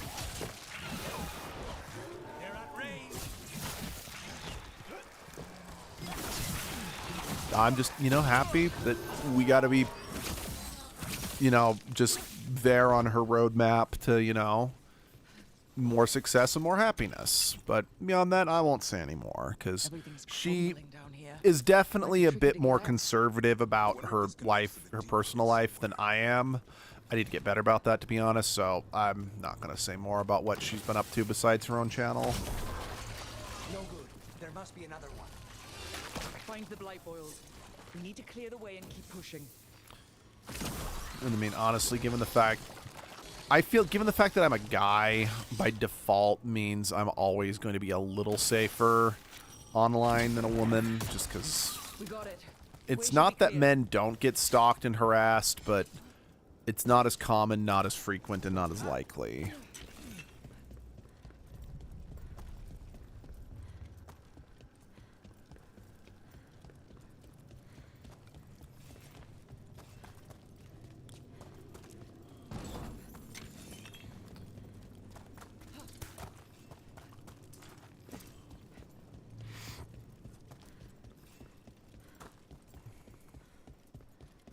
Shadow dragons, how did you find this place? Venatori, to me! Do you think you've won? Do you think you can stop the Venatori? Yes, I think I can stop the Venatori. We're certainly gonna try. The Shadow dragons have brought nothing but chaos to the city. That kind of depends on your definition of chaos. Because again, according to Fire Emblem Radiant Dawn, some chaos is actually good. One less corrupt Templar in Minrathous. Let's look around, see what we find. Adventure 2 did a full release soon, by the way. You should try it. Okay, good to know as well. But why? Drama. Why But why? That's a lot of Fenrel statues.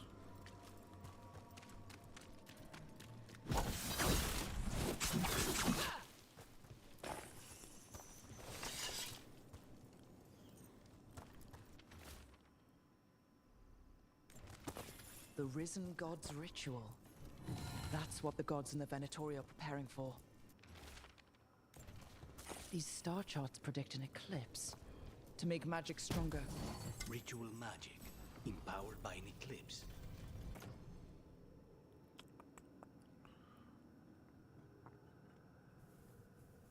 Nope.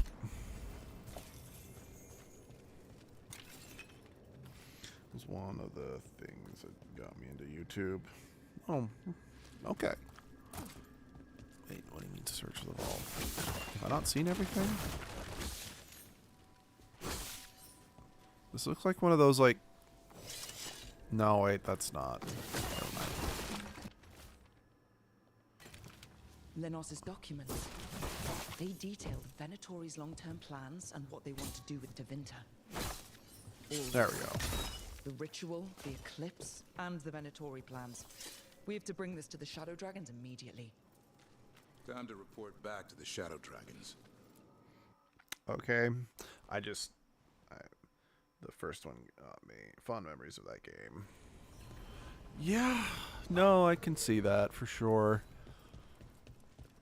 Hey guys, what's up? Evil old gods, rituals, waiting for the stars. It's about as Tevinter as blood magic and hubris. Learning about the gods' plans is wonderful, of course. But the lists of magisters you got your hands on. Now there's the real gold. You've looked at it already. The second one on the first hour. Information on their backers, the ties to illegal slavery. Don't you see what this means? This is power, It means it's probably gonna get buried like the Epstein files. Or maybe I shouldn't say buried, just not gonna have anything. You on the throne, Dorian. Tell me that wouldn't be a splendid way to bring about real change. My computer barely handled it, but was still marvelous. Yeah. I've never really played much on Steam, just due to the fact that I've just never had a great computer. Sounds like someone's got a plan. But I've been trying some different demos and whatnot, and ooh, some of them run so badly on my computer, it's comical. So could we. But how would you use this information exactly? Dorian wants to use it to crush our enemies by whatever means necessary. I prefer to use it to rally the people. I say we make the information known. Allow the people to see the real justice served. Prove that from now on, we work for them. We tried that already. Or have you forgotten the Lucerni? I no longer trust that political machine will work in our favor. No. We must get at the root of the problem before they can react. A more forceful approach. Destroy them and their networks utterly. Swords and spies and blackmail? The devious means you learned in the South? If we go outside the system, we invite everyone else to do the same. No, we have to do this in the open. Show the people of Tevinter that we're here for them.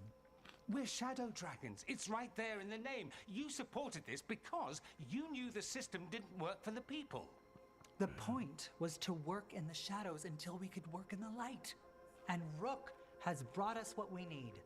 May, the Imperium's politics burned you once and you still... Enough. We're not the only ones who have a stake in this. Rook, you have been instrumental in all this. Which strategy do you prefer?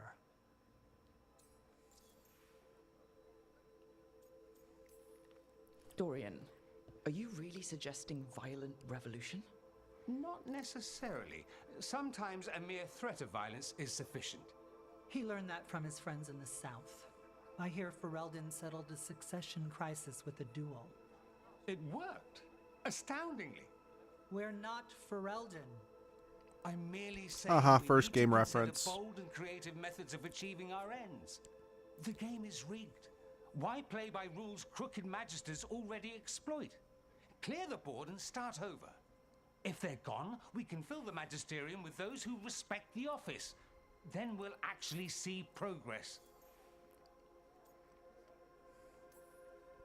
Mevaris, you really believe making this evidence public will work? Dorian wants to work behind the scenes, but once again, it's the Magisters and Highbloods pulling the Imperium's strings. That doesn't inspire. It's a tactic used by our enemies. We need to show Tevinter that we can be different. They're both right. That's the hard part.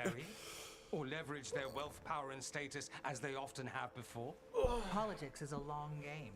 If we use force against our enemies, our allies will remember it. Fuck.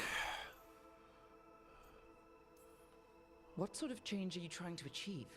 For a start, slavery. Abhorrent. It needs to go no more. And Tevinter has been ruled by the Altus Mages for all of its history. That must change.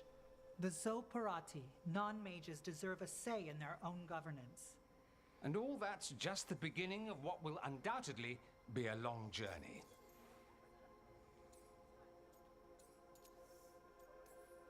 You want me to choose who'll be Archon?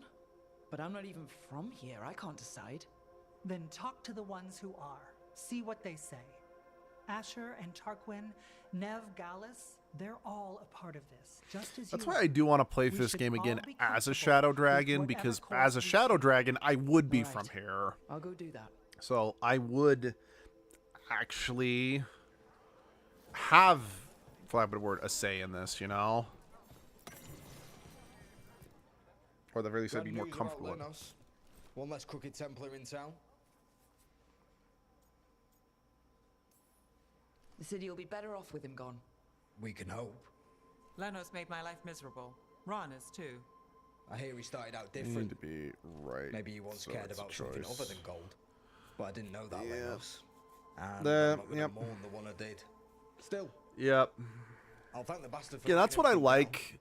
And That's delivering something it I to do us genuinely like when a game does give you a choice is both need to be right. Well, I mean, kind of depends on how you, but you know what I mean. And that's I think this game does a decent job, but also doesn't do a good enough job in some places. And they asked for my opinion. Can you believe Like, it? again, I really feel the After all that Treviso talk and about Rathos people choice needing a isn't voice, properly balanced. I'd be looking at them sideways if they didn't. I suspect this decision will determine Tevinter's path for years to come. Then Dorian's way is my choice. He knows you don't stop to talk when you find a hole in the enemy's defenses. Dorian is a brash rebel. And Maevaris too much of a romantic. I think the people will appreciate Maevaris returning as the leader they've always wanted to see. No. They'll appreciate their lives actually changing for the better. What do you think might happen depending on who leads? With May, she gets power back again. Gets one more shot at changing Tevinter from the top down. Worst that could happen is nothing. But that's what you risk when all you rely on is hope. But with Dorian... We could get chaos, strife. Things might get harder before they get easier. If they get easier. I'll take my chances. And whoever leaves will have the Shadow Dragon support, right? Count on it. We'll keep fighting. For Dorian. Or for Maevaris. What else is there to do in this town? So anyway? I seem to remember It rains all the damn Abby time. telling me, and I don't remember where this is confirmed or if it's not confirmed in game. The Viper, he's actually the divine of Tevinter. Like I said, I don't know where she heard that. I don't. So what do you think? Lenos is gone. We got information about the Venatori's plans, the god's ritual. Would have liked to see his face when he lost, but having him gone is good enough. I meant about Maevaris and Dorian. We all want change. Who will be the more effective in getting it? Oh, that. You're dragging me into it? This is your city. Don't you think you should have a say? Maevaris Talani has been in this game for decades. She's dedicated and ruthless when she needs to be. Dorian Parvis is a wild card. Flashy and inventive, he'll keep his enemies on their toes. But if you're asking me, I'd go with Maevaris. She'll inspire people, show them that the Magisterium can be better than it is. Okay. Right now, after the gods and everything else, that's what this city needs. What we all need. Thanks, Nev. Okay. That helps. That's what I'm here for.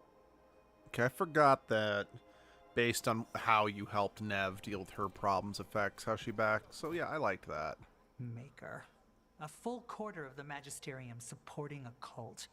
Bending the knee to these risen old gods just for a taste of more power. Can they not see they're only tools for the gods? So they can destroy the world? Demanding intelligence, rationality, and self-awareness from our peers. You ask too much, Maevaris. Look at me. Such a fool. I mean, based on what I've seen here in America, asking spoke people to with be the others. rational What do when you they have think? proof in their Who face. should be leading the charge No, from here it's like on? they don't want to think when, well, but the system currently works for me. Maevaris should lead. I will not squander the opportunity. That is my promise to you all. And May will have my full support, of course. For when enemies get in our way. I They will. appreciate that. It is I appreciate that. Tevinter, after all. The No risen matter what gods are happens, still Dorian causing is still like, chaos. okay, The people I wanted to be need Archon, your I wanted to voice affect keep them changes, fighting. but I Oh, didn't they get the will support, fight. but I still will give This city has support. strength enough to stand against Booyah. any Just so-called gods. booyah. We I love will you, win Dorian. day, and after that, we will win a brighter Tevinter for all of us. This is why Dorian is one of the best around. Nothing's ever gonna keep him down, despite what his dad tried.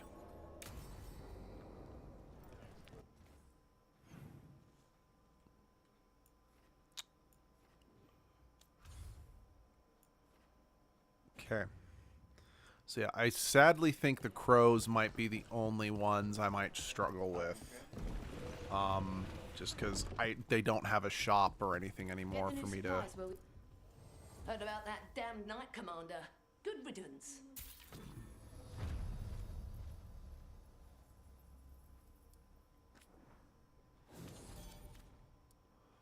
How did that get me?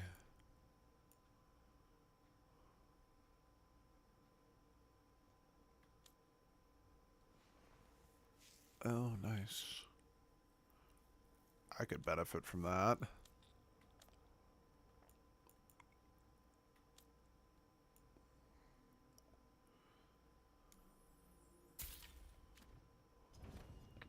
Come back soon. All right, map, please. Map.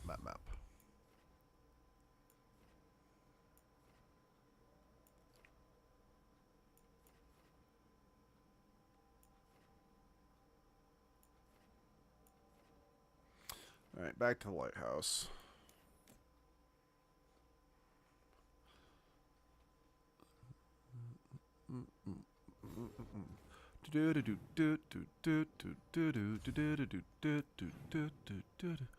Life is like a hurricane here in Duckburg. I don't know why I've got the song on my brain, but whatever, it's a good one.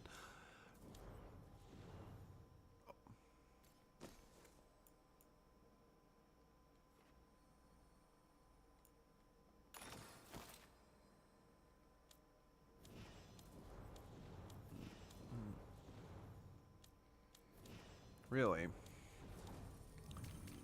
I'm really surprised at how slowly Nev's friendship's been building. Again, Lucanus makes sense because Lucanus, like, I was flat out told because we didn't save Treviso, his would take a hit.